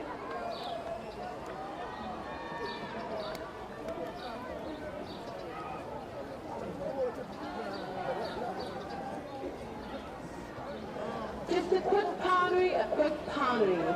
If you have dropped or misplaced your every pen, there was one found by a car. The registration number is KHY431. And it's on a white, is that a dongle? Deo. White Deo. At gates number 2. If you have misplaced or dropped it next to gate number 2 up that end, your EpiPen, it's probably really handy. If you had it, please go to admin. Pick it up.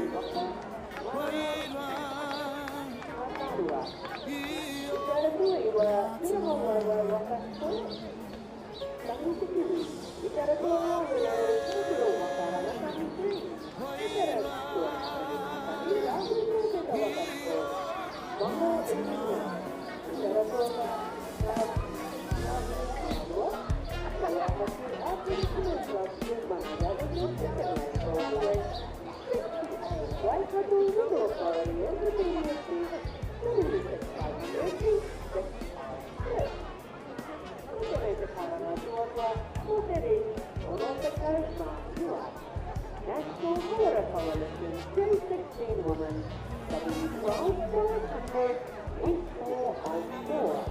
Yundari Tuatani, Haroko Waka Crowd, Captain Sayari, Idara Tuarua, Tiffany Boiling Saya, Idara Tuaturu, Waka Club, HK Road, Idara Tuatara, Rorama, Ola Sikana Waka, Hania, Idara Tuatama, sitting up with the time to get Bana Waka Tupaha, Idara Tuano, Hokana Dana,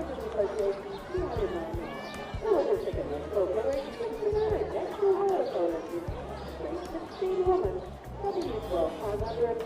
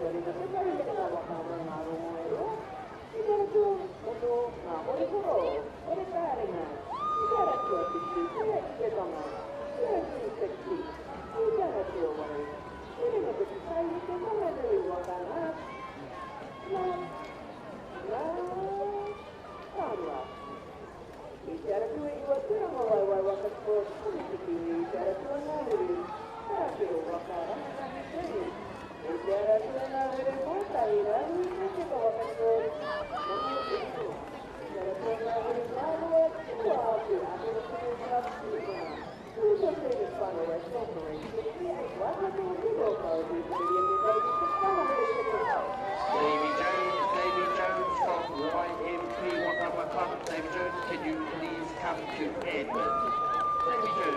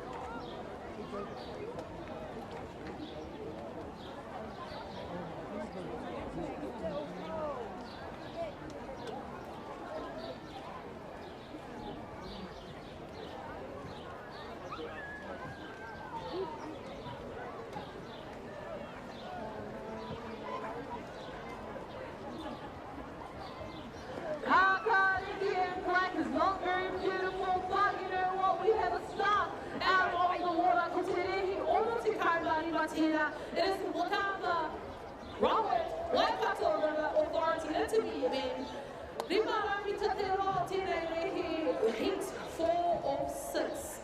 Ki te ara tuatahi e Venture Waiva Pōkiri. Ara tuarua YMP Wakaama e Peha.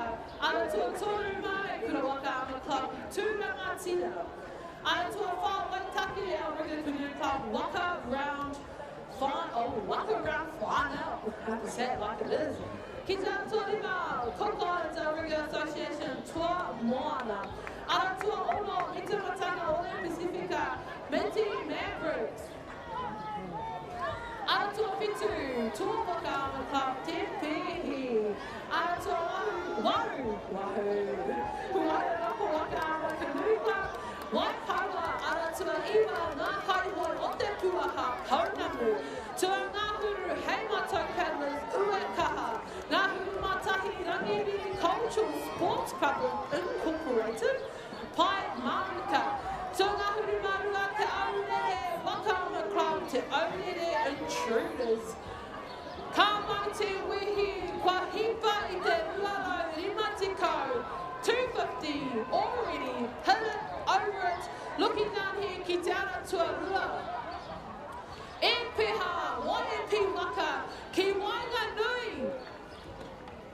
Ara tua rima pea ki taku tino, toa moana, mai ngā kuki airani, that is currently who's battling it out for that first place. Engari kei konei kei mua i te tawa, ko YMP tēnā ara tuarua e peha, e arahi ana i tēnei rehi rima, ona te kaima rima, ara tua that one. Ooh, actually, can I count? 1, 2, 3, 4. Oh no, it is Minty Mavericks Motaku here out there. Engari in the crew, Kiwa Mua Tonu, Ala Tuarua, YMP e peha. Kamutu tuatahi, ki tua ki te ara tua ono, Minty Mavericks. Ki konei ki te ara tua toru. Pushing, pushing, pushing, tūranga tina, mārai kura. Pea ko te ara tua whitu hoki tēnā, ara tua whitu. Ka mau te uhi tūranga tira, ara tua whitu, toa te pēhi, ara tua tahi kōkiri. Adventure Laua ki tua on the outside, te Kamawaka. Te aurere intruders, they're doing some intruding alright.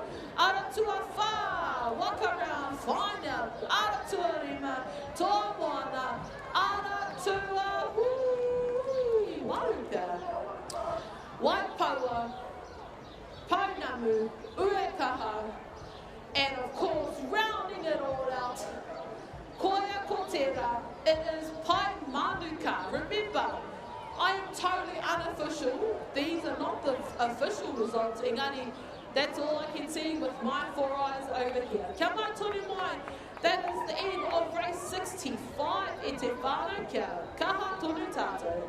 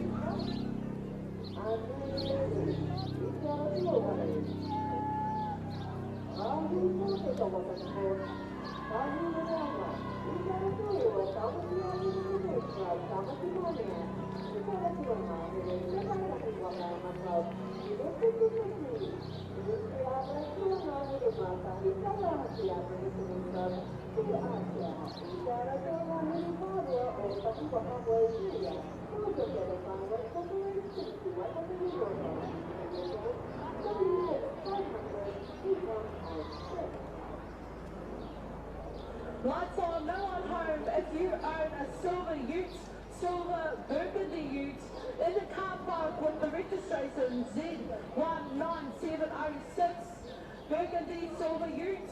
Lights on, no one home. You're going to have flat batteries soon.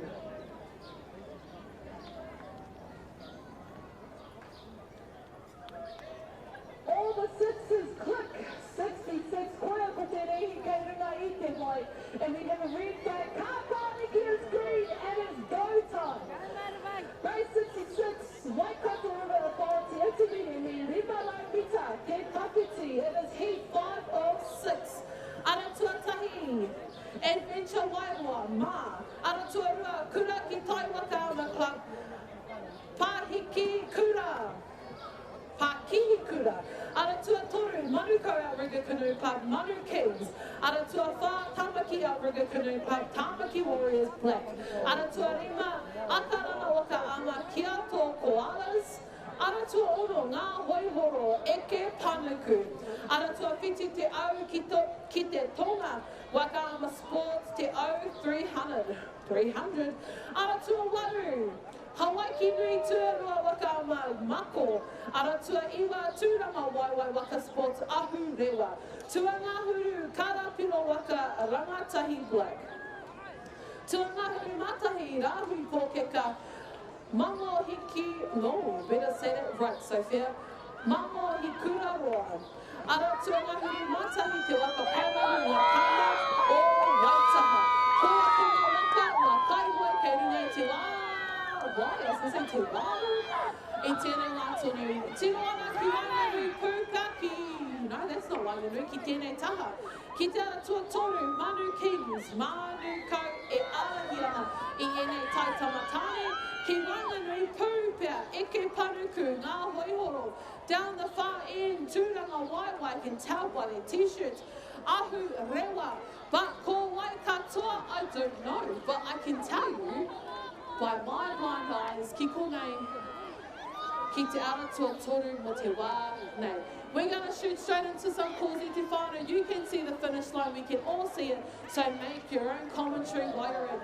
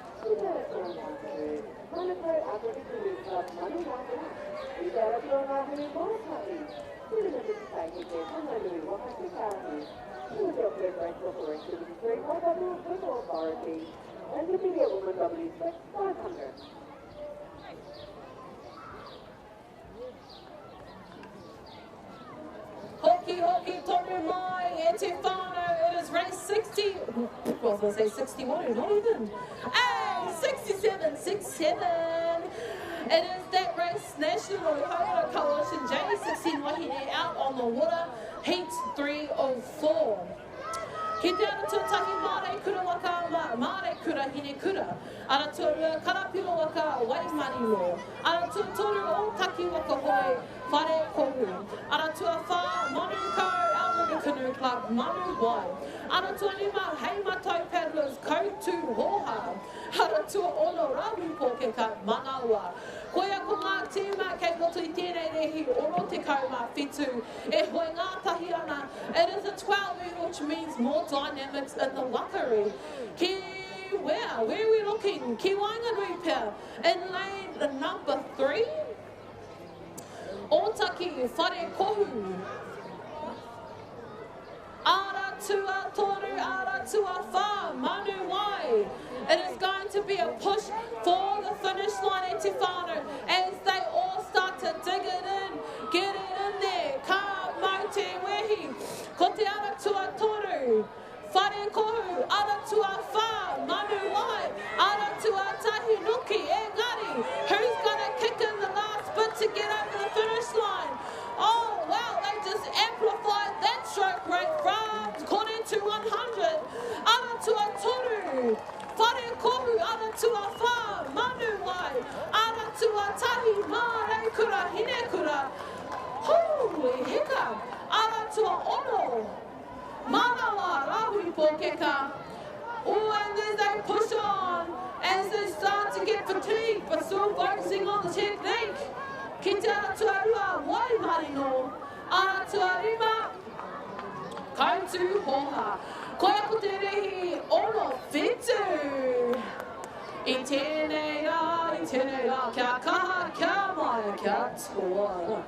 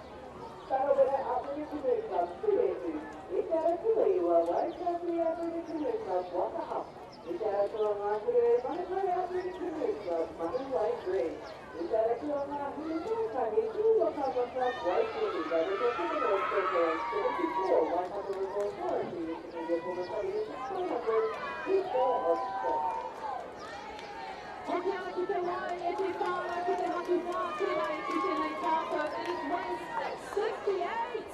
I runga I te wai I tēnei wā atu. O te haku whio tēnei ki tēnei tātou. And it's like moving so fast on my down. Listen. Let me just turn my TV. It's intensely watch this start. Ko te kātara ki tēnei tātou. You know it is time to hit. Ko te ana tuatahi. Mo tēnei mihi oro te kanawau, e rito waiwa o Korea. Ara tuarua uawa surf life-saving park, uawa Kumasa. Ara tua toru, manukara wini kanuka, manu Kings Black, ara tua ko. Ocean Blue Sports Club, Ocean Blue Warriors, Taikama, ara tua rima te pauhere ka waka, ngā roa e rua, ara tua ono, ngā hoihoro, koroi tāringa, ara tua piti te au ki te tonga Whakaata Sports, te au 360. Ara tua waru te ringa, miti tai heke, whanganui, o Wanganui, ngā taru, ngata rua. Ara tua iwa, tūranga waiwai, rangatahi green. Wrong name, I apologize for what I'm going to taha. Taku te kiwi, ara tua ngāhuru, karapiro waka, rangatahi green. Ngāhuru mātahi rahui pōkeka, mango uru roa. Ngāhuru mārua te awa haku our Guru Cup to mana. Is anyone else nervous when they have first time paddlers in their whānau? Because I am hell nervous. My nephew, who's like my son, is out on the water, and oh my gosh, I can just imagine how parents will, you know, a bit of a mild version of parental life. Ki te ara tua, toru pia I tēnei wā, Manu Kings, ki Wanganui. Let me give me some binoculars. Ara tua ono ngā hoihoro, kore taringa, but you know what? They actually use their taringas because they're doing the mahi out there. Out there, it's going to be a race within a race, a race and a race within a race. Ki te ara tua toru, Manu Kings Black, ara tua rua, kore taringa, ka kaha koutou katoa. Who's going to take the first spot into the semi-finals? It is the heat 6 of 60 tēnei wā tonu. As they start to pick up the rope, pushing down the power and the catch. Ko mai katoa tuatahi, kore taringa, Manu Kings, kore taringa, Manu Kings can they push to the bar and get their first spot. My heart, I am doing later. My heart is racing out of my narco spot. And can't go te wehe. And unofficially, of course, out there in lane 6, kore taringa, lane 3, Manu Kings Black, ki konei ara tua rua, ua wakutara 6, ara tua tahi, popoia, adventure wairoa, ara tua fitu, te O360 as all legs start pushing through. The nerves as a parent, as a whānau member with first time paddlers. My boy was out there in lane 6. Big shout out to my family watching at home. Oh my god. Jokes. Not joking. Ko te reo te karanga tuatori mo te rehi, iti te kau mārua. Kai tamahine, W12, 252, semi-102. I te ara tōtahi te toki Voyaging Cup, Hiri Raumati, I te ara tōrua. Uranga o te rā, maraikura uawa. I te ara tōtoru, te pauherenga waka a mangai, ngā tai tamahine o te pauherenga waka. I te ara tōtaru o mata waka waka wairaka uruwai. I te ara tōruma, kore ki tai waka ma, maua. I te ara tōono, te kāra Māori Association, Kamariki Te Are Māori. I te ara tōteke, oi kaua pete ka Whakaata Association o Taki, Sere ki te kaunga. I te ara tua wale, kāturu waka, kutu haripai, kia reke tēne wharonga, kōtore. Te reke tū, ka te mēne te kare wau, te uhu te reke. Kutu mai te kāraka te kore mo te reke. Te reke tau, māturu, waka tōna mōtau, te uhu te kore tamu, kāma te te te au te. I te ara tōtahi, māraikura waka Māori. Mana kōtiro, I te ara tōrua, araikura wahai kau, I te tā wai, I te ara tōtoro kara oranga, ka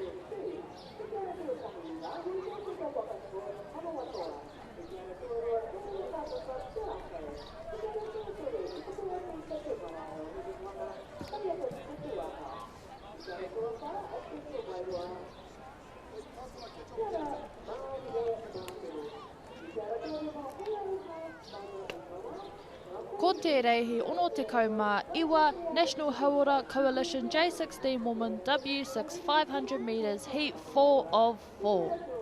I roti te aratua tahi ko Pipi Taiari, aratua rua ko Pāia, aratua toru ko HK Royals, aratua whā ko Pānia, aratua rima tū kaha, aratua ono Tiare Manea.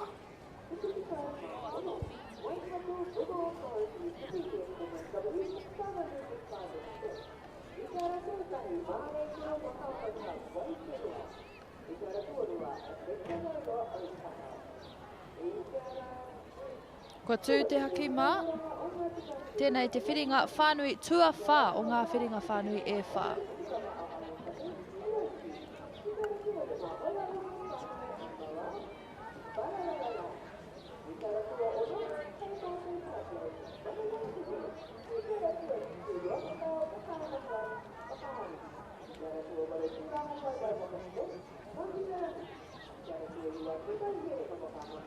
Haki whero, nā ka tiki te ake. Ko te haki kākāriki, tērā kua tū i tēnei te reihi ono te kaumā iwa ngā wāhine te kaumā ono tau me raro i ho te pakeke. Boom, and they're just cutting down the first 15 metres of their course already at te whānau. As again, like my mate said, this is the National Hauora Coalition. The J16 Women's, W12 500, ko te whiringa whānui tua whā tēnei o ngā mea e whā. And we're seeing Te Toki on the screen at the moment. They're all Toki on the water at the moment. We've seen a plethora of amazing paddling throughout the race schedule from today and yesterday as well. Completed the babies, the Tai Tamariki sections yesterday. Moved into the Tai Tamariki and now we're into the intermediate section. Pumping out on screen now, low, still Te Toki, charging and leading at the front of the pack. Followed in by Te Aratua Whā, ko Pānia tēnā, te rau orongo o Ngāti Kahungunu. Atu i te aratua tahi me te aratua toru. Āhua roa ana te āhua o te hoi, nice and long and strong. Lanes 2 and 4 with a quicker rate. Te āhua nei ki te whai huai tēnei wā. Taihua kai ki te mena ka tae rātou tērā te mau mo te rua rau rima te kaumita. Tuarua o tēnei reihi. He rau e te kite i te katoa i noho ana ki roti te manawa taki. Everybody synchronized, locked in together. and paddling strong. Each stroke with intention and purpose, driving further, pushing forward to get those meters under the belt. Kei te kite pēi te whai hua o te hoe roa, whakamahia ngā uaua nui. Your legs, lats, au āhuatanga katoa. Can see now Horota starting to pick their rate up. Tohua ka kite. Did they hold it too long? Did they wait too late? Tuafā current leader sneaking up to the finish line now though. Looks like lane number 2 could potentially steal the Paia Te Tuki Voyaging Trust. Followed in closely by Ara Tuafā, te rau oranga o Ngāti Kahungunu. Tua toru mai, atu i te ara tuatahi, Horota Waka hoe, pipi taiari te ngā tō rātou katoa. 6-3-5. Ko te rei o te kau mā iwa National Hauora Coalition. It is Tuaho Wahine on their Waka pushing hard to the finish. It is heat 4 of 4. Te turo tonu ki ngā live results. Tohu pai, That's ko when kau you te can hau. find the official results. Nor nei the proceedings for the next race. Here's your champions from the National Hauora Coalition, Te Tuki Voyaging Trust. Here's a little bit of a look at that start for that last race. Their lane number 2, as you can see, into their wind, opened up into their long and strongs. Quick little kick and a push, and away they went. As you can see there, lane number 4, Pania from Te Rau Oranga. Close call there, 2 and 4. But here's your official times for 69, the National Hauora Coalition. First across the line, Paia with a time of 2:16.64. Second across, Pania with a time of 2:16.72, close. And third across the line, Pipi Taiari with a time of 2:17.86.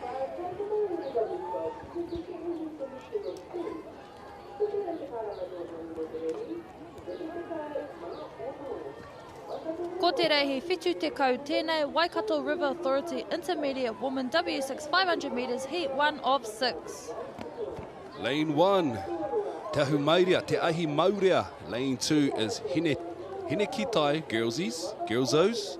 Lane 3, Kiato. Lane 4, Moko Puna Kori Kori. Lane 5 is Ngā Kohine o Te Wai. Lane 6, Kimiora. Lane 7, A Nue Nue Blue. Lane 8, Kahurere Awa. Lane 9, Tāmaki Mānea.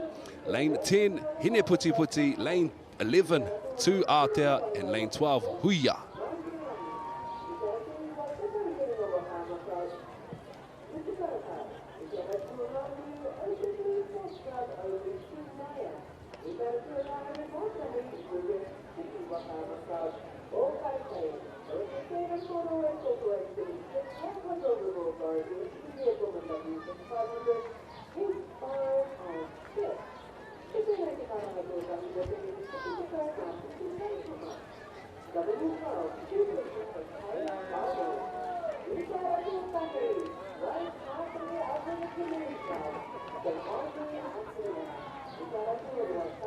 Nue Nue Blue, Te Tuki Voyaging Trust tērā. Ki mora, koe aroha whānau o Mauao. Ngā kōhine o Te Wai, Te Aurere Wakama. Whai te kite i ngā karapu e hoki hoki mai ana.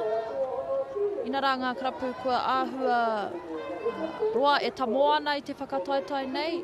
Whai te kite kua hoki mai. Ina rā ngā tamariki.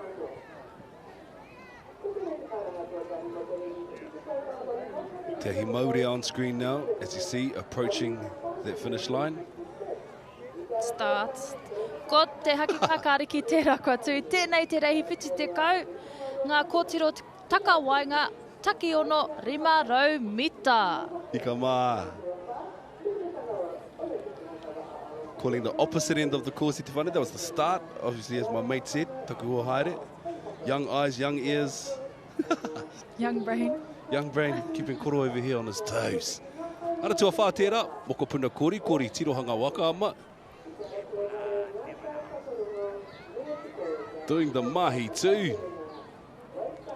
30 metres under the belt now. Looks like there's no clear leader at this point in time. But it's still anybody's game. So depending on that paddle plan. Ka hurere awa from Rahui Pōkeka on screen now. Mea rātou pani mata, pani ārai rāpea. He rautaki anō. Aratua whetu anō hoki, te Toki Voyaging Trust, Anue Blue. Ōtaki Waka hoi, hui au te ngō tō rātou kapa i te aratua ngahuru mā rua.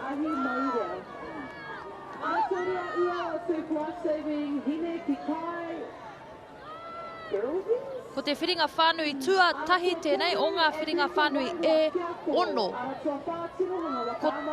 Ko Rahui Pōkeka tonu te rai ārahi ana, 250 metres down.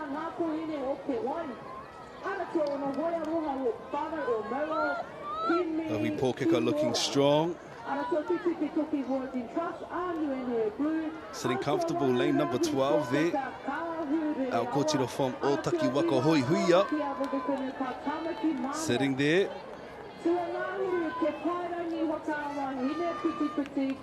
Doing their best to keep up with the pack there. Rahui Pōkeka's just pushed forward of the pack now.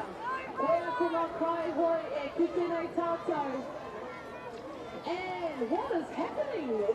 Kare kore kua roa rātau e whakangungu ana. Oho moata ana.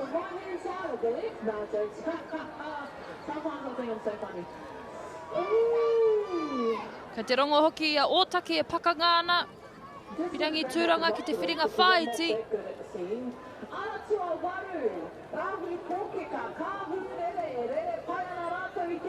Kātahi hoki te atahua.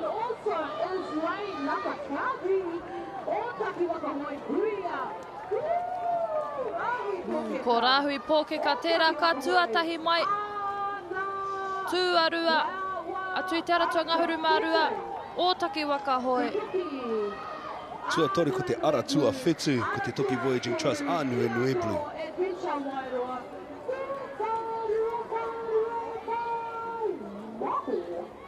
Ka maurewehi.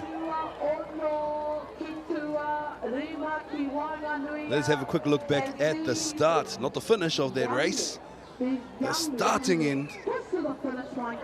Love it. Let's stroke it, sitting at the front, seat number 1. She's locked and loaded. Setting the pace for the rest of her waka. Looking good. Kept their composure, kept their cool, and kept that pace throughout the entire race. Congratulations, Kotiroma. Here's your official times for race 70 though, for the Waikato River Authority Intermediate Women's W6 500 metres. First to come across the line, Ka hurere awa with a time of 246.06. Second across was Huia with a time of 246.91. And third to come across, Anue Blue from Te Toki Voyaging Trust with a time of 253.89.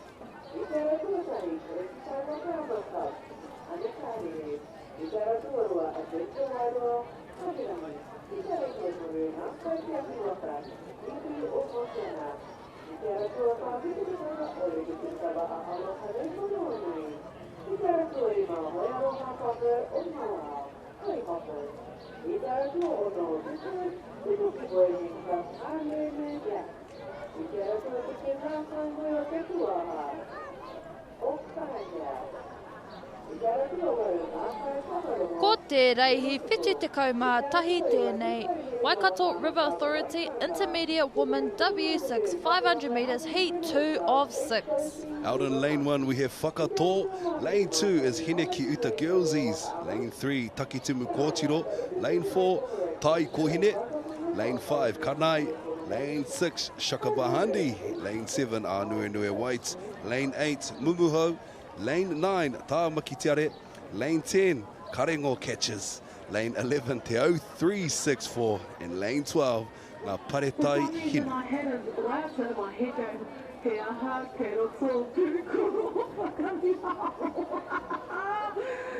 What are you doing out there? Having an ice cream, having a strawberry with chocolate on top with some pistachio?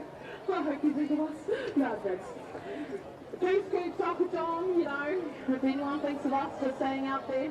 Engari e mihi ana ka koutou katoa, ka mana wanu mai whānau. Yes, we are behind time, but you know what? The hype's happening, the vibe's happening, stick with it, be an amazing peoples, be a kohana roa. And big shout out to all of our managers, coaches, getting our tamariki to where they need to be. Once again, but the biggest, hugest, fattest, maddest mihi to all of our amazing kaituong. All of our amazing kaituong. You know, we get to sit up here, talk a lot of jabberjaws up here, do this job, engari, you know, everyone around doing the missions behind the scenes, e mihi ana ka koutou. I get to sit under a gazebo, our loading bay are out there doing their thing, so everyone's got their roles, everyone stays in their lanes, and our mahi anyway. But e mihi ana ka koutou katoa. Oh man, it's been a great day, it's a great day. Ngā kaupapa, hurana kaupapa. It's a great day to be alive.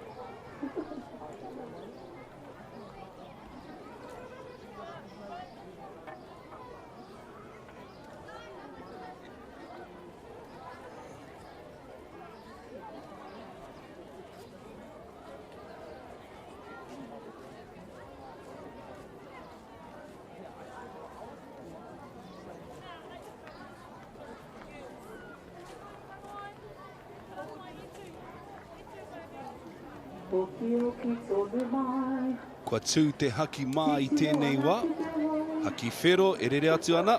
Ko te haki whero tēnei ki tēnei tātou I tēnei wā tōru te whānau. This is in preparation to start the Waikato River Authority Intermediate Women's W6 500 metres. With a green flag at the start of the course. Coming out of the back blocks there. Te Au 364 pei puta tuatahi te ihu. Another good start here in YMP in lanes 1 and 2. Uawa Surf Life Saving Club Incorporated, Hineki Uta Girlsies and Whakaata. Okay. Ki te ara tōtahi YMP Waka Whakaata, a te rua Uawa Life Saving Club, Hine ki Uta. YMP Waka ama whakato tērā ki te ana I tēnei wā I te ara tuatahi. Ana tua whā ngā hoihoro, kai kōhi me. Ana tua rima ngā kauhoi o Māmia Whoko Kanai. Ana tua ono, whai aroha whānau o Mauao. Tāmaki te are pea, e pakanga hoki ana. Me te ara tuarua. Hineki Uta Girlsies. Mumuho, ana tua iwa tāmaki auriga, tāmaki tiare. Tua ngāhuru akarana waka karengo catches. Tua ngāhuru matahi te rau o te au ki te tonga waka score te au 364. Ana tua ngāhuru mahua o taki wakahoe. I te rāringi ruarau rimatikau mita I nāenei. YMP followed out the back there by Tamaki Tiare. Te Au 364. But your current leaders in this heats. They are Whiringa whānui tuarua tēnei is YMP.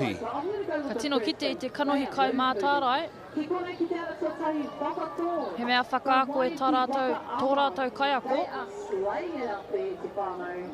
Man, only they must have put the extras over the Christmas holiday while everyone else was having hung out. The last thing most coaches want is for their paddlers to be looking around. Aye. You hear it constantly. What you looking across your shoulder for? Don't need to worry what they're up to. Ai, te tae te aha. Te tae te aha. You got the job to do. You do your job. Let them do theirs and you do yours. Ana, koe rā te mahi a enei kōtiro.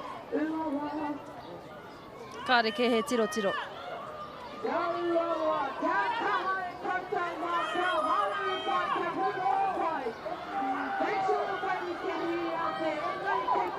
Last wind up and push through to that finish line there to complete that race for YMP for the Waikato River Authority Intermediate Women's.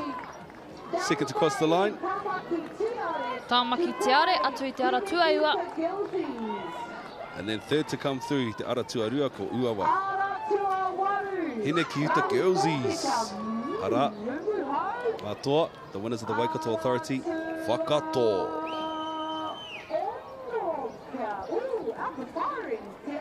We got it. Shaka Mahandi. Oh my gosh, you guys are doing flash names. Come on, Father, they can't hear you. They're tired. They need their energy. Kia kaha tonu. Ara tonu na kaihoi o nāia poko kanai. Ooh, I love a good kanai sumo, actually. Kanai's mother. Ara tua kraumi. O taki waka. Ngā kare ka taihinu. Ngā kare taihinu. We're down here with the Kakariki Green Field Farm and Visa Waiwa, Pakitunu, Kōtiro. And they're all pushing over the... There's your official times. First Whakaata with 2:38. 2:48 went to Tāmaki Te Are. And Hine Ki Uta Girlsies with a time of 2:49.63. That is stunning. That's an intermediate walking. He does it.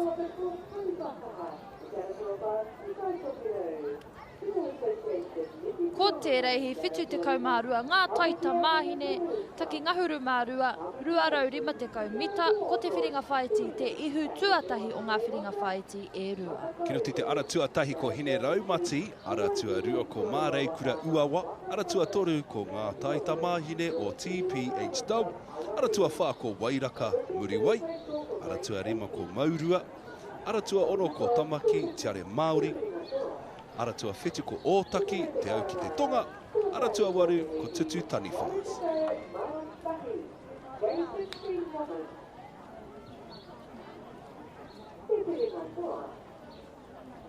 See tutu taniwhas on the screen now representing Karapiro Wakaama on their local body of water.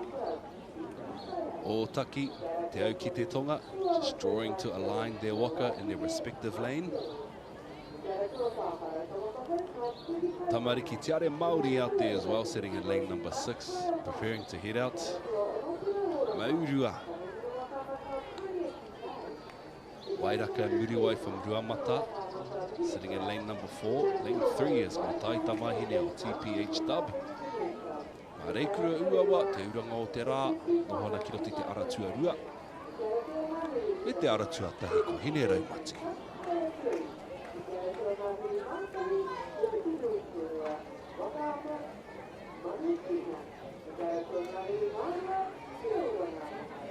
Tū te haki whero. Haki ka kāriki. There you go, girls. Let's get this race underway. Beautiful start there from lane number 4. E nohona ki roti te aratua whāko. Ruamata Wakaama. Wairaka me Muriwai.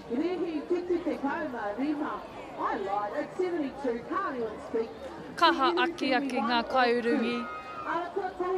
Ngā taita māhine o TPHW.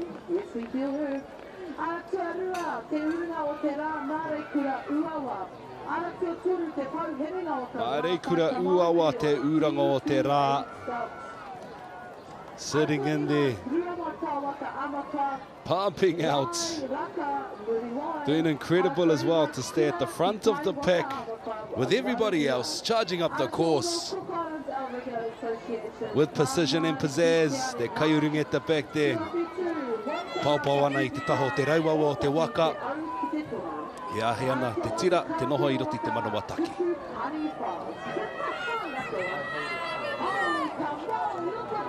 Kare kore he ua hoki mā tātou kaiurungi ne, kāre whakaitia kia hoe.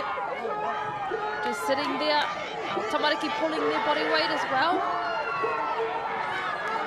Ai, tika, he pakeke te nui o ngā kaiurungi anō hoki.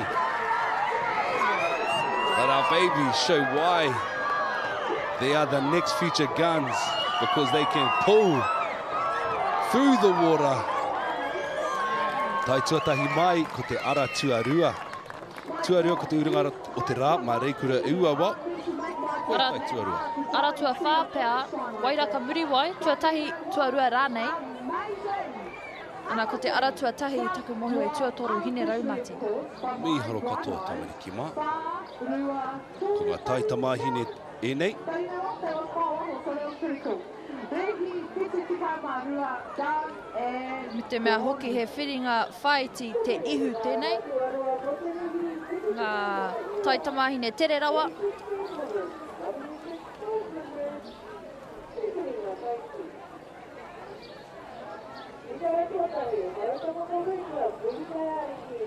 Here's a little bit of a look at that finish at te whānau. Oh, rua tai tuatahi mai.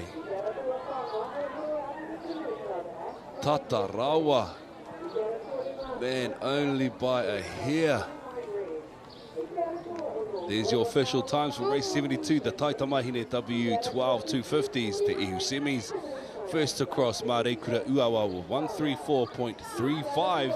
Second was Whakaata Māori with 134.46. And third to come through was Hine Raumati with a time of 135.94.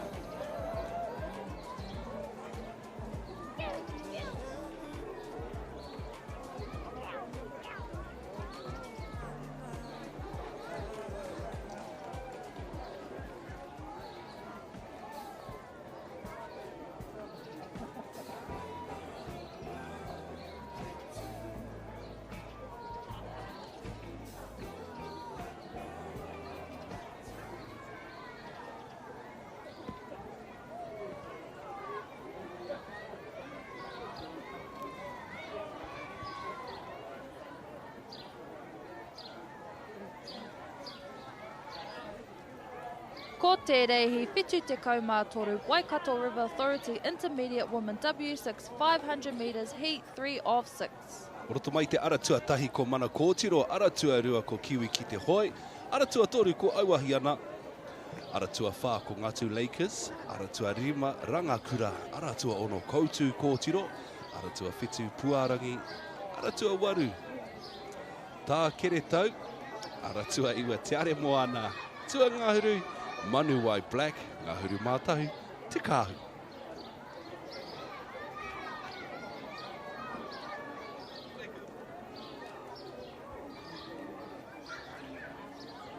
Tēnā koutou e hoa mō, ko tamana I tēnei rā, mōreira rā. How are we out there? How are we good? Are you good? Ki tonu ana, ngā tahaka o tēnei roto. It is still packed to the rafters I te whānau. We've got only like 26 races. Takere tau tēnei o Rāhui, Pōkeka, Waka Sports. I'm not going to know anything, but I'm just putting it out there. I hope you are keeping hydrated. I hope you're keeping amazing. Might be having a nap under your kimchi, and that's enough too. Oh, man. Some really amazing stunning uniforms out there this year. New clubs, new uniforms. Maybe the same club, old club, new fresh look, all the above. And just like that, kaha pahu, we have a white flag. Hi, Samara.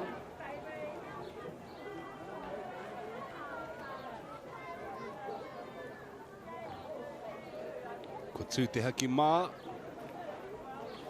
For the Waikato River Authority NT Women's W6 500 metre, ko te whiringa whānui tēnei.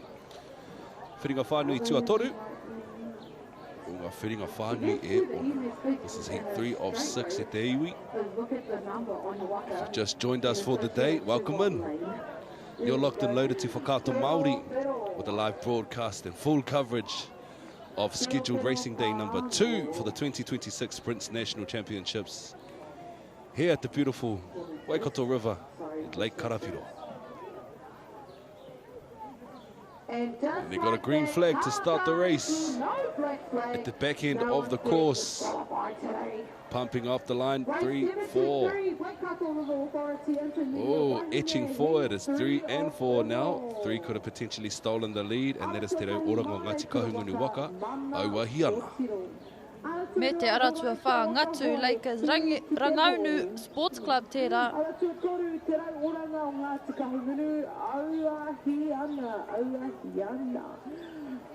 Mana kōtiro mā Reikura Waka Club on screen now, as you can see.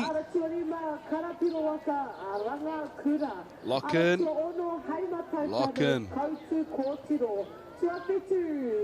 Ia takite ana I te mā wehe o ngā waka I nai nei. Aratua waru rahi pōkeka, tākere tau. Aratua iwa kuparan tiare moana. Tua ngāhuru manukau, manuwai, black. Ngāhuru mātahi piringa mitikai heke, te kahu.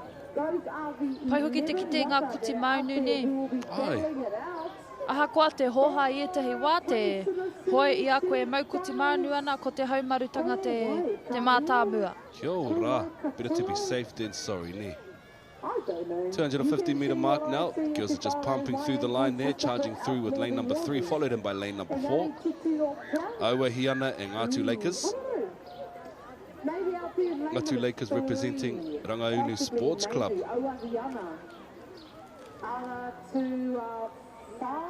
Ngā mene anō hoki. It's going to be a very, very hard push to the finish line as these young wahine... Pukumahi o te kaurungi rā ne. Ai rā. She's almost halfway out her whole waka. Hanging all the way out the side there. Beauty. Still charging and pumping, leading at the front of the pack though. Auahiana, te rau oranga. But it's still anyone's game until you cross that final finish line. E te iwi. The dynamic of race plans comes into full effect and into play after that 250 metre mark. Ko te aratua whā, me te aratua toru e pakanga ana. Ngātu Lakers me Auahiana. Can they hold and maintain their advantage on their sisters on the outside? Ngāti Lakers want to make sure that they're going to earn their spots, edging through the finish line. Ara tuatoru te rauoranga o Ngāti Kahungunu Waka, Aiwahiana, followed in by Rangaunu Sports Club, Ngāti Lakers. Tuatoru atu I te ara tuatahi, mana kōtiro o Māreikura o Waka. Ngari anei a tātou whakaihu waka, atu I te ara tuatoru, auwahi ana.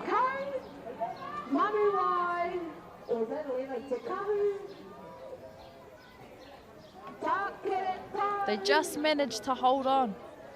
Ki te I te pakanga a Ngāti Lakers kia rātou. Ngāti Lakers brought their rate up a little bit. Ngari te mutunga I ho, ka mau kia auwahi ana.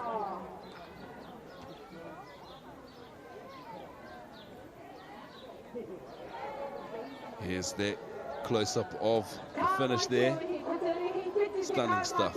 Here's your official times for race 73, Waikato River Authority Anti-Women's W6500. First across, Auahiana with a time of 242.75. Second in was Ngāti Lakers with 243.20. And third across the line for Mana Kōtiro was 250.19. And I apologise in advance because this is not my type of English to read. Alexis Milliken Menzie. Alexis Milliken Menzie from the Waka Taunau. Can you please go to admin as soon as possible? Alexis Milliken Menzie from the Waka Taunau. Please go to the admin ASAP.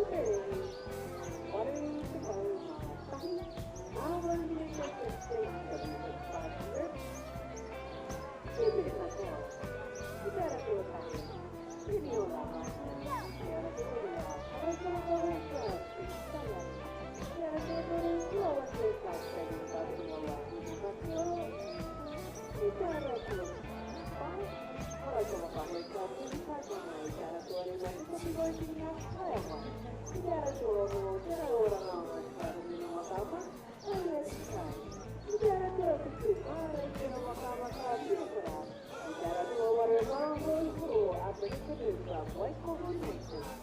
You gotta join your aim on the level, vacation runner. You gotta do a Maori with the voices, what are you doing? You gotta do a Maori with Waka, or you do it for a Whakaata Māori. You gotta do a Maori Māori, do a Maori. Anyone they can do it for them.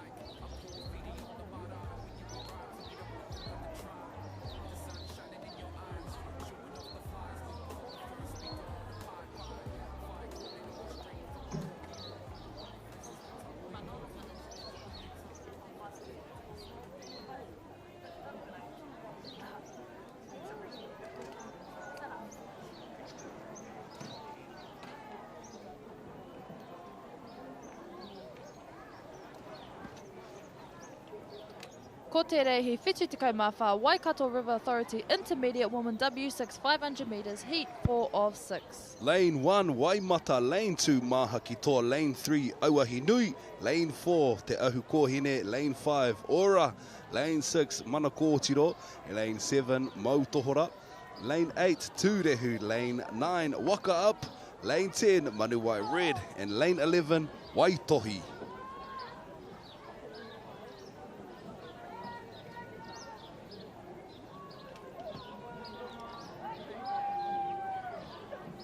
Waitohi on the screen now. Sitting out there in lane number 11, Manuwai Red from Manukau Outrigger Canoe Club. They're out there in lane number 10. Just aligning themselves up to their lane. Waka Up from Waitakere. Sitting and holding water. Ready to rumble. Tūrehu from Tarawera Outrigger Canoe Club.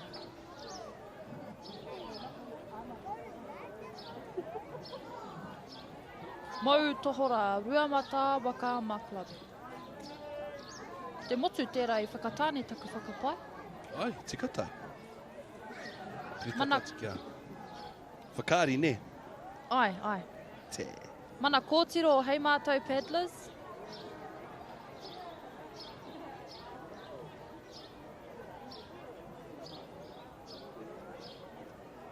Ora from Hoi Aroha Whānau o Mauaho. Aurara nei. Who knows these days with these kids? Tahu Kohine from Rangaunu Sports Club.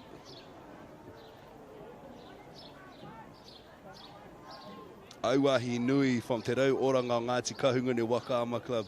Just heading out to their lane.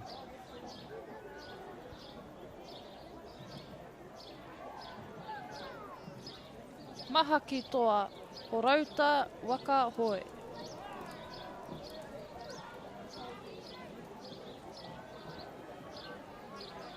Waimata Māraikura Whakaama Club.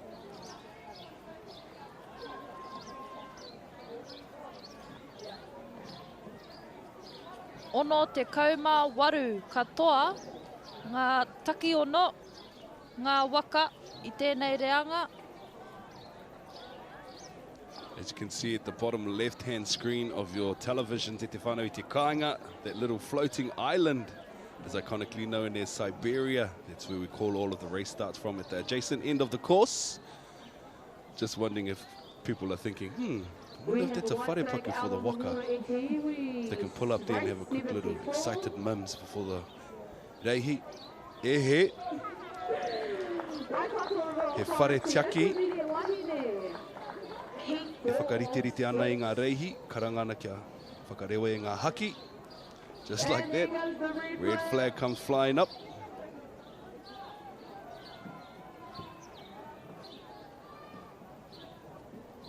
Oh, a couple of keen waka out there to get this Waikato River Authority Inties Women's Dub 6 race underway. They're just going to have to a little bit back it up a bit.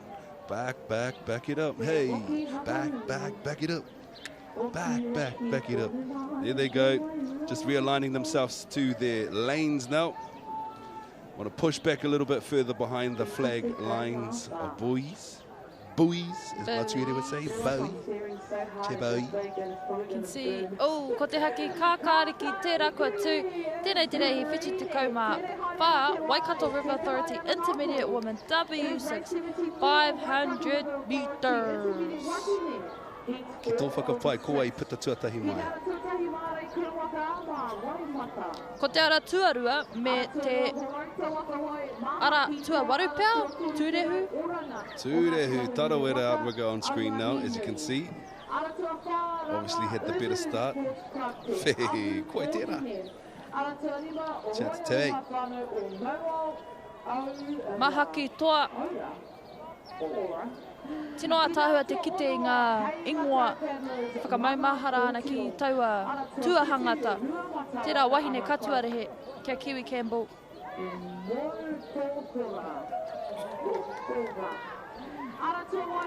Nā whai anō ko rātou kua whita te ihu I tēnei wā.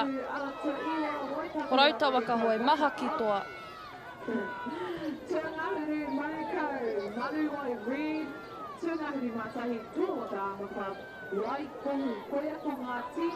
Kei te kite I ngā pāpāringa e kiki ana ne, kiki ana I te hau. He rautaki pēr. A little bit lighter in the walk if you fill your cheeks with some air. Hui. Hei tā mataia sakin in the kumara. Hey. Ara tuarua tērā still on screen now, as you can see. Mahaki toa doing the best to maintain their lead at the front of the course. On their tail though is lane number 1, Marekura Wakama, their tuahine. Waimata is the name of that waka. No, not the waka itself. The paddlers on board. The team is known as Waimata. Oh, here comes the build and intensity as the girls open up a little bit longer and stronger to now edge further forward of the pack to solidify and secure their place. Ki ngā whiringa whaiti later on in our race schedule. Can they maintain that lead at the front?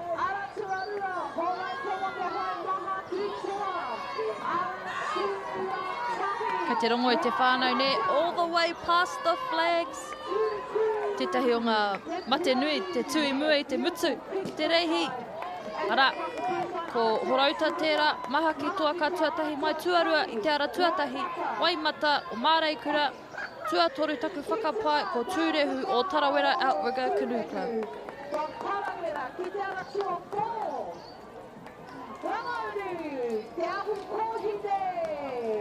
A tō whakaihu waka ko Mahaki toa, Waikato River Authority Inties Women's W6 500s. Here's the replay of that start though at the top end of the course. Lane number 8 kicking out of the back blocks with a hiss and a roar. Lane 5, Lane 3, Lane 6, Heimato, Mana Kōtiro, Aratua Whitu, ki whā. Whakamiharo ana I te eke o te taumata. Tino, I was just thinking that actually. Race 74 done and dusted. That was the Waikato River Authority Inties Women's W6 500. First to come through was Mahaki Toa with a time of 239.32. Second through was Waimata with a time of 243.88. And third through and past the line was Tūrehu with a time of 2:49.27.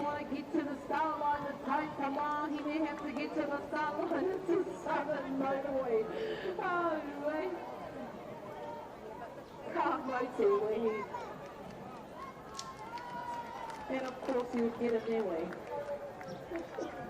Ko te rehi whiti te kauma 4. Make sure you use your indicators. 74 Tame Dusty te whānau. Man, that was a neat race day. Ola. Ko te reihi whitu te kaumārima, ngā taitamahine, take ngahuru mārua rua raurima te kaumita, he whiringa whaiti tēnei o te wahanga te ihu. Aratua tahi ko manawa toa, aratua rua ko te ākau, aratua toru, te marae o hine moana, mani a poto me te puaha, aratua whā te ara mārire, mā aratua rima ko ngā kōhine, aratua ono, titi i te rangi, aratua whitu ko manawa ora, aratua waru, ngā tuna kuini o te awa.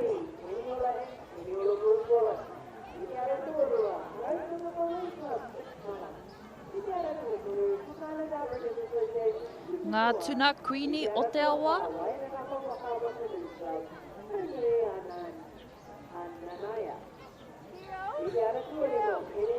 Ko manawa ora tērā e whakariterite ana. Kume ana te ihu o te waka. Oh, me titi i te rangi anō hoki. Kume ana te ihu o te waka. Whakatika tika.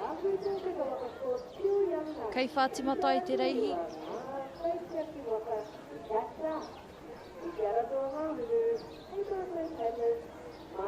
Ngā kōhine o Hoiaroha, whānau o Mauao, atu i tauranga moana.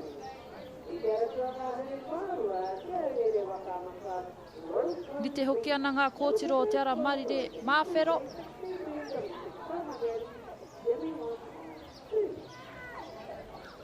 Te marae o hine moana, mane a poto me te puaha. Te ākau, toa Whakaama Club o Porirua.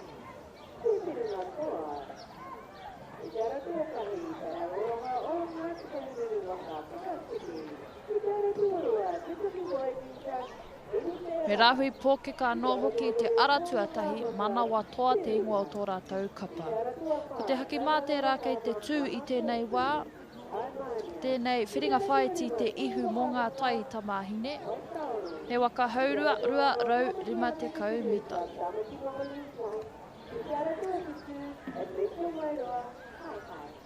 Ra, te haki whero. Tohu kia whakatata tamara ki mā.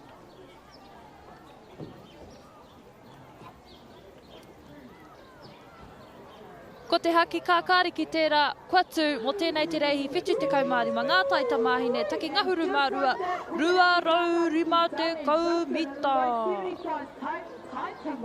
Beautiful start too. Para huti te haere. Aratua tori tēnei, te marae o hine moana mani a poto me te puaha. Whiwari, manawa toa, rahui pōkeka e nei. Hihihi, te ākau, e whakakanuhi ana o te karapu toa Wakama. Aratua tahi, tua rua me te aratua toru. Katoa rātau e pirangi tūranga ana i te whiringa toa. Aratua whitu rangi riri cultural sport ki mana o roa aratua waru o rauta waka hoi. I'm saying it fast because it's happening fast. Ngā tūna kuini o te awa. Holy! Haka miharo tamariki mā. Ai wahi ana. Ko te whiringa whānui tēnei, o whāiti mo taku he. Te mea tuarua o ngā mea irua. Tēnei wā tonu. Kei mua e arihana i ngā tira katoa i tēnei wā ko tuna kuini o te awa. E he. Ko rahui pōkeka. O taku he. Manawa toa. Kiri tata atunana ki te rārangi whakamutunga i tēnei wā. Ko te aratua rua pēr.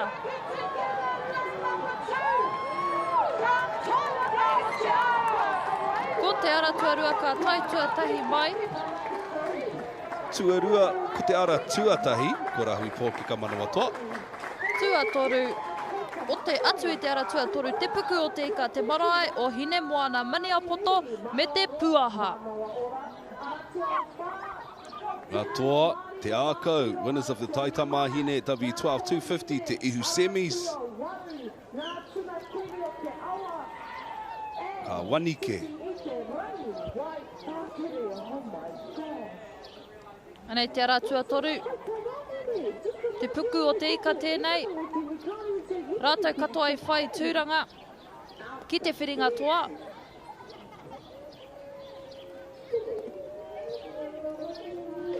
He paku tiro tiro haere. Ki hea rātou noho ai. A tāhua ko tiro mā. The official times for 75, the Taitama Hine W12 250s te ihu semis. First to come through, Te Ako with a time of 139.26. Followed in second position with Manawatoa with a time of 140.96. Third position went to Te Marae o Hine Moana Maniapoto me te Puaha o Waikato with a time of 146.70.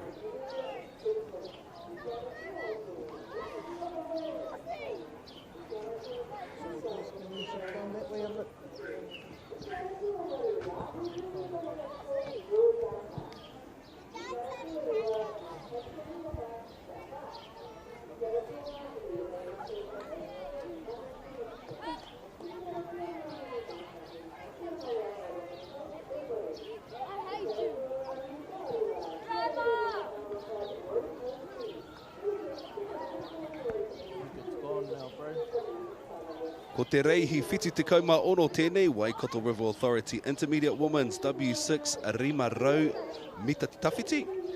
Ko te whiringa whānui tēnei tua rima o ngā mea e ono. And in lane 1 we have Waiweherua, lane 2 Oka, lane 3 Auahirangi, lane 4 Hawaiki, lane 5 Balalala, lane 6 Manawahine, lane 7 Whakaari, lane 8 Mahinarangi, lane 9 Mutu Karaka, lane 10 is OB2 Maya, lane 11 is Po Kare Kare, and lane 12 is Tai Kohine.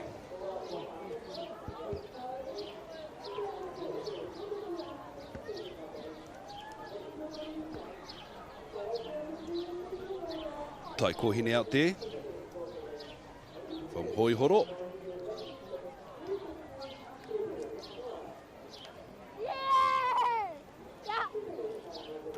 OB2 Maya from Ocean Blue Sports Club. Whakatika tika ana I tō rātou waka.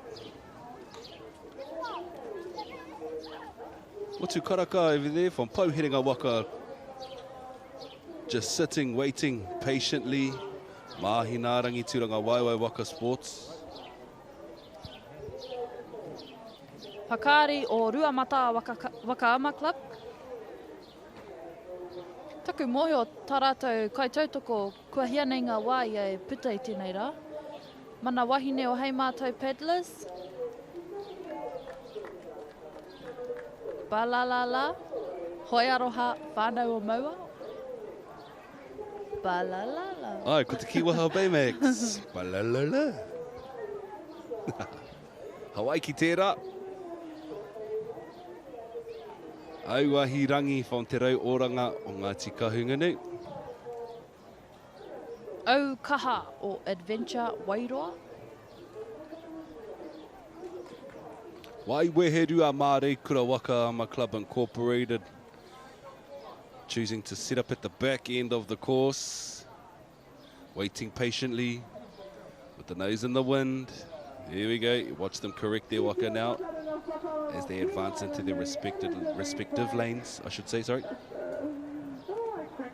Green flag. We've got a fly and a green flag. That means green means go. And off they go. Tūranga waiwai pēr. Ruamata rāna I puta te ihu I te timatanga. Ka te kite hoki I te aratua whā mitapatanga o le Pasifika, Hawaii. Puta hoki te ihu. I'm looking at it, but I'm not registering.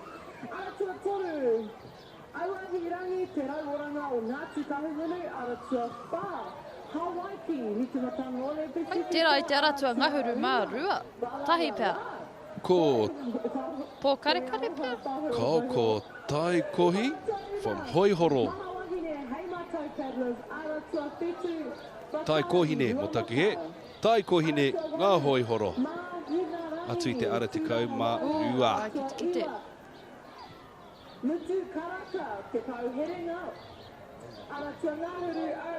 Kite te hūkere o ngā kōtiro.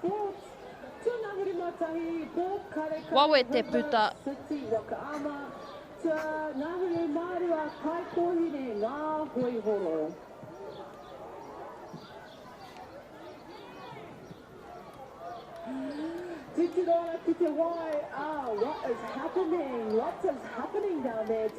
Ka mahu e te reihi tā rātou ake reihi. Ua kōtiro. Te katou. As the rest of the course now pumps through that 250 mark, halfway across the course. These wahine in the back skirts there though have established and maintained a beautiful lead at the front of the pack there. Tai kohine, ngā hoi horo. Kei pōhe he whiringa toa, whiringa whānui tonu tēnei. Tika. Hawaiki, Balala, Manawahine, Whakaari are battling out in the middle there of the pack. Teeter-tottering on who's pushing forward, push and pull game this is.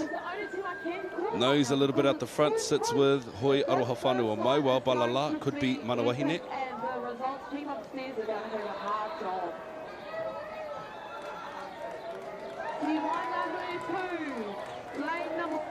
But lane number 12, ngā hoi horo, Tai Kohine have established a beautiful lead at the front of the pack.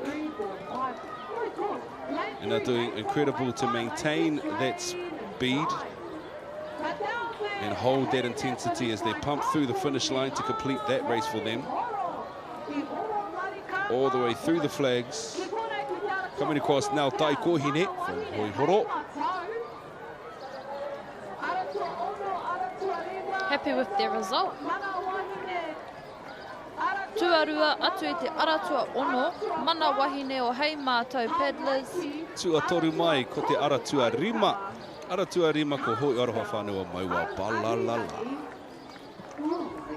Nei a tātou whakaihuaka mo tēnei whiringa whānui.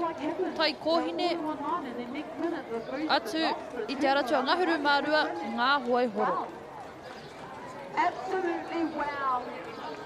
Let's just remind ourselves of what the start of that race looked like. Itching out the front there. Gunning up. Nice and deep. Nice and open strokes. Pulling that waka through the water together. That was race 76, and this is your official times. First to come through, Tai Kohine with a time of 241.01. Second across, Manawahine with a time of 258.97. And third across the line, Balalala with a time of 259.45.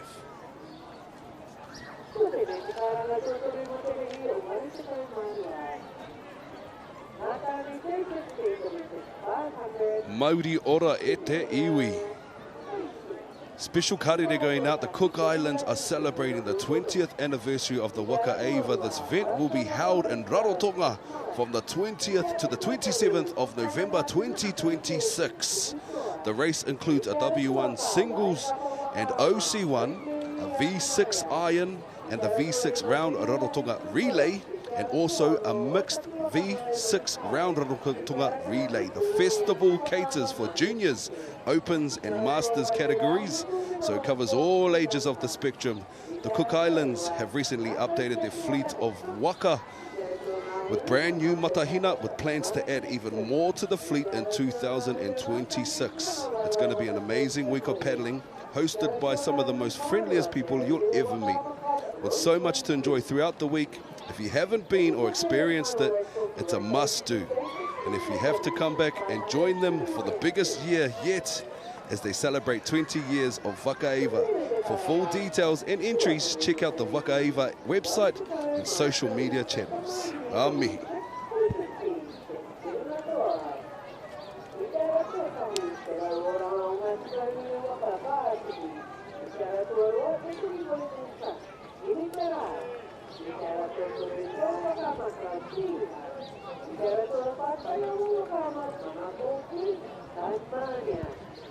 Bicara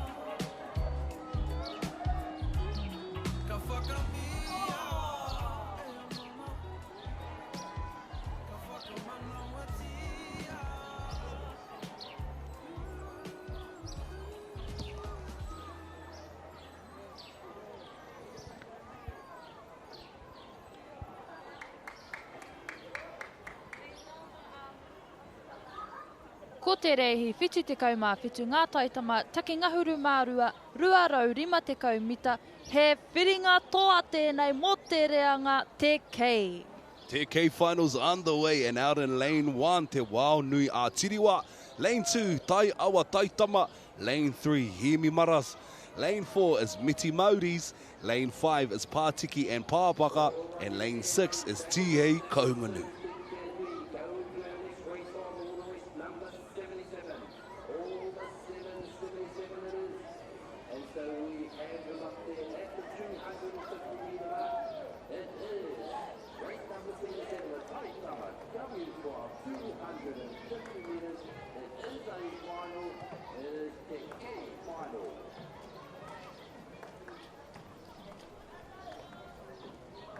It's the first lot of finals for our race schedule of the week. These babies raced Ina Nahi. and raced incredibly well, so well that they're here representing in the Te Kei finals. Miti Māori's on screen now, they're representing Mitamitanga o le Pacifica Va'aalo. He mi maras o te Toki Voyaging Trust tēnei, whai tūranga hoki ki te whiringa toa. Oh, kari te mau pōtai I tēnei rā. Yesterday we seen a lot of flying away pōtais. Tai awa tai tama. Te awa tai awa wakaama. Kei taha koe e tama. Well, I just wants to have a swim, I reckon. Te pau nui a tiriwa. Waitakere out Rugby Canoe Club. They're locked, focused. Look at that focus on those faces. Ai, kare kore kua kōrero a rātou, kai ako kia rātou. He te serious talk. Kia ri te pai rātou mo te whiringa tōnei.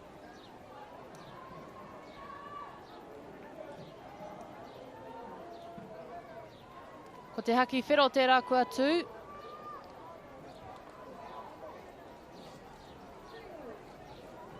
We have three waka almost at the start line. Ko te haki kākāri ki tērā kua tū I tēnei te whiringa toa tuatahi o te whakataitai nei. Bit of a rolling start in lane number 2. Ko tai awa Wakaama mana tōpu, tai awa tai tama. Had a nice little rolling start at the back end of the course. This is going to be an exciting and quick race. Pātiki e Pāpaka from Te Rau Oranga o Ngāti Kahunguni out there representing amazingly as well. Kite ia tātou tamariki, aro puana ki a rātou mahi. Ngā niho, kite ngā niho e puta ana. Puku ana ngā rai. Me te harikoa, there's Mully Man. He's probably my favourite paddler of the week so far. Look at that grit and determination on his face. He knows he's got a big job to do. And he's doing it. And he's doing it well. Hūkere ana e nei tamariki.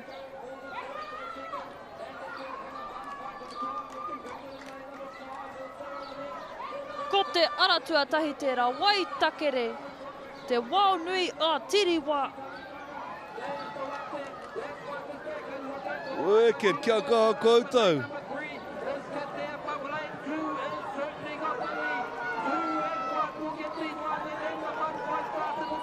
Aha koa he iti e nei tamariki, he pakari, he kaha. He Maya. Coming through the finish line now to secure the first lot of podiums for the day. Hey, hika ma, that was incredible. Congratulations, Tamariki Ma, you're all champions in our eyes. Waka nui ka tika, whetero mai. Ono whetu. Oh no, Fetu. Oh, tiro Mully Man's got. Here's a look back at the start of that race, though.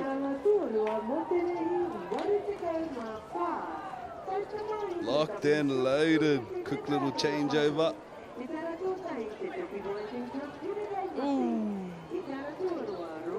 He tauira ki te toenga.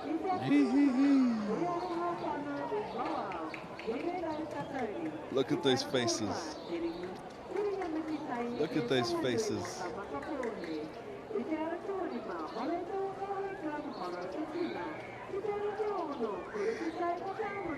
Here's your official times for 77. That was an incredible race at Te Whānau. The Taitama W12 250s Te Kei finals. First across the line, Tai Awa Taitama with 145.49. Second, receiving a silver medal, will be Te Waunui a Tiriwa with a time of 148.19. Third through the line was Hemimaras with 156.55. Fourth went to Miti Māori's. Fifth went to Pātiki and Pāpaka. And the sixth position went to Tihei Kahungunu.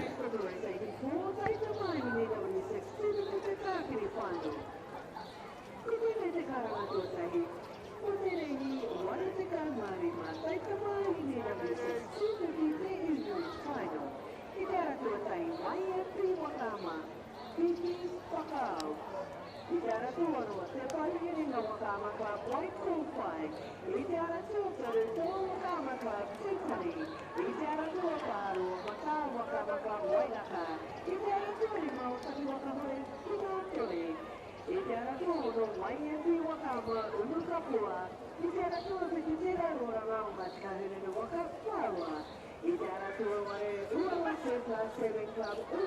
Ko te reihi, whitu te kaumāwaru, Waikato River Authority, Intermediate Woman W6, 500 metres, heat 6 of 6. Sitting out in lane number 1 is Ani Karere. Lane 2 is Kahurangi. Lane 3 is Pipi o Hokianga.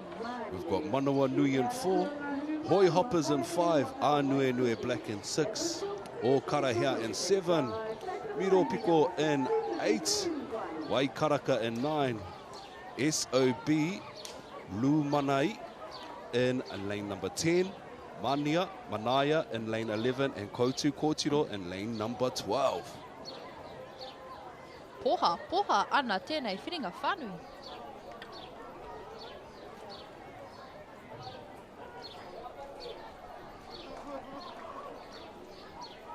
Koutu kōtiro tērā I te ara tua ngahuru mā rua.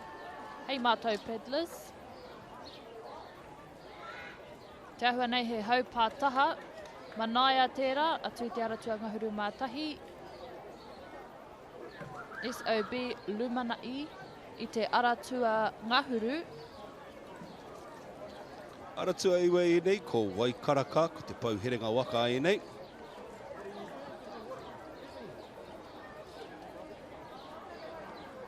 I o rātou pani mata, he zinc pia.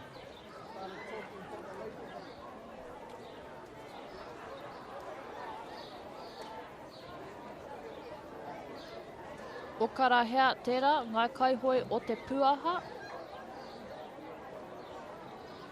Beautiful pie hats to match their beautiful pie kiato. Anue Nue Black, Te Toki Voyaging Trust.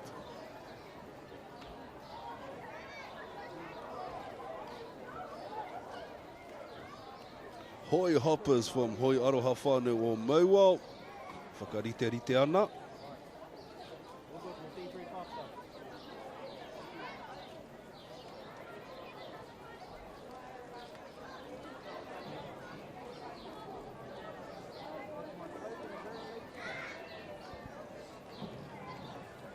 Manawa nui o Mitamatanga Ole Pasifika.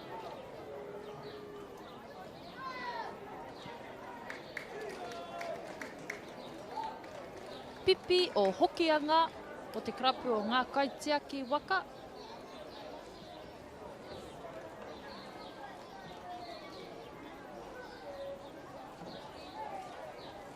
Kahurangi Adventure Wairoa.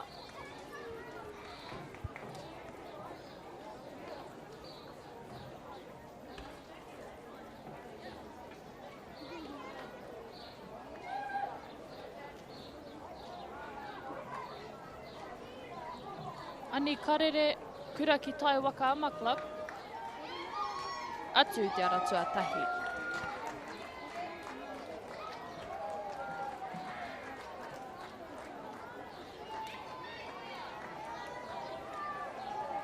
Ko te haki whero tērā e tū ana. I tēnei te whiringa whānui, tua ono o ngā whiringa whānui e ono ara kua tū te haki kākāriki. Ko te ara tua whetu noiho ki taku mōhio I te timatanga. Engari, ko te ara tua waru, tua ngahuru me te ara tua ngahuru mā tahi. Ngahuru mā rua mō taku he. Kua pita, hei mātou paddlers, koutu kōtiro, Manaia, Hawaii ki nui, tuara Wakaama, tuarua Wakaama. Waikaraka tērā te pauherenga Wakaama. Looks like they were the quickest to come off the blocks. Manaia from Hawaii Nui, Tuarua Waka, sitting out there in lane number 11. Frehe ngā mōhiti. Tēnō. Me ngā pueru, ngā hoi, jingas, whirehi katoa koutou. Look good, feel good, race good. Ia. Ia ki taku kai ako. Ai ki tō whakapai e.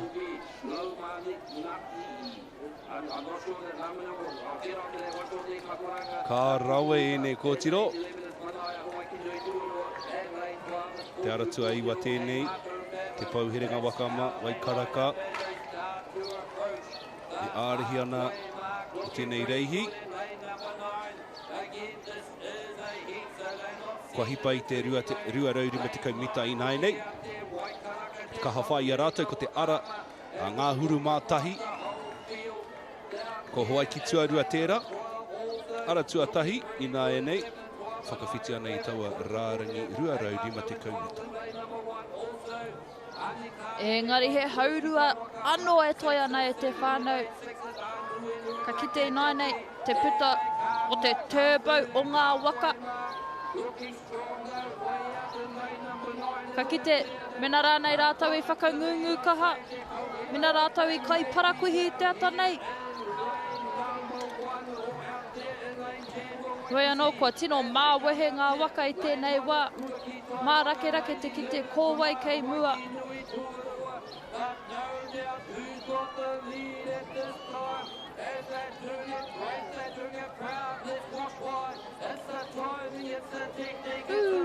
Whaka mi haro. Beautiful lead at the front here in the pack from Pauherenga Waka. Managed to establish an early push to the front of the pack, maintained it, and now they're coming through the finish line. And completion of this sixth heat for the Waikato River Authority, the intermediate women's dub 6,500s. Ko wai ka whakawhiti tuarua. Ara tua ngahuru mā tahi manaia, ka tai tuarua i tēnei whiringa whānui.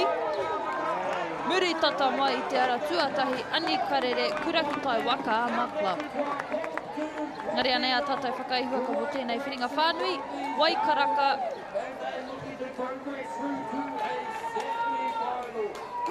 Te pauherenga Whakaata Club.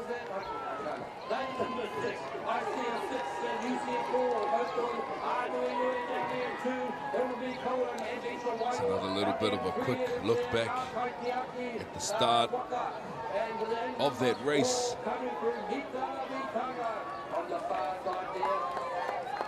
All these paddlers are locked in.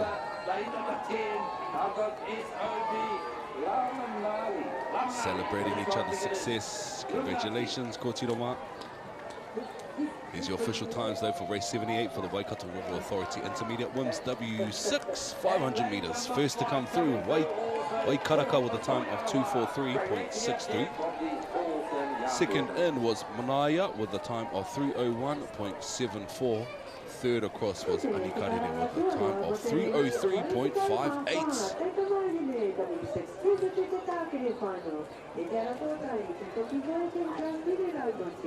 I te ara tōrua, te Waka Class Nuriwai, I te ara tōtoro, kai ana ngā whānau e mārao ki rero te tauri. I te ara tōa kā kuringa mesitai i te wanga, whahanu waka makatone.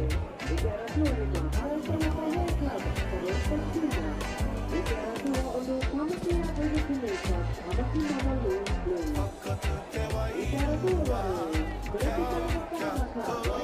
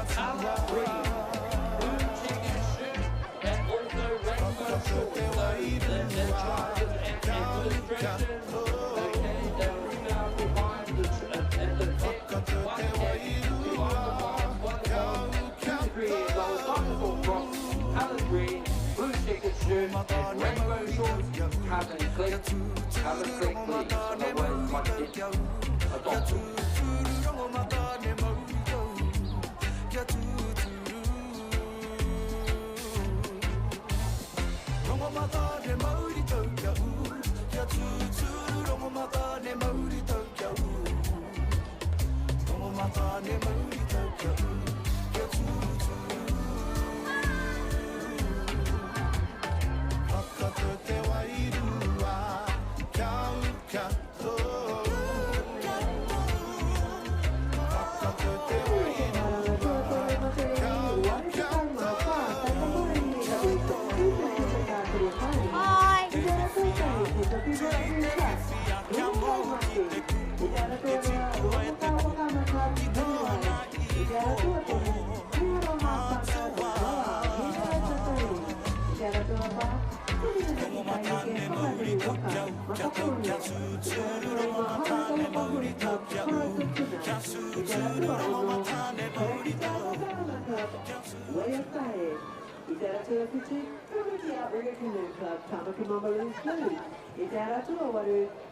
Ko te reihi, whitu te kauma iwa ngā wāhine te kauma ono tau me raro I ho te pakeke. Taki ono 500 mita, he whiringa whaiti tēnei, te whiringa whaiti o ngā whiringa whaiti e rua. Kei te aratua tahi, puhi kai ariki, HMP mako kei te aratua rua, hihiko kei te aratua toru, Just Saying kei te aratua wha, Manuai Red, HK Kings, PCKC Ipukarea, Koroki, Tōkere, puhi aroha kei te aratua ngahuru, te are manea kei te aratua ngahuru mā tahi, me puhi atawhai kei te aratua ngahuru mā rua.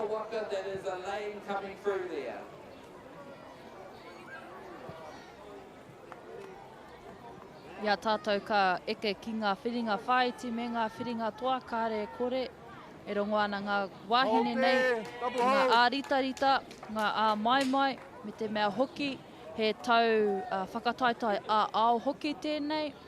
Nō reira, toko ono ngā kapa o te reanga nei, ka whai wāhi ki te whakataitai a-ao. Hei tāpiri tērā ki ngā ā-mai-mai me ngā ā-rita-rita. HMP mako tēnei. We have a white flag. A white flag flying at the 500 those pretty metres. arepotai. Race number 79, the JC Eight. Woman W6 500 metres. This is a semi-final. Rā ko te haki mā tērā koe tū, with a white flag. Race. It's going to be a good one. They are competing for a final. Competing for a final.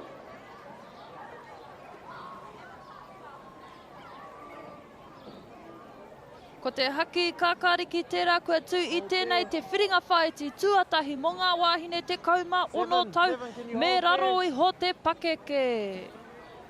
Puhi kai ariki on screen now, pumping out the blocks. Been constant contenders throughout the course of their careers. Many of these young women in that waka have been paddling since they were in kope.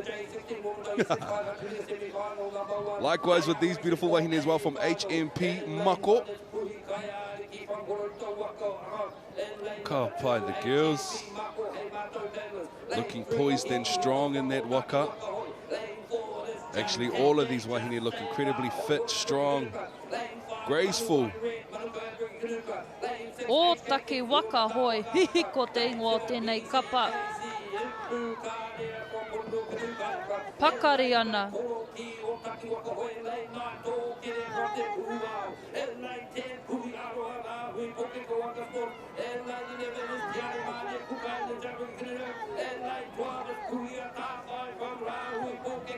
Kua hipa I te ruarau rima te kaumita I naine I nei waka. E te kite I te rerekētanga o ngā momo hoe. Tika. Different styles.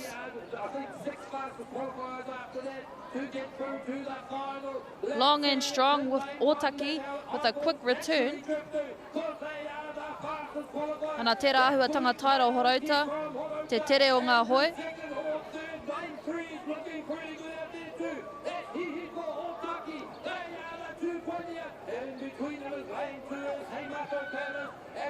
He whiringa whaiti tēnei te whānau, te whiringa whaiti tuatahi, ko te pakanga I te ara tuatahi me te ara tuatoru. We're definitely witnessing a battle of strength on the water, pumping up with a little bit of a push at the front now. You can see Otaki's winding up at the front of their catch, trying to stay on top of the girls there. Can they maintain their lead? Horota on the inside, Otaki on the outside. Oh, whakawhiti tuatahi mai ko te aratua toru. Otaki waka hoi, hihiko. Tuarua mai, puhi kai areki, Horota waka hoi. Ka mutu tuatoru, HMP mako, hei mātou peddlers. There's your champions for the J16s. Semis 1 of 2.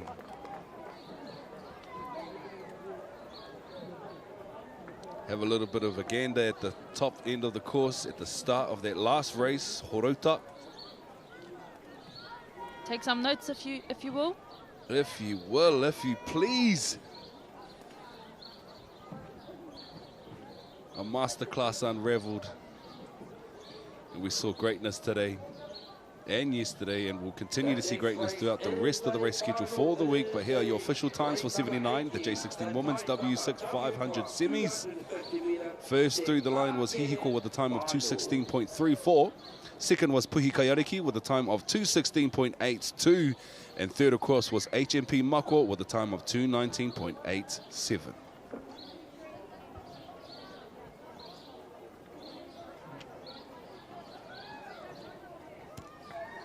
Ko te reihi, waru te kau tēnei, he whiringa toa anō mō ngā taitama. Take ngahuru mā rua, rua rau rima te kau, mita I te waha ngā te takere. Lane number 1 is Parawan's Knights. Lane 2 is Manukau Mako. Lane 3, Taniwha Kaha. Lane 4, Miti Tirohanga. Lane 5 is Tāmaki Aces. Lane 6 is Mata Kaihoi. Lane 7 is Waka Babas. And Lane 8 is Awarere.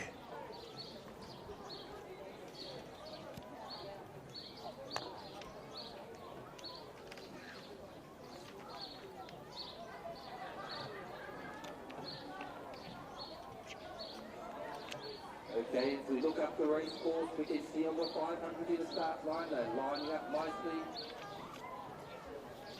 Last of the Waka have made their way down the entry lanes. Tāmaki Aces tēnei. And they'll be understarted. Whakaritiri te ana, Miti Tirohanga. Tai tokerau.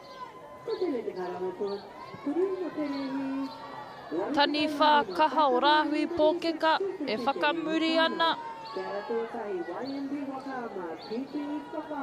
Manu Kau Mako, whakariteri te ana I a rātou.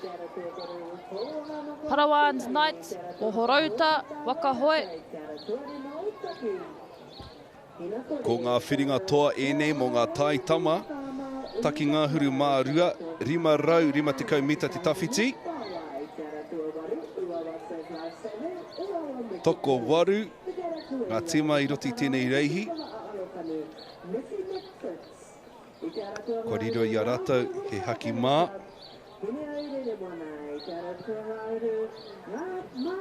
Ka tū, te haki whero.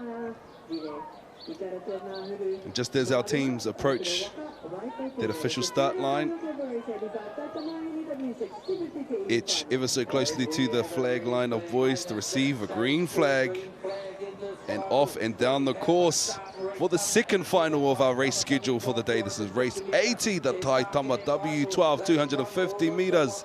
Let's just remind ourselves again who's out there. River City Waka Club, Awatere boys, Waka Babas, Mata Kaihoi, Tāmaki Aces, Miti Tirohanga, Taniwha Kaha, Manukau Mako and Parawan's Knights representing in this Te Takere final.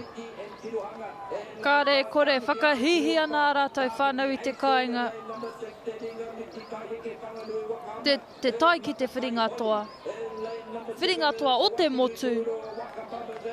Ko te ara tuatahi arahi ana I tēnei wā. Horota Waka Hoi, Parawan's Knights. Mua no atu.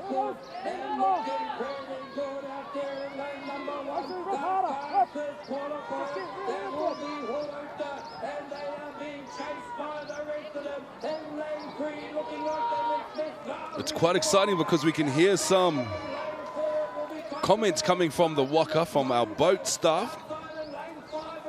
Happy, smiling, laughing tamariki, itching ever so closer to complete the second finals of the day. Taitama W12, 250 dash. Te tagare finals, mo taku he. He whiringa toa tēnei. Me ngā toa whakaihu waka. O tēnei reanga ngā Taitama W12 250s. O roto mai te ara tuatahi. Parawans Knights. Horauta waka hoi. Mo te tūranga tuarua, ko te ara tua toru, rāhui pōkeka, taniwha kaha. Kariro i te tūranga tuatoru ki te ara tua rima anō hoki ko Tamaki Arwaka Canoe Club o Tamaki Aces.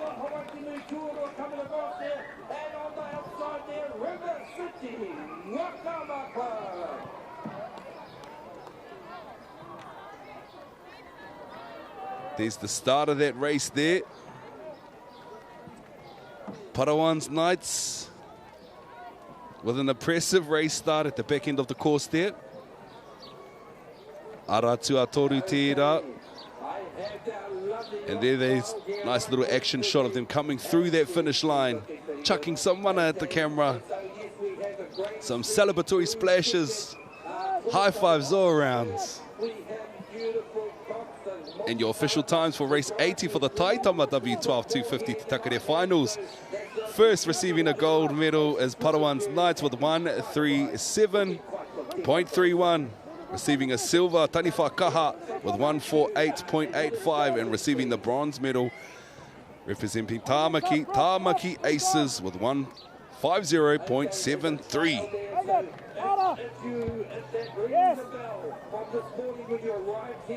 That you had a little person that sort of went like that, and you don't see them anymore, and you come and get them.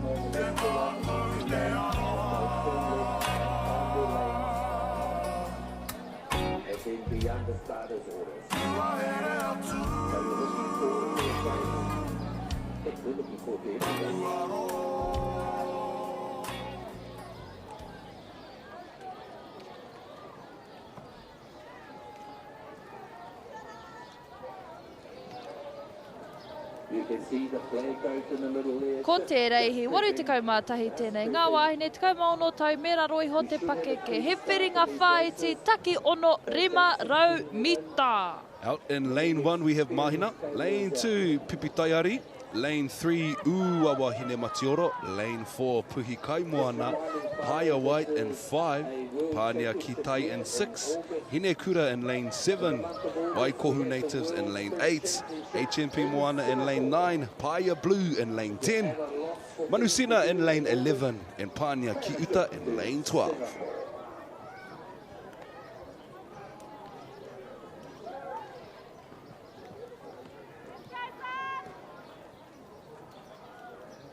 Okay, looks like they're almost all at the far end there. Everyone's Uwawa hine matioro. Turning left, turn left. Stage left. A rātou whanaunga o Horauta Waka Hoe, Pipi Taiari.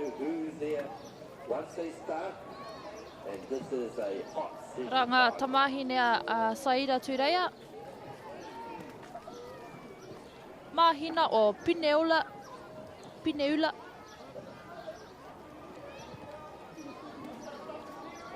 Yeah, nice one, Go, Horsey! White flag. We have our white flag on the board. Let's start building up the energy for this race, ladies and gentlemen. It is race number 81. It is the J16 woman, W6 500 metres semi-final. Ko te haki whero tērā kua tū.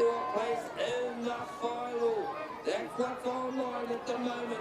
Ara, ko te haki kākāriki kua tū tēnei te reihi waru te kauma, tahi ngā wāhine te kauma ono tau, me raro iho te pakeke, taki ono 500 mita, he whiringa whaiti tēnei.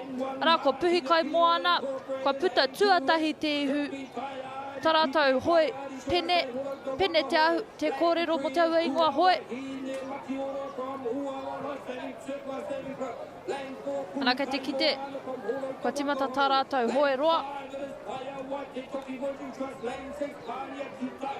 Uawa Hine Matioro on screen now, as you can see. Following their sister crew out. Pineula on the inside over here in lane number 1. Digging in and staying up with the pack. Beautiful semis underway. On the water here at Lake Karapiro. Witnessing greatness. Our wahine giving just a little bit more than they did in the heats. Not all of it, saving the rest for their final. Be interesting to see what the race plan is after that 250 mark. As we know, traditionally teams will start their wind up at least maybe 100 meters out from that finish line. So interesting to see very, very shortly. We should be able to see. There we go, seat 3 and Pineula calling her girls into charge up and wind up with a nice long and strong. Oh, it looks pretty tight across the course there. What do you reckon? Kia nei ko te aratua tahi arahia nei tēnei wā. You can see they're going through a bit of a power stroke. Kei te kite ngā waiwai e panapana ana. Taihua ka piki anō te manawa taki. Ngari ko te aratua whā hoki e paka ngāna kia rātou.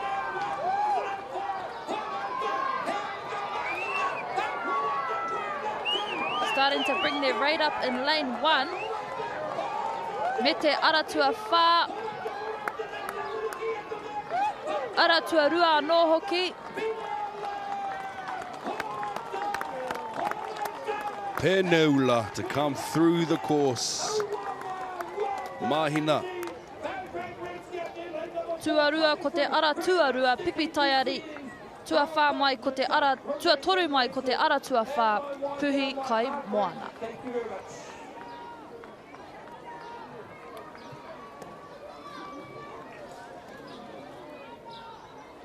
Kua pau te hau o ngā kaihoi o Pineula.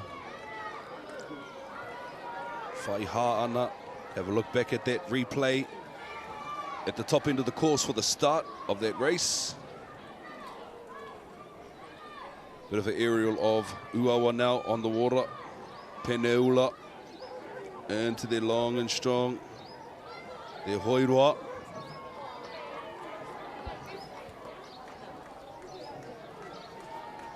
Tako tonoa. Tako tonoa. Here's your official times for race 81 for the J16 women's, the W6 500 meter semis. First position going to Mahina with a time of 2.22.55. Pipi Taiari in second position with a time of 2:24.70. And third position went to Puhi Kaimoana with a time of 2:26 flat.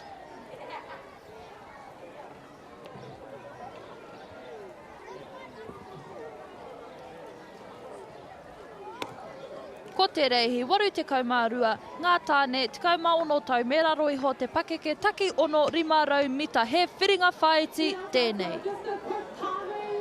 Te aratua tahi ko Peneula Boom Bullets, aratua rua 6 mullets, aratua toru, tumutoa, aratua wha ko Haunui a Nanaia, aratua 5 Boom Bullets, aratua ono, Muku Kai, aratua whetu Manutuke, aratua waru mo taku he, Pure Young Guns, tua iwa, that's us, tua ngā huru mana connection, ngā huru mātahi, e more, ngā huru mārua, Road Cones B. Thank you. Thanks so much. There's a swimming spot further down. Rā kua tū te haki mā i tēnei te whiringa whaiti tuatahi o ngā tāne te kauma o no tau me raro iho te pakeke. Haki whero, tiki te ara tuatahi Peneola, ka tahi katoa a rātou kōtiro, a rātou wahine, tau waka ki te mena ko rātou hoki tērā. Arā, ko te haki kākāriki kua tū i tēnei te reihi waru te kaumārua, he whiringa whaiti tēnei mo ngā tāne te kauma o no tau me raro iho te pakeke. Peneula Boom Bullets sitting at the front of the pack there now, into their wind-up. 6 mullets out there as well, hot on the brothers' tails in lane number 1. Anō nei ko te reihi o mua he orite, ko Peneola, ko Horauta, e pakanga ana, tumutoa, ko Kylands Outriggers Association.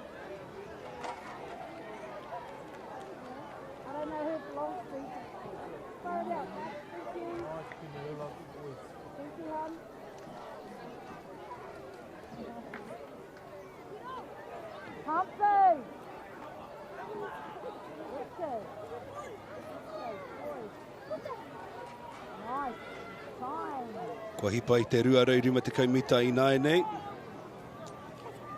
On their tails is the Cook Island brothers on the outskirts. Rauhi Pōkeka in lane number 8. Pure Young Guns, Mana Connection, Heimato Paddlers sitting out there in lane number 10. Semi-final number 1. As the lane number 1 is Peneola Boom Bullets, and lane number 2 is 6 Mullets of Horauta, lane number 3 is Tumutoa from Cook Island, lane number 4 Haunui a Nanaia from Whakaata. Be interesting to see how this pans out. Ka te kite Horauta starting to pick their rate up. Engari ko tōmuri rawa. Taihua ka kite Peneola. Building to their finish.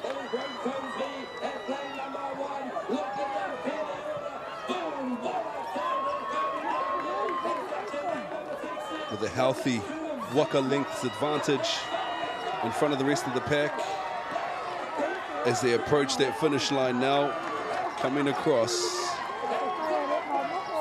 to secure their next lot of advancement races. Peneola followed in by Horauta, followed in by the Cook Island brothers.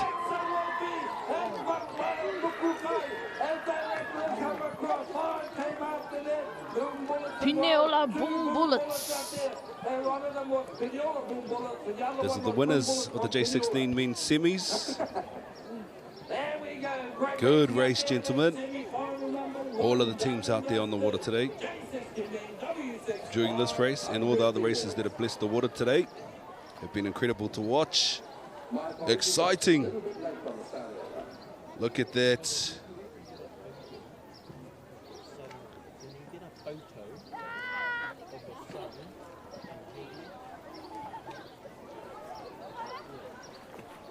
These are your official times for race 82, the J16 men's W6500 semis. First to come through, Peneola Boom Bullets with a time of 158.38. Second in was 6 Mullets with a time of 203.38. And third through was Tumutoa with a time of 208.81.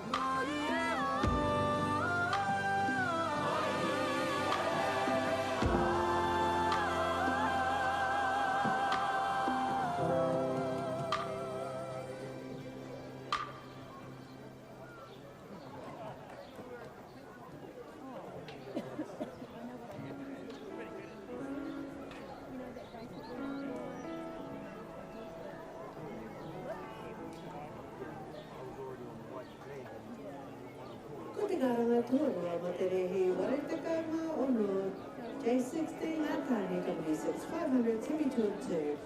Itara Tuatahi, Tutaki Voiding Trust, Apio Blue. Itara Toro, Tamaki Africa Canoe Club, Tamaki Tukaha.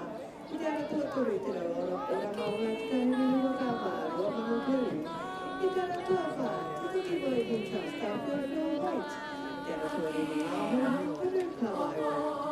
Te ara tua ono mai, Tamaki Africa Canoe Club, Tamaki Pango. I te ara tua whitu, mai o Masana o Noa. O Tirika, I te ara tua wanu. E the city Waka Māori, Waka Mākawa. I te ara tua iwa. Waka Māori, Queens Day. We got a tour I like the Waka Club, 6 Mohawks. We got a tour Maori Club, stop your program. We got a tour Slim Shady. That was his second race call for race 86. J16 Men W6 500 semi-202.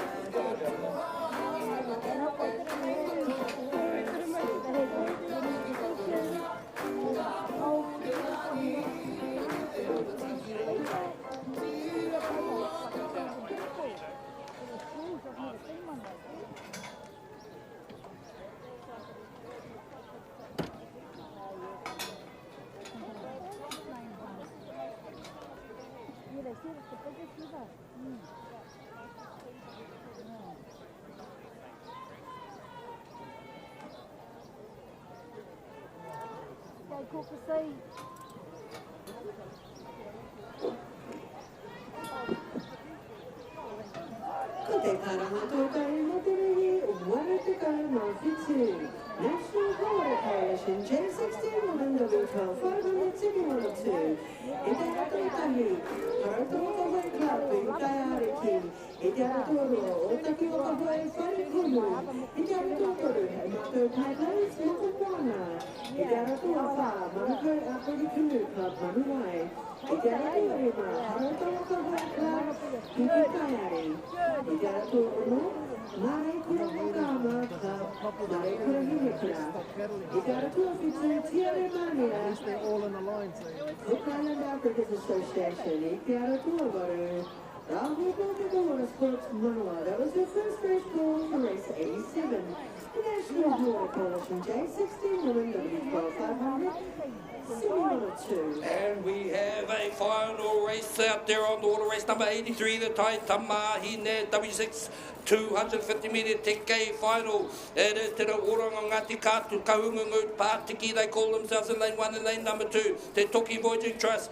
In Te Rā. In lane number 3 it is Tō Wakama Te Uira. In lane 4 Tai Awa Wakama Mana Tōpu Tai Mania. In lane 5 Tō Wakama Waitaoro. In lane number 6 it is E Tāmiki Ariki Canoe Club Tāmiki Mamalu's White. And lane 7 is Adventure Wairoa. Hi they call themselves. Oh, they're looking pretty even, if you gotta say, as we look across this race course, looking they do have the lead, the fastest qualifiers. Te Rau Oranga o Ngāti Kaungumu. Lane 2 is in second place, Te Toki Voyaging Trust. Then lane 4 perhaps here, Tai Awa Waka Ama Mana Tōpu. On the far side also, out there in lane number 7, Adventure Wairoa. They're with a chance as they come through inside them as Tāpiki inside them as Toa Wakama. Here they come with less than 15 metres to go.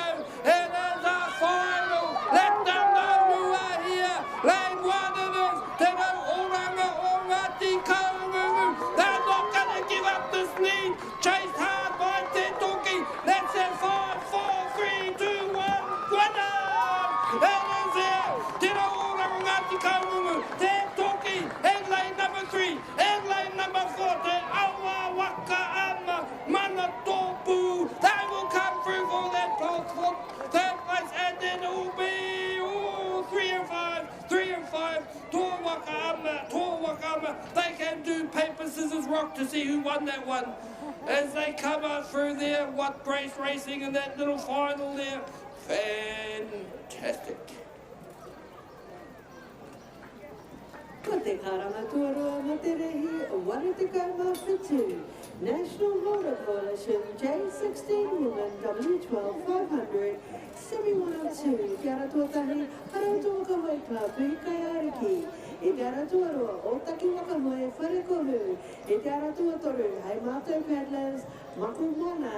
E te ara tuawha Manukau Africa Canoe Club Manuwai. E te ara tuarima Harautua Wakamoe Poi Club.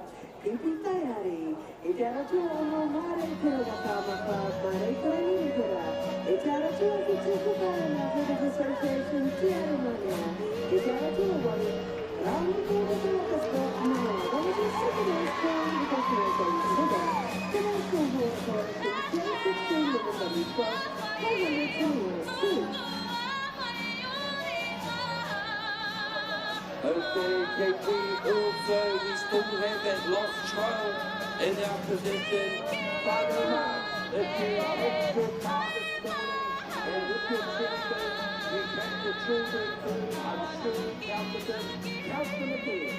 Make sure that when you have a child under that administration, 2 to 3 years old, guys on blue chicken shirts, wearing those shorts, that brings them out.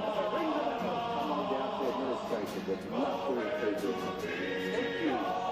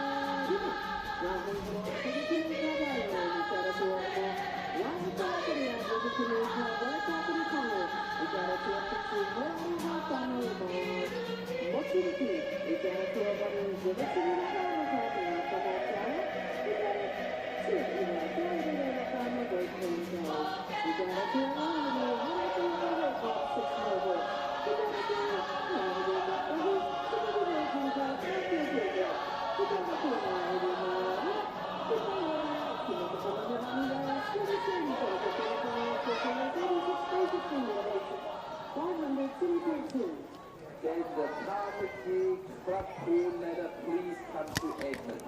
The club coordinator for Tāpiki, can you please come to admin? Sure.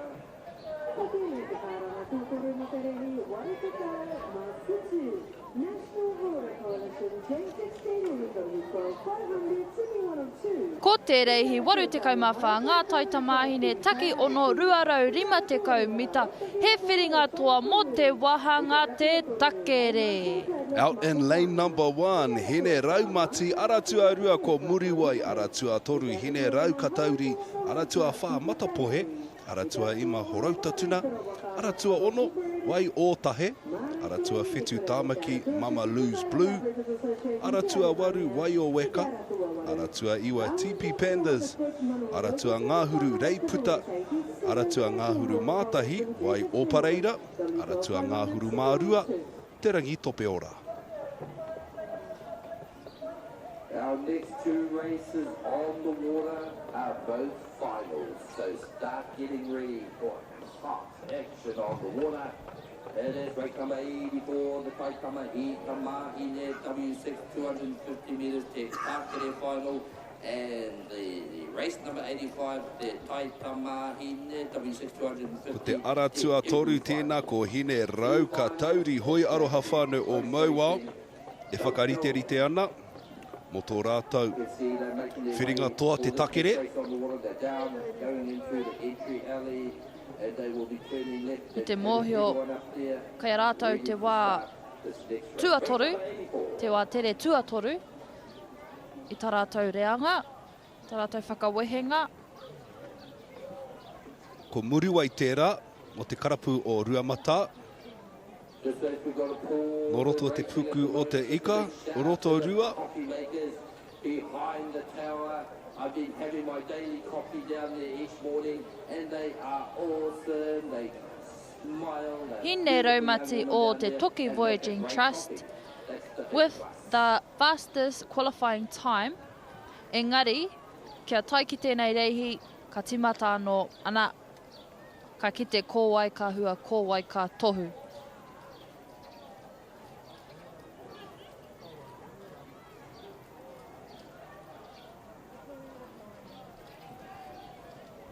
Got a white flag flying.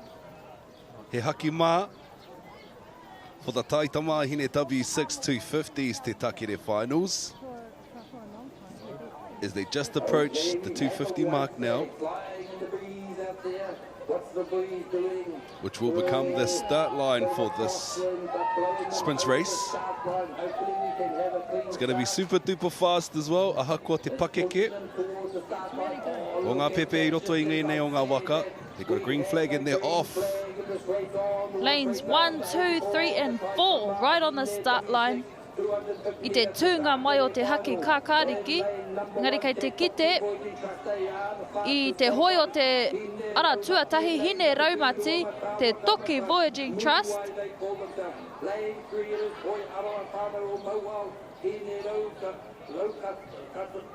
Ara tua whā ko matapo he tērā, te ringa miti tai, te ringa miti tai heke whanganui.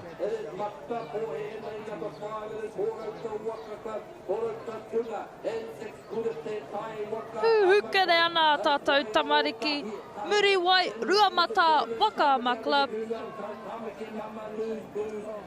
Ka pai anko.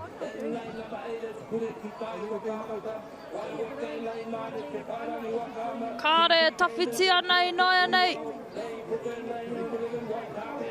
Puku mahi ana te kai urungi I te ara tuatahi. Me te haipapa nui kei aia. Aha kua tana iti, he kaha. Hia kai ana. Hine Raumati te Toki Voyaging Trust. Just sneaking closer to the line now. As you can see them approach that finish line. The flag line system flying in front of them to complete their finals race at te iwi. Watu te paki paki, te tūranga tuatahi, Hine Raumati. Tuarua pea ko te aratua ono wai o tahe. Kura ki tai Whakaama Club. Engari anei a tātou whakaihuaka. Hine Raumati. Kariro ki te koura. Rawe. Rawe ngā mahi ko Tiroma. Celebrating with some, cooling off with some celebratory splashes. But here's a little bit of a look back at that race at the iwi. How cute.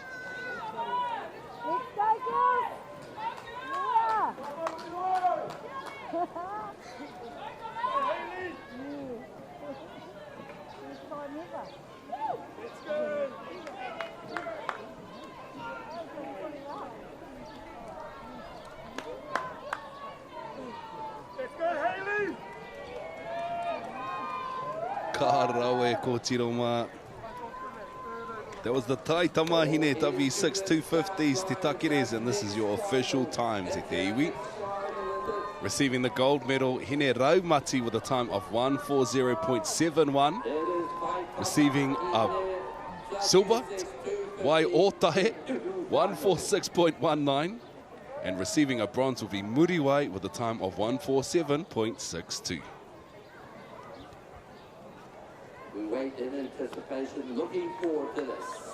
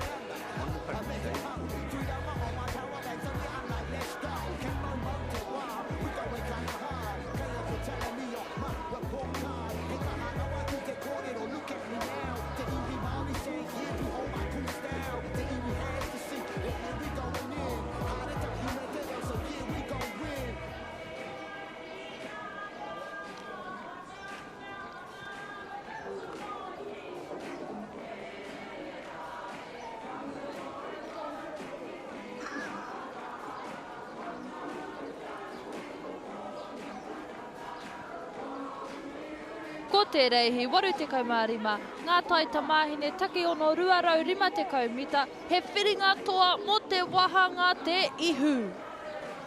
Out in lane 1, Pipi Whakaō, and lane 2 is Wai Kōwhai. 2 tari in 3, Wairaka in 4, Hinatore in 5, Umukapua in 6, Pāua in 7, Uawa Meke Blues in 8, Meti Misfits in 9, Hine Aurere Moana in 10, Te Ara Māori in 11, and Waitete in 12.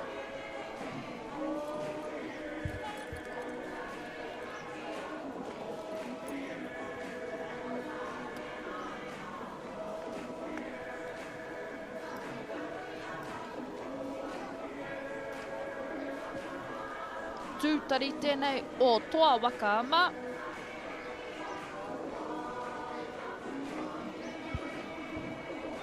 Wai kōwhai tēnei no te pau herenga Wakaama.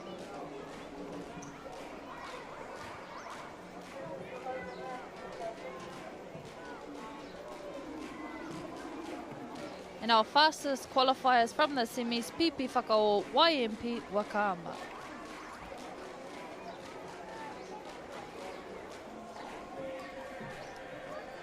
I'm curious to know how long these paddlers, these babies have been paddling together. Mena rānei he marama, mena rānei he tau. Hey, he wiki pia. Hey, who knows? It's the beauty of Wakaama. Sometimes you get the call-ups to come. A couple of my nephews got the call-ups to come and join the team a couple of days ago.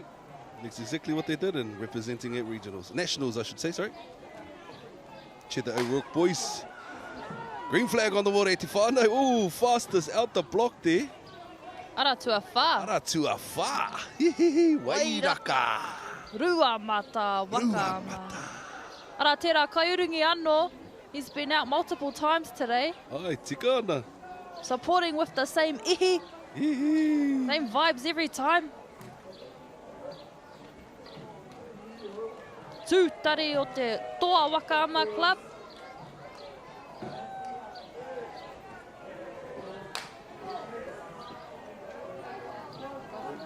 Looks like lane 4 currently leading. Ramata tērā.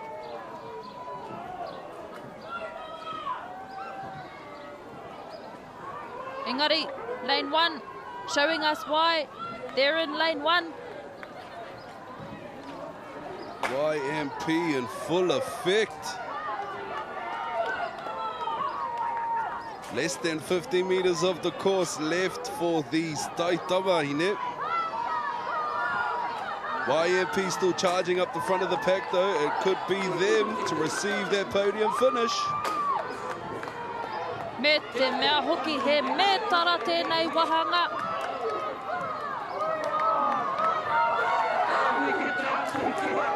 Tako tonoa ko tiro mā pakari. YMP kia tai tuarua mai, finishing in that podium finish. Hupi whakao, there's your winners, your champs of champs for the W6 250 metre Te Ihu finals. They will receive a gold medal and a podium finish later on this week.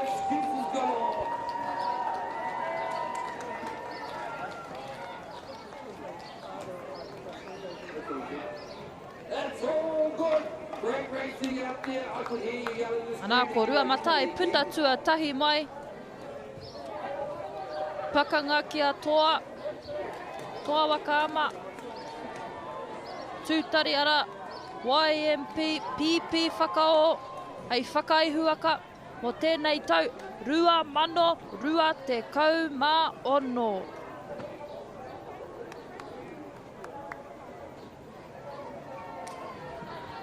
And this is the official time for that race, 85 for the Taitama Hine W6 250 metre Te Ihu finals. Receiving a podium finish with a gold medal will be Pipi Whakao with a time of 1:30.15. Second position, receiving a silver medal, will go to Tūtari with a time of 1:33.05 and receiving a bronze medal this afternoon. And third position, Wairaka with a time of 1:37.33.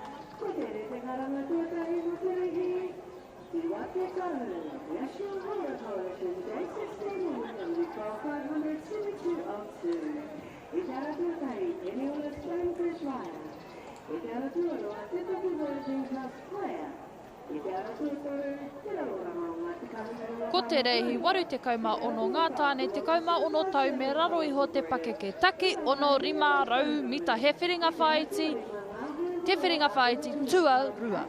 We've got a full stack, 12 lanes out there today. At lane number 1 is Awhio Blue. We have Atamaki Tukaha in lane number 2. Ruamano Blue in lane number 3. Awhio White in 4. Irome in lane number 5. Waitakere Pango in lane number 6. Moturiki in 7. Ngatamo Teawa in lane 8. Road Cones A in lane 9. 6 Mohawks in 10. Awhio Black in 11. And Slim Shadies in 12.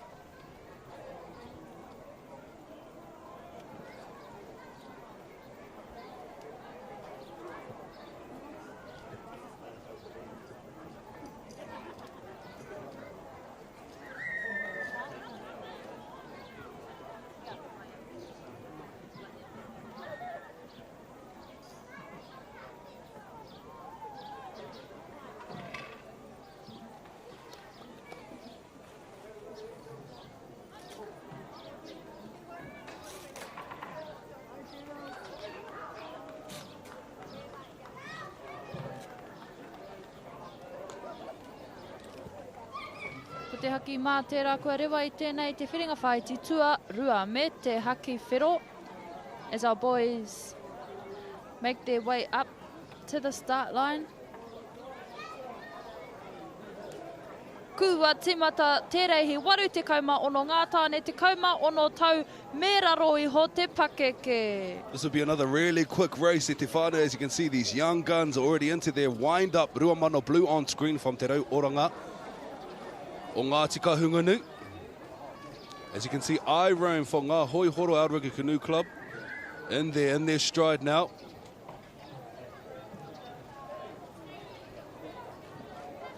Ka kite te whakawhiti mai te hoi tere ki te hoi roa. You see the shoulders starting to drop. Kite te whanawhana o ngā waiwai.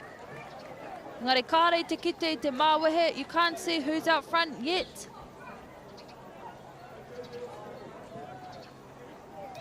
Could be anyone's game this heat. Anyone could potentially steal the first position across to solidify their place in the finals later on today as they encroach and pass through that 250 line.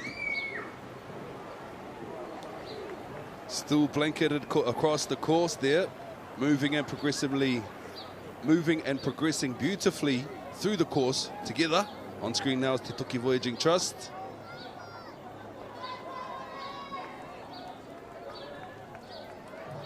Ka tahi rā te ātāhua I te ngā hoi horo.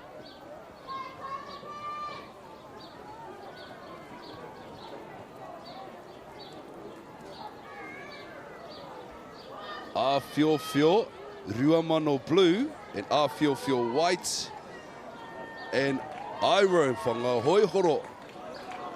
Sitting and charging out the front. 1, 3, and 5 te ahua nei.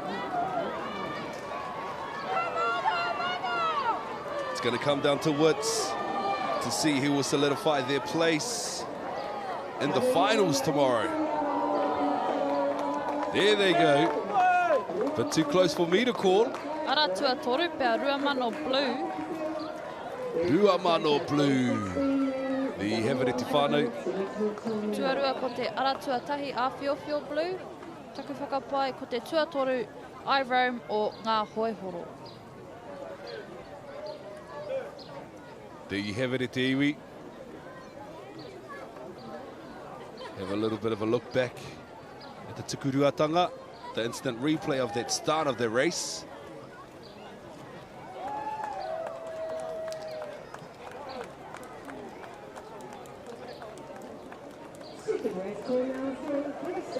What a very close race there was. This final will be exciting to watch. 3, 1, and 5, eh? Work it. Here's those official times, though, for race 86. This is for the J16 men's W6500 semis. Coming across first position to secure their place in finals later on tomorrow. Ruamano Blue with a time of 2:02.80. Second position, our Feel Blue with a time of 2:03.14. And in third position, I Roam with a time of 2:04.85.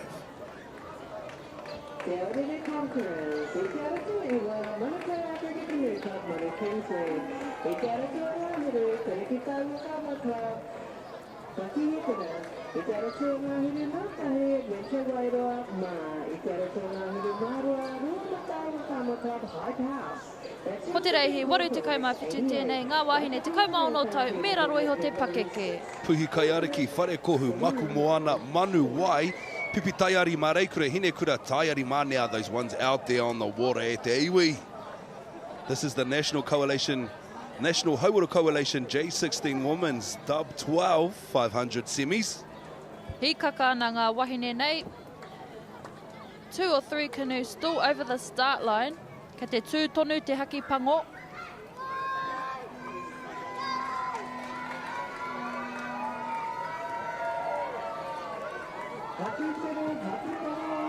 Kua timata tēnei, te whiringa whai te tuatahi mo ngā wahine te kauma ono tau me raro iho te pakeke.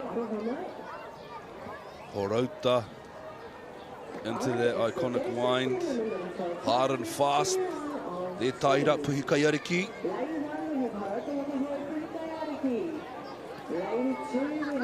Kei te kite hoki a Ōtaki, Pakangana.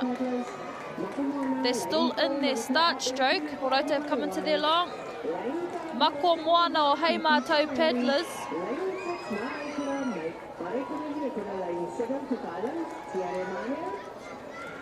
Pipi Taiari on screen now, as you can see. Pipi Taiari from Horauta Waka Hoi. Aratu Airua, Whare Kohu from Ōtaki Waka Hoi.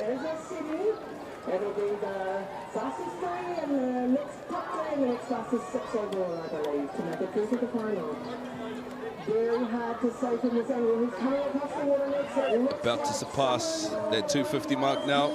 There they all go. 1, 2, 3 and 4. The first 4 to cross through.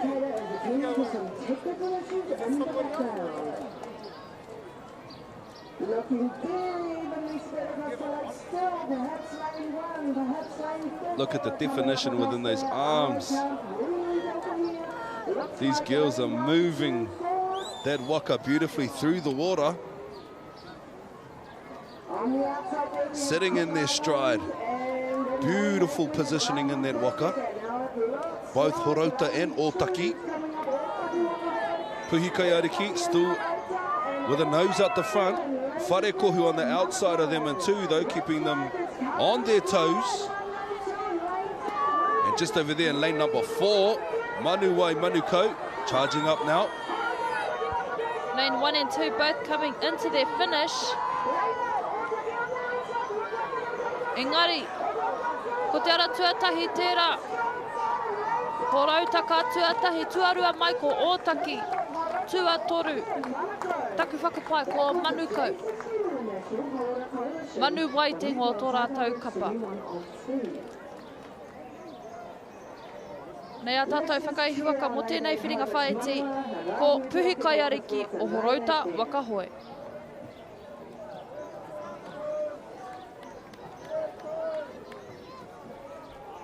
Me hoki tātou ki te timatanga o taua reihi. Ara tuatahi e nei. Ngā kōhine o Horauta. Ngā wahine me ki, o taku he. Ōtaki kei tō rātou taha matau.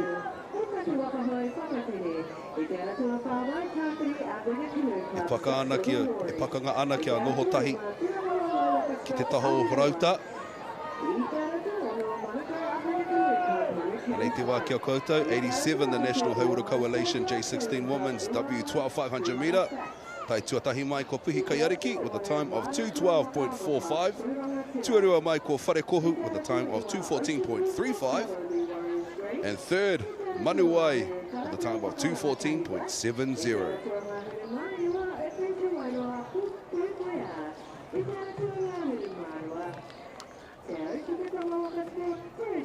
That was your second race call for the version race 89. Waka Local Authority in the intermediate weight W6500. 2 of 2. Ko te rei te karama tuarua mo te rehi. We want to go. National Water Coalition, J16 Women 572. It's out of Tuatahi. Eniola, Stone Push Via. It's out of Tuarua. It's a big working camp fire. It's out of Tuarua. It's out of Tuarua. It's out of Waka Mapania. It's out of Tuarua. Uwa Surf Life Saving Club. Uwa Hiri Banamu. It's out of Tuarua. Uwa Club. Hashtag just saying. It's out of Tuarua. Makaho Tepua. Lala Girls. It's out of Tuarua. Tayawa Waka Mama. Tayawa J16. It's out of Tuarua. There was your first race strawberries. 19. National Water Coalition J16 Women's only 500. Kotenete karama tuatani kotenehi imatiko maatahi. Takamatawi specific final. Itara tuatahi. Maikura wakama. Kamatua itara tuarua. Titaya kimatakana meralumaya. Montetua itara tuarua.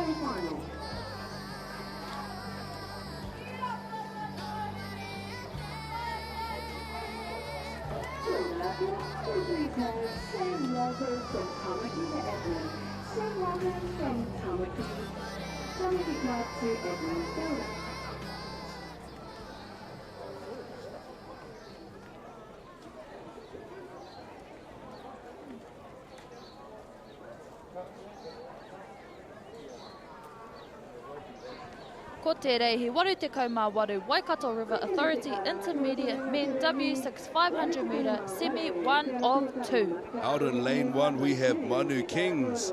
Aratu Arua ko Manu Kings black. Whakahoro in 3, Kore Taringa in 4, Miti Mavericks in 5, Takaparataki Tai in 6, Eke Panuku in 7, Te Aurere Conquerors in 8, Manu Kings Red in 9, Pākihikura in 10, Ma in 11, and Hype House in 12.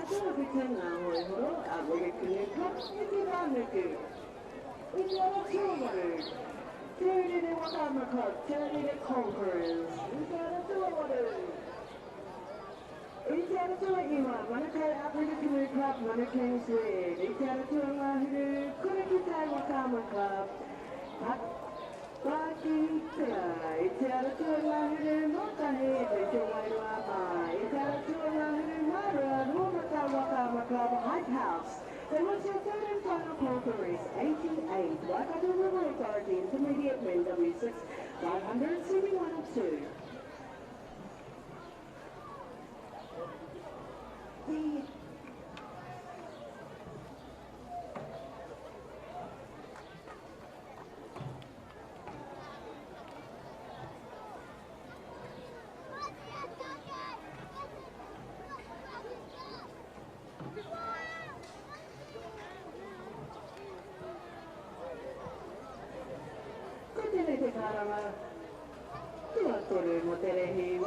Manu Kings for Manuka Aruka Canoe Club on screen now.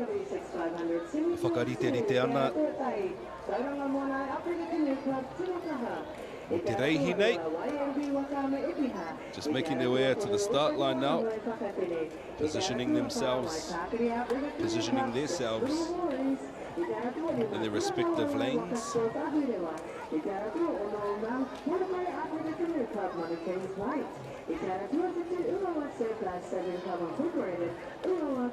Just waiting for the last couple to creep up to the line now.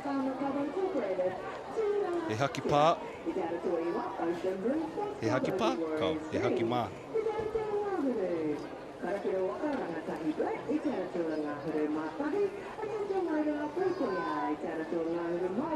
Whakaata River Authority Intermediate Men's Dub 6, 500 semis. Ko te whiringa whānui tuatahi tēnei o ngā whiringa whānui e rua. Kao, he whiringa whaiti mo taku he. Harei te heats, he semis ke. Oh, they're off down the course at the iwi. It's Spidey. Spidey's back. Manu Kings out there representing like the Kings that they are. Whakahoro from Otaki Waka hoi. Ko te ara tua whātera, kore taringa ngā hoi horo. Lucky it's from flags and not whakarongo.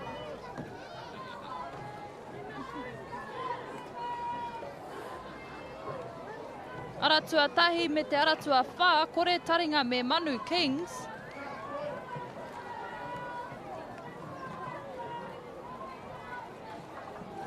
Ei, tangata pū ngā werewere i te aratua tahi.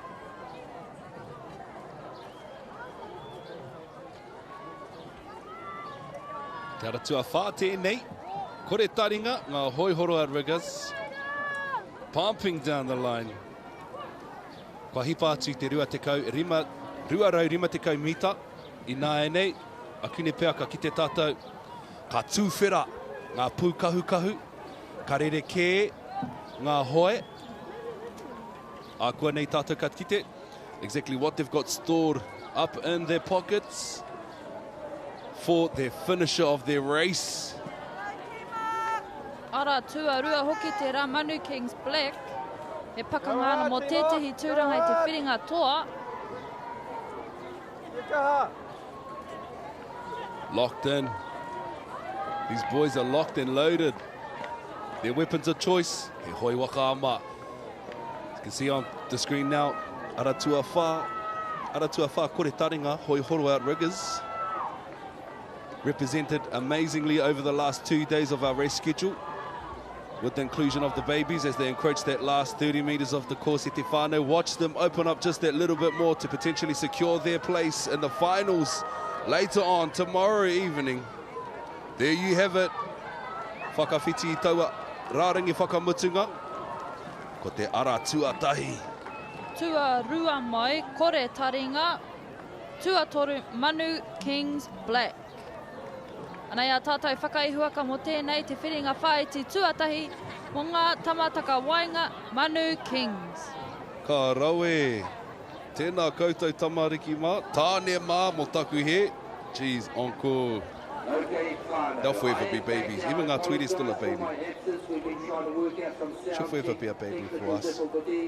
However, now that I've got it back, I've got to let you know that... Che, tangata punga were his spidey senses, will put them through the line, push them over the line. That trial that we've been announcing now for over an hour. Come on, whānau, you must know. We are 2 to 3 years old, wearing Crocs, green Crocs, generally speaking, a checkered shirt. Come on, whānau, please. You know, at the end of the day, we will always look after people that are ahead. And your official times for race 88, the Whakaata River Authority Intermediate Men's W6 500 metres. Official time and first place through the lines. First to come through the line, Manu Kings with a time of 2:19.25. Second across was Kore Taringa with a time of 2:24.03. And third across was Manu Kings Black with a time of 2:27.71.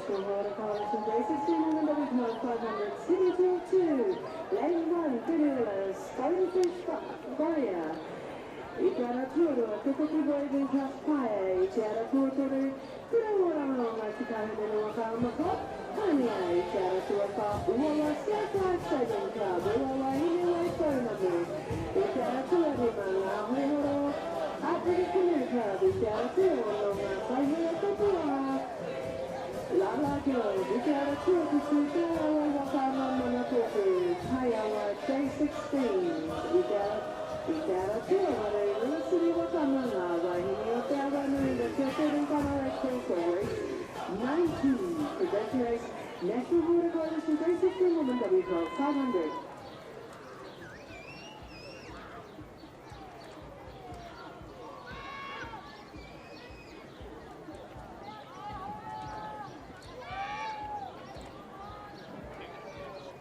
Ko te rei, he 89 Waikato River Authority Intermediate Men W6 500 metres semi 2 odds 2. Kei te aratua tahi tuna kaha, epeha kei te aratua rua, whakatere kei te aratua toru, 6 little hories kei te aratua wha, ahurewa, Manu Kings White, Uara, Kumara Sex kei te aratua whitu, Tūranga Tira kei te aratua waru, OB Warriors Green, Rangatahi Black, Popoia kei te aratua ngahuru mā tahi, me te au 360 kei te aratua ngahuru mā rua.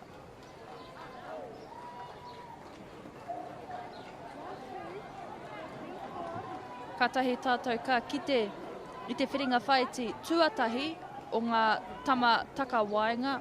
Nā ko te wā e whakatere ake rua meneti te kaumā whetu hekona. Tai hoa ka kite mena rānei enei tama ka tere ake i tērā, hea hātu rānei.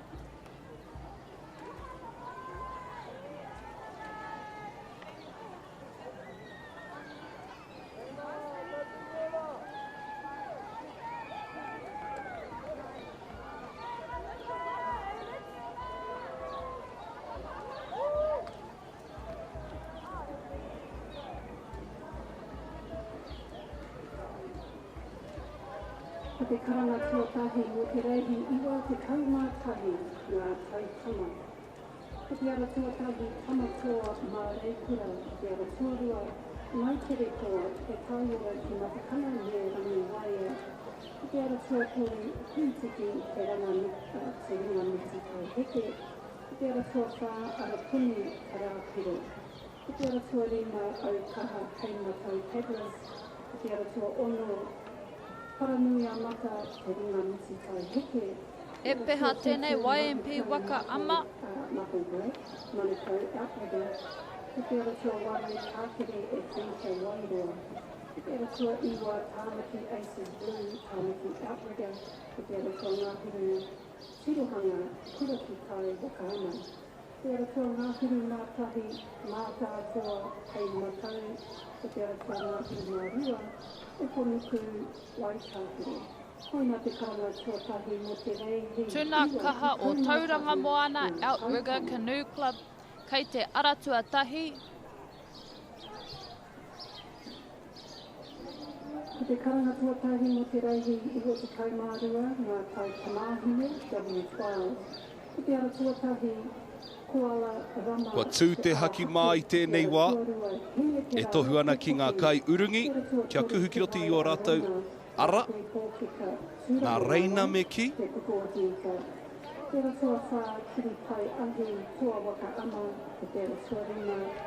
Ana kua rere te haki whero me te haki pango. E tohu ana kia hoki whakamuri te tehi o ngā waka. Kua pita i mua i ngā rārangi haki me ki.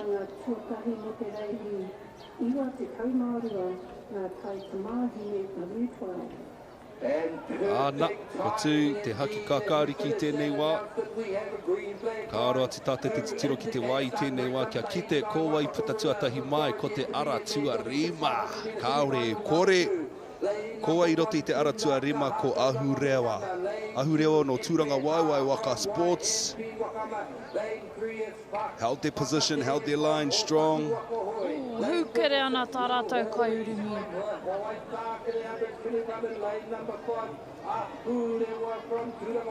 Manu Kings White o Manukau Outrigger Canoe Club tēnei.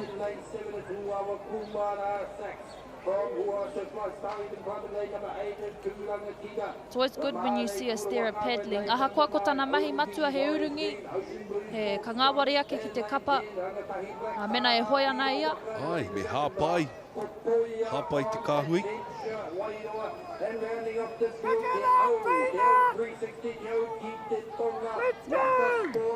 Adding to the combined efforts of the Waka to help move it a little bit faster through the water, just solidifying their place though, out the front of the pack there, no Tūranga Waiwai, kātahi ko hipa i te rārangi a rua raurima te kaumita. E peha o YMP Waka ama, muri tata i a rātou, ko tuna kaha no hoki o Tauranga Moana Outrigger. Now we're going to see if they're going to be able to maintain their position on the course right now, because biting at their tails is their brothers in lane number 6, Ngā Manu Kings, no Manukau. That's the 250 metres, that counts. No doubt who's in the lead. It is out there in the middle of the race for 1, 2, 3, 4, 5. Lane number 5, Ahurewa 2. He urungi, he hoi. Puku mahi ana e nei kai urungi. Who's chasing the hardest? Lane 2, Epeha. Lane 3, or lane 1, should I say. Tunakaha there as well. Still holding that front position though, lane number 5. Can they maintain that for the last 50 metres of the course, 30 metres? Sneaking up on the inside though, YMP on their tails. First to come through the line, Aratua Rima, Ahurewa no Tūranga Waiwai. Tuarua ko YMP, Epeha. Tua toru ko te Aratuatahi, ko Tunakaha. Ngari ana ia tātou whakaihuaka Ahurewa o Tūranga Waiwai Waka Sport.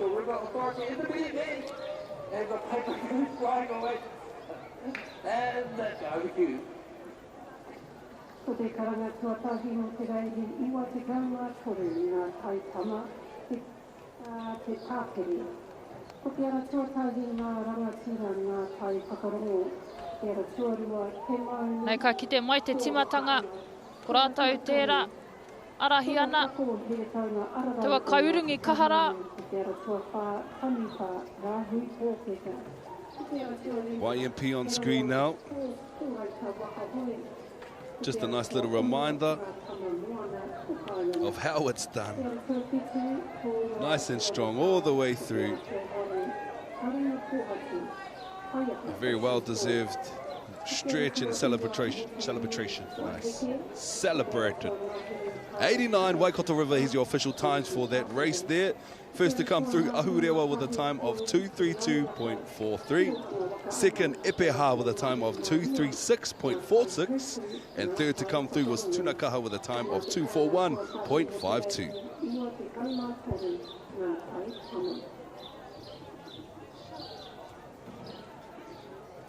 Ko te karanga tuarua no te reihi iwa te kaunga tahi ngā tai tama. Ko te ara tuatahi tamatoa mā rei kura. Ko te reihi iwa te kau tēnei.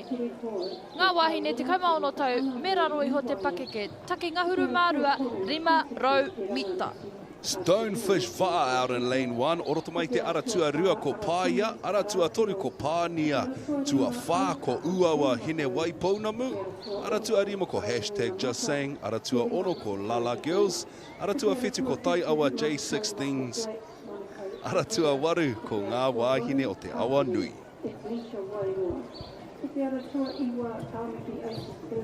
We have a red flag. Ara, ko te haki kākari ki tērā, kua tū, kua timata, te whiringa whaiti tuarua mō ngā wāhine, te kauma ono tau me raro iho te pakeke. It looks like te Toki Voyaging Trust in lane 2, Pāia te ngoa te kapa, puta tuatahi me te Aratua Toru, Pānia te rau oranga o Ngāti Kahungunu. Pāia from Te Toki Trust on screen now, as you can see, pumping out the guns. Pānia behind them from Te rau oranga o Ngāti Kahungunu Wakaama. Nice and quick pace. Peneula Girls, Stonefish Va'a, Peneula Incorporated.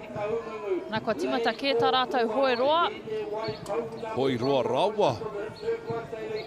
Nice and long, beautiful extension at the front. Nice isolated in their seat, nice isolation in their seats. Legs are working, hips are isolated. Pumping and using those big muscles.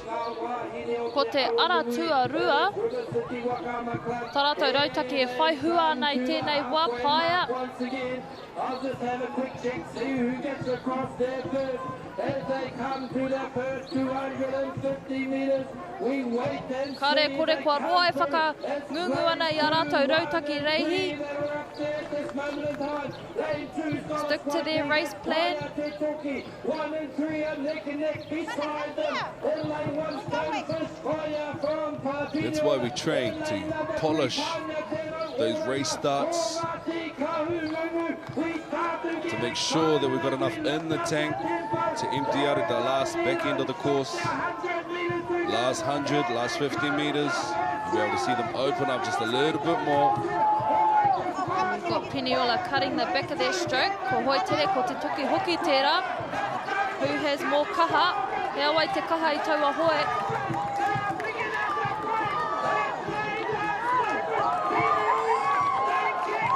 Piniola tērā e whakaatu mai ana.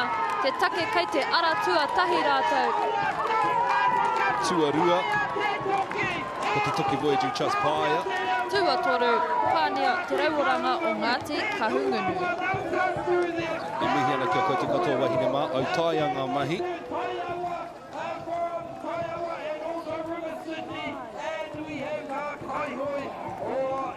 There's your champs, Te Whānau Stonefish Va'a, the winners of your National Hauora Coalition J16 Women's.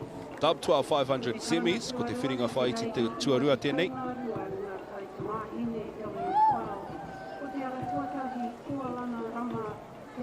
What an amazing day of racing we've seen throughout the entire race schedule for day 1 and day 2 as we look back at the start of that race. E hara I te mea, ko Piniola tērā I te arahi mo te roanga o te reihi. Engari ko te mutunga ke te wāhi e whai take ai. Doesn't matter where you're coming in the start or the first 250. It's not until that 500-metre mark. Ka mōhio ki te hua. Tika, and here's your officials' times now for race 90, the National Hauora Coalition J16 Women's W12 500-metre semis. First to come through, Stonefish Va'a with a time of 2:14.46. Second through was Paia with a time of 2:15.91. And third to come through was Pānia with a time of 2:18.94.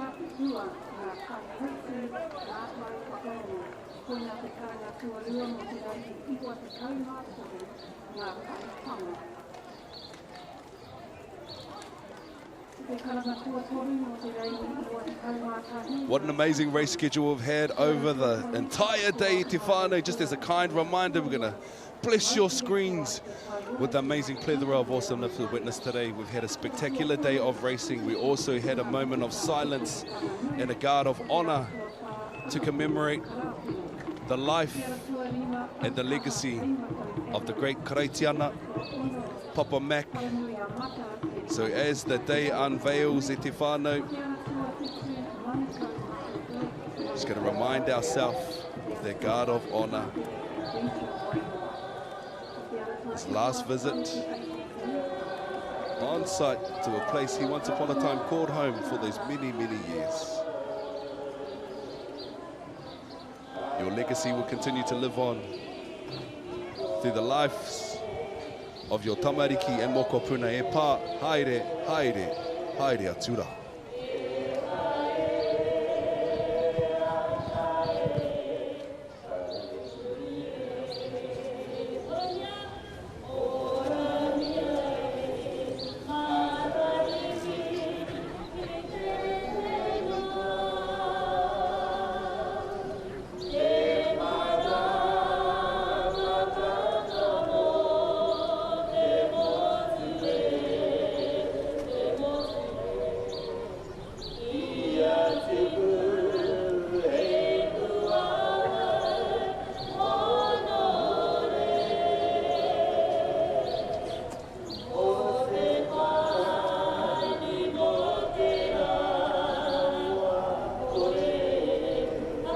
kono iru ia mai i rangi Atea. Heke mai te manawa, paua i te tangata. Ihoa ia papatua nuku tū mai rā. Mai te Māori ki te wairua, mai te wairua ki te Māori. Mai te ao ki te pō, mai te pō ki te ao. Ko te mana he tapu, ko te tapu he mana. Tūturu i ofiti whakamaua, kia tīna. Haumi e, hui e, tāiki.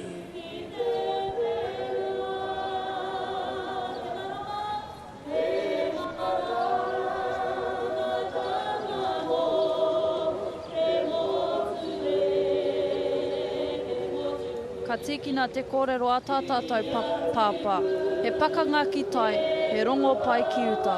Although Wakaama is competitive on the water, we are all whānau when we return to land and look after one another, while enjoying the sport we all love.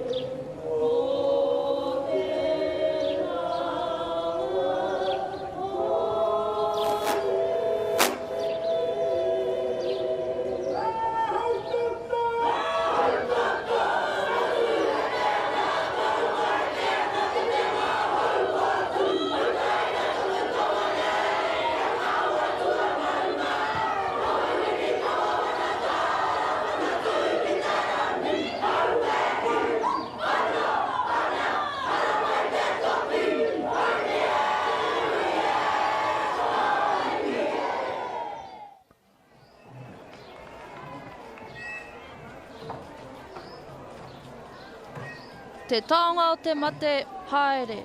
Te taonga o te ora, tēnā tātou. E te iwi e, koe rā te whakatepehanga mo ngā whakaaturanga, ngā whakapāhotanga o Whakaata Māori, mo te rangi tuarua, o te whakataitai Wakaama o te motu. Ko te reo tēnei o ngā tuere hapi, me te reo o nei hana, e mihi atu ana. Hei te haurua i te whetū, 7:30 AM, e te iwi, Māori ora.